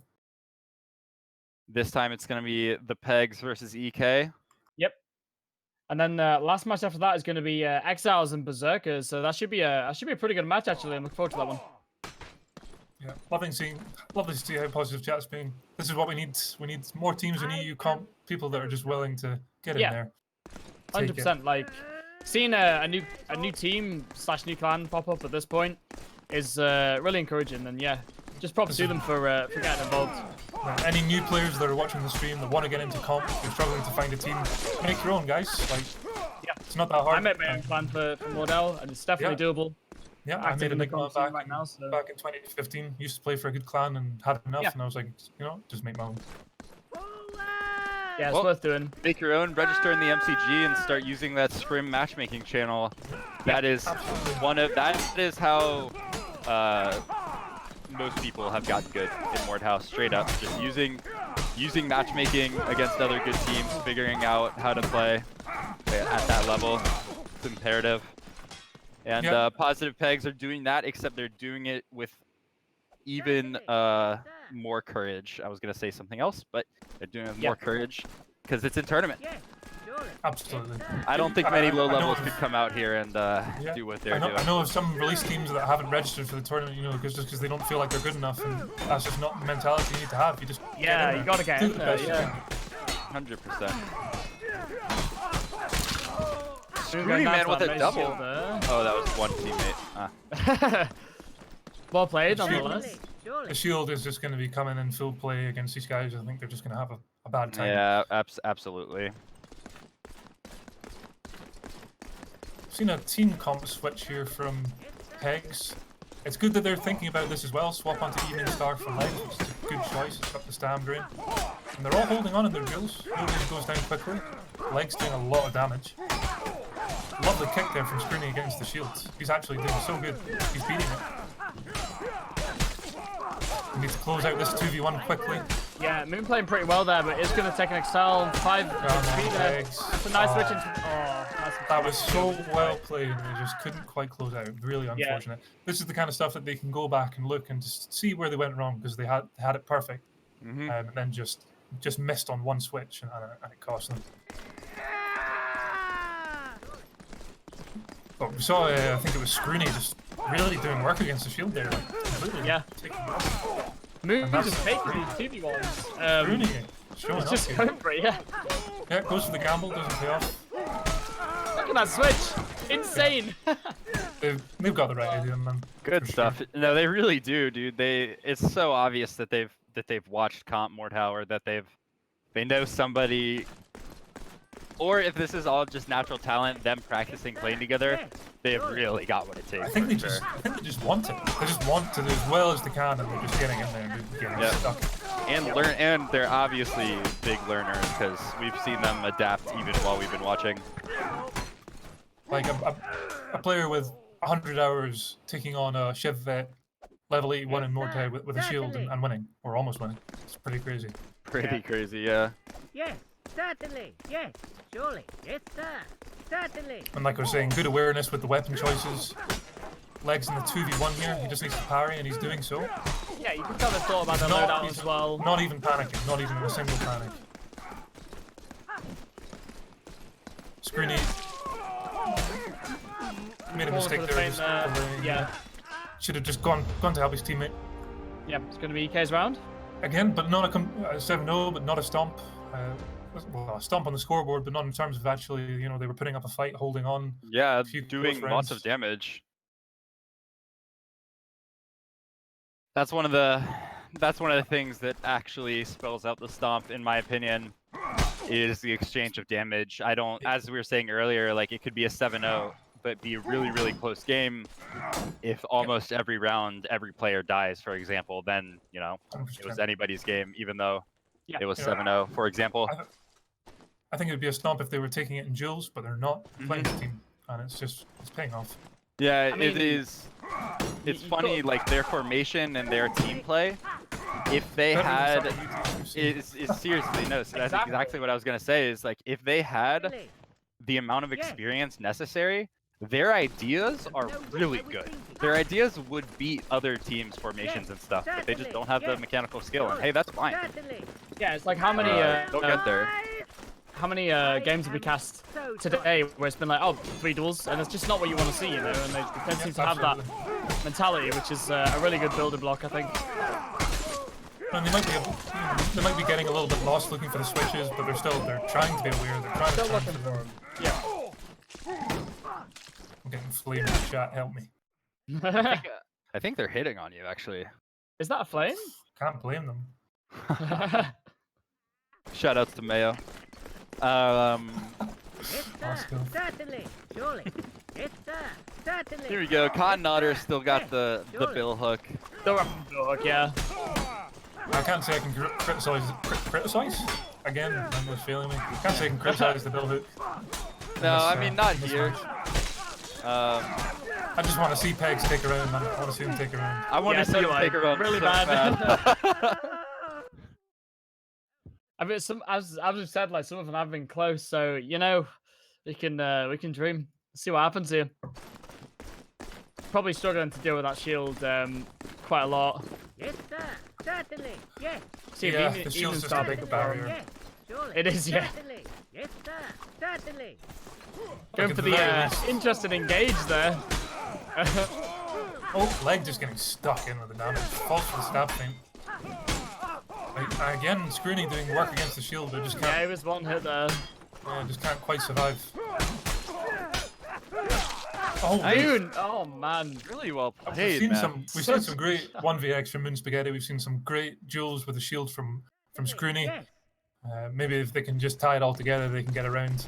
Scroony Yes, really sir. should just be going for the shield. The other two needs to take the 2v2. Scroony needs to survive. No, what I was And thinking. I think Moon can get the switches off. I think they Yeah. can take a round. Could see it happening. It's Yeah, actually I- like so impressive, man. It's really impressive that these guys are doing it like this. I'm not meaning to sound condescending at all. It genuinely is. Yeah. I've seen- So, like, seen Like many- getting switched there. Yep. Just him out. going for the switch. this is a really good round. Great kick. Oh, This might Good be it. kick as well. Oh, they need Just to. like it's just unfortunate. If he wasn't playing the shield, they'd probably take it. Look at that. Oh, Moon's Come team on, kill. Moon. Oh, Come he's on, backing Moon. off. He knows No, the what are you pressure. backing off? Oh, unlucky. Unfortunate. Close. These Yeah. are so close. If the Jeez. shield wasn't there, I think they probably would have taken that one. Just Yeah. unfortunate. Yep. They tried to get a kick, and I think it just And missed. I it. think- It'd be Yeah. biggest with the pots thing. You know, they may be so pure and new that they don't know stab drags well.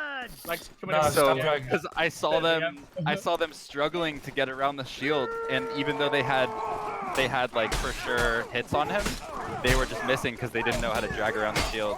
Yeah. I'd argue that the stab drags are like the most complex drag to do well. Yeah. I mean, Yeah. maybe not so much with the underhands you can do, but generally speaking, just the understanding behind doing a stab drag just isn't there for a new player. They just haven't put two and two together quite yet. Yeah. Most of the time, you stab drag a new player and they go, "What the Yeah. hell was that?" Yeah, exactly. Stab dog was definitely one of the later mechanics I picked up. Or just like Um, spam question marks in chats. Normally, Yeah. what I get. Like, what did you just do? Yeah. So I'm chambered. yeah. Well, The spaghetti. That's interesting. yeah, 5-0 right now. I really want him to take a round. Come on, Peg.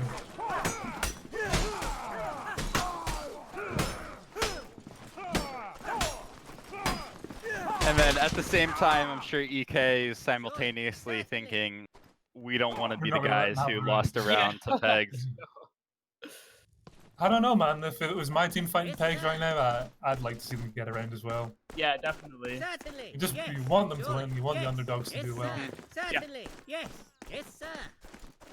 I'd really love to see what they have to say about, their experience coming into comp. And like I've been saying, this is what we need. New Well, teams. We should just interview them afterwards. Well, Pegs, if you guys watch this VOD, you should Yeah, talk in one of the big discords, talk in Melee Slash or MCG. We'd love to hear what you have to say. yeah. I think this is a big part of us trying to help the comp scene grow. Is we want to encourage new teams to get involved, and it's just hard to know how to do that sometimes. Yeah, absolutely. Well, amazing showing from 3 new players. Really nice try. We're going to think be we can going all- into the last match of the day, which is going to be Exiles and Berserker. Quite a good game we got. Yeah, this will be a close one, I think. Yeah, I think this will be a really good matchup. And again, no Expectations disrespect coming to into Positive this one? Pegs, but this is going to be a much different style of game than we've been watching. Yeah. So just a quick note as well. Similar setup to last time in the last 2 groups. So Exiles and Berserker are both going through. They've won enough games to just straight go through. But they're obviously fighting for first place. And as you said earlier, the first place gives you a better Seed coming into playoffs. Seed for the next playoff, yeah. So first place does actually matter here because it means you play someone that came second rather than play someone that came first. So exactly. So see how this goes here. So we've got in terms of line, we've got Exiles and Reds with Evening Star, Greatsword, and Zwei, and then we have what do we have on the other side? That's a Greatsword, Halberd, and Battle Axe from Pangolin. So 3 duels really far apart here. Great hard reach from Flan there. Yeah. I think on paper, Berserkers are the more experienced player, just with the Shiv experience, but I don't think it's going to matter too much. Honestly, Exiles have really been grinding it out since release, so should be a close game. I think it'll just come down to team play, really. Exiles just need to be taking the fights as team play because they're not stronger individually. Got some insane plays from Pangolin last round, so see if we can pull this out. But yeah, we see them switches. Lovely switch. Yeah, insane. Yeah. But 3v1 right now. Nice. 1-1. That is nice. 2-0. That is a little rough for Exiles. At the start of the round, their formation was so messed up that Mayo just got completely decimated, wasn't even able to parry or get an attack off. Yeah. They've got a very similar kind of team comp as well. They 2v1 on the side here. Pangolin noticing that and just running right into, getting really nice switch there. Eats an Excel. Mayo in this 1v1. Mayo hard reading really well. Part of me thinks Mayo could have just backed off there. I think Flan would have taken the regen. 2v1 though, so it shouldn't matter too much. Flan falls with the feint. Back into Trying for these Excels here. Yeah, they could just kick him to death at this point. Thinking about it, there it is. There it goes. You don't win 2v1s from that kind of position. Just yeah, definitely no matter what you can do. Especially with the halberd, you're just going to hit the walls. Yep. Yeah, really backed into the corner. Yeah, you can't move. So 2-1. No. See if I can keep this up and win another round. And again, ladies and gentlemen, this is the last match of the day. Positive Pegs are actually down for an interview afterwards, so that's pretty hype. So we'll, yeah, definitely have to get them in here afterwards. That'd be really cool. Maybe one right now, though. Interested to see what they have to say. Yeah. Mayo, nice 2v1 from Mayo. Mayo's 1vx is pretty strong. Yeah, look at that parry. It's just all about the survivability. Yeah, good effort. Having good damage output in a 2v1 is hard. It depends on your weapon as well. If you've got a slower kind of, polearm kind of weapon, it's quite difficult to. Basically, in a 2v1, you want a weapon that can have a high attack output to stand a good chance of winning. Otherwise, you just want to survive. Something like the Messer is actually surprisingly good in a 2v1, despite not actually being a great weapon itself. 3-1 once again. Berserker's coming in strong. Yeah, I think Exiles, as you said, they need to take these fights as team fights and stop the map because they're gonna do a lot better in that team scenario. I think the one round they did take was obviously through team play, so hopefully that will filter into them. They're dying like 10 to 15 meters apart from each other, and they exactly. Put that halberd in a 2v2. It's going to win it every time. You want to stick that halberd in the 3v3 and catch it out when it's target switch and get the execution sword on there. Yeah, just so much halberd value as you say that, man. Yeah. Halberd is insane. Halberd is insane. Yeah. I really think Exiles need to take initiative here and just death ball them first. I think that would be a better shot than what they've been doing right now. They've just been letting themselves get engaged on first. Yeah, like, I want to see them spawn, hold W, attack first. Yeah, I'd like to see maybe an alt bardiche from. Oh, speak of the devil, alt bardiche pulled out. Just gonna say that to counter the halberd. Yeah, always makes sense. Try and counter pick what's doing all the damage. Yeah, counter picks are. Favorite flash wound. Close here. It's a 1v1 situation. S missing, 25 HP right now, 10 stam. 3 stams, 1 from disarm. Good underhand drag. Somebody's been watching Rogue Mode. There we go. There it is. My God.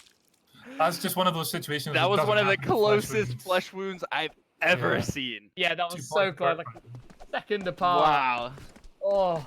I'm gonna want to see that clip. Holy crap, that was really close. That was a nutty underhand drag as well. I do love those was. underhand drags. Roax's teachings coming into play. Talk about some weird animations right there. The underhand drags that just stay in place and then hit you like 3 They seconds just later. catch people so often. I love them. They're disgusting, man, yeah. I Oh, hate big them. kick from Flan. Hard reads into the kick. Flan's playing extremely well at the moment. He's been Angler arguing just staying like alive crazy. here. Mayo trying to get it. Mayo. Flash Yeah, 5 HP, needs to watch his flash wound. Winnable. One more hit. Oh, Oh, taking unfortunate. the drag though. Nice try. Could have combo feint parried there and just maybe just didn't quite Yeah. see the attack in time. Map Unfortunate. point for Berserkers here. That's the thing with Fleshwind. He didn't have his weapon, just had his fists out, but it's still just annoying to deal with. Yeah. You have to. You can't really Still just have to ignore pay it if you're low attention to health. Especially at 5 HP, yeah, you can just get punched in the back and Even if you turn around to kill it, you then get hit in the back. So it's Yeah, and it's not like rock and punches hard. are easy to read. 3 1v1s. Pangolin Sammy goes for switching. the target switch. Yeah, Mayo just needs to survive here. Zarkers have won that 1v2. Sorry, Skyen Skyen. killed Skyen. Flan in flesh wound. Yep. Going for the bandage there. Nice punish. Falls for the neutral feint of all things.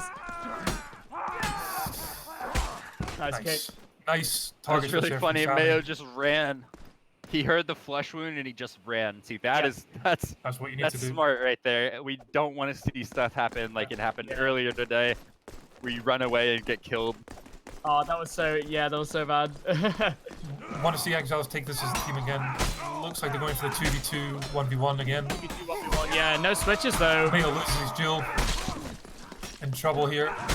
Pangolin going for the switch, but getting punished for it, actually. Good awareness from Skyn there, but he is going to go We're down seeing nice anyway. survivability from Skyn, but just not able to capitalize on it, unfortunately. Yeah, for sure, yeah. So, So we round 1 to Berserkers. I don't know what everybody's opinion on Fleshwind is. Not sure. I think it's I'd like to see a insanely point- strong. Yeah, I'd I like to think see it's really at the very strong. least a point increase for it. I think it should I be was- 5 That was Yeah. just what I was gonna say, Rogue. Yeah. I was gonna say the same thing. I think the minimum balance needs to be 1 more point. Like, you can take 3-3-3 Warax Fleshwind, and I mean, just name a stronger 1v1 class. That's just Yeah. ridiculous. And Skirm class as well, honestly, like, Yeah. because Warax one- is really strong as well, so yeah, man. Team Enigma will always have 3-3-3 Fleshwind Warax. Yeah. Always. There's just I no don't reason blame not you. to have it. It's yeah, part of my A team as well to just do that. And It's just Warax so strong, is you just- can't really beat it. Yeah, Warax is just like pocket Evening Star in a scrim. You've got the damage, the stam drain, the cleave. Yep. It's a bit shorter. You'll struggle against a Zwei or a Halberd, but most of the time you're in a, if you've got the Warax, you want to be in the thick of it, target switching, you just do big Warax damage. is so good. Five points the on full one. armor. Lawnmower strategy. Flang gonna go down, but Pangolin taking a kill in return. 2v2 here, good switch. Really nice denial from Pangolin there as well. Taking it, nice. ESK just amazing drags there. Yeah. To have the presence of mind to be doing almost perfect swing manipulation while you're in team fighting is some of the most effective team fighting you can do. Because Probably, people are not ready for those frame perfect toe drags that he just hit like mid team fight. That's really, But really if you're- good. Yeah. But counter to that, if you're playing the Messer and you want to make it worth it, you've got to be landing those. Otherwise, you just might as well be playing the Warax. Exactly. Yeah, Good Berserk switches is again. cleaning up here, just taking the engagement Yeah. as a team. The Bardish on the Exiles team, I'm not sure which player it was, just hit the Sammy. Sammy just hit the top of the like little walkway twice there. Trying to switch.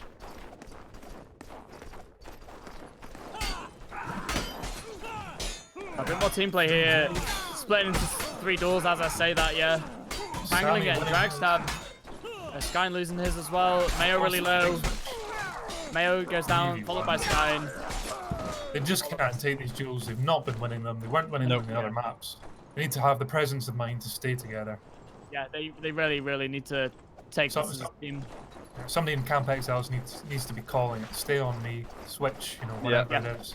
I was just about to say it looks like Even if they're you're losing, even if you're losing while playing as a team, at the very least you can pinpoint what you're doing wrong. If everybody's dueling, it's hard to say, well, I did this badly, or Yeah, That's why it's Mayo important looked to for a have one switch person. there. Just died for it, yeah. Oh, unfortunate. Yeah, I was just about a to matter of say awareness, that I think. it's like it looks like comms on Exiles might be breaking down a little bit, not doing nearly as well on comms as they were before, for example. Yeah. Thing with Exiles is I'm not sure who's actually in charge, because I don't think Exiles has a leader anymore. I think they all just kind of. I could be wrong. I don't know. Oh, I thought it was Warlord, honestly. I might be wrong, though. I'm not sure. I mean, it was me and Izzle originally, but neither of us play for Exiles anymore. So. Yeah. But yeah, you That just mean having a one 1v2. Sammy's been doing some great. Sammy's been doing some great like surviving in the 2v1s. Maybe he should just be going in there and just trying to survive the 2v1, and Mayo and Skine just should try and 2v1 one of the Berserker guys if they can. Yeah, it's Although a that's valid not strategy, really man. strat. Just survive as long as you can and hold up 2 players. Swap to a light War Axe from Esk.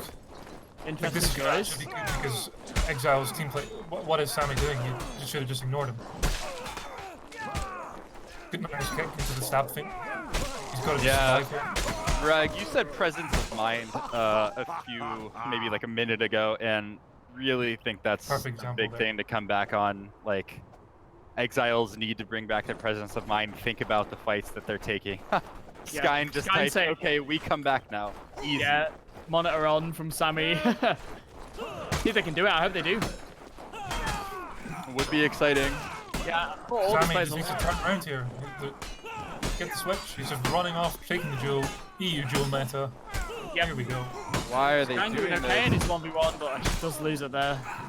There just needs to be somebody in Exile saying, "What are we doing, guys? Stop dueling." Stop 1v1ing, yeah. Even if they're playing as a team and losing, fine. At least they can say, that there's a problem there. If they're dueling and losing, it's hard to say exactly what the issue is. Well, GG, well played to both teams, Exiles and Berserker. That is going to be all of our matches for the day. I believe we're gonna get a little interview from Positive Pegs. Oh, here we go. The moment we've all been waiting for. Let's bring him in here. Yeah, wow, what amazing matches today! Holy crap! Yeah. Oh my Some god, really hi. cool ones. We Hello. got Scroony Man, Moon Spaghetti. Jeez. Scroony, guys? Slayer of Shields, Moon Survivor, 1vx. Yeah, Moon. Damn, dude, you can really parry for a new player. No, Are you think- guys? Are you guys new to the melee slasher genre? Yeah. I am, yeah. Wow. Yeah. So what prompted you to make a team and just decide to participate in comp then? It's really rare to see a new team just pop up just for a tournament. So yeah, what was your motivation behind that? Well, Oh, Moon it's wanted just to. in the- Oh, yeah, that's what we intimate doing it. Yeah, it's in the main Discord, so we like, we have a laugh. So you Nice. guys been playing since release, or have you picked up the game after release and watched some of the comp teams scrimming? Any inspiration to make you guys scrim or anything like that, or enter into the tournament? well, I got the game the day it came out, and I Mhm. never really had a reason to get good at it. So I thought maybe like a tournament like this would be the There you You know. go. motivation, I guess. Yeah, I was kind of saying that it looked like you guys haven't really spent a lot of time dueling. It seemed to me like all the time you'd spent playing the game was maybe just together and practicing, which was kind of noticeable, I must say. Yeah. So it was really I dueled impressive. for the first time 3 days ago, so So do you guys What, like for follow? the first time 3 days ago? dueled. Oh my! That's insane. Yeah. Actually, You incredible guys did play, really like- well. Yeah, we were just sat here. We just sat here casting like, how are you pulling this off at level 20 and level 30, and saying you only dueled literally 3 days ago is some really nice play. I think with some a bit more like practice, you guys are going to be really really scary. So yeah, well played. So do We've got a you few now. anticipate kind of sticking around and do you want to improve and get into the next tournament? How was your experience, kind of thing? Oh, I loved it. It was brilliant. Yeah. we Yeah. loved it. Yeah. I'm sure you guys will find some Steam and MCG. People are gonna. I'm sure you guys weren't watching, but chat was loving you guys. So Yeah. people are behind the Yeah. positive peg. They want you Positive guys to pegs learn all and the get way better. up. We saw that spam. Yeah. We great. loved it. Well, thank you guys for coming in here to talk to us. Thank you guys for playing. Yeah, thank you for having it. Thank you. Yeah. Well played, really well played. Stick at it, guys. Seriously, you give it 3 months, a couple 100 hours of practice, you'll be up there, guaranteed. Just 100%. you just have to keep doing what you're doing today. Can suck sometimes losing, but it's just part of getting better. Yeah. Yeah. We'll be in the next tournament. Yeah. Alrighty. Good It's to not hear. The Last of Us. I want to see Enigma versus Positive Pegs. I look Yeah, for forward to sure. it. Alrighty, well, thank you guys for talking to us. Have a Yeah. good day. Thank you. Yeah, See you thank you. next time. Thanks a lot, guys. Goodbye. Bye. Bye. Yeah. All right. Well, what a wonderful day. Thanks for casting with me, Rogue and Kempy. It's a Um, pleasure. As always. We're going to be continuing the second phase of this tournament next weekend with a bunch more groups, and then the playoff stage. I'm sure you guys will be hearing our voices again. Reminder that we have a big announcement coming out September 1st, so keep your eyes peeled for that. And thank you guys so much for watching. Have a wonderful day. Cheers, guys. Have a good one. Thanks a lot, guys. Cheers.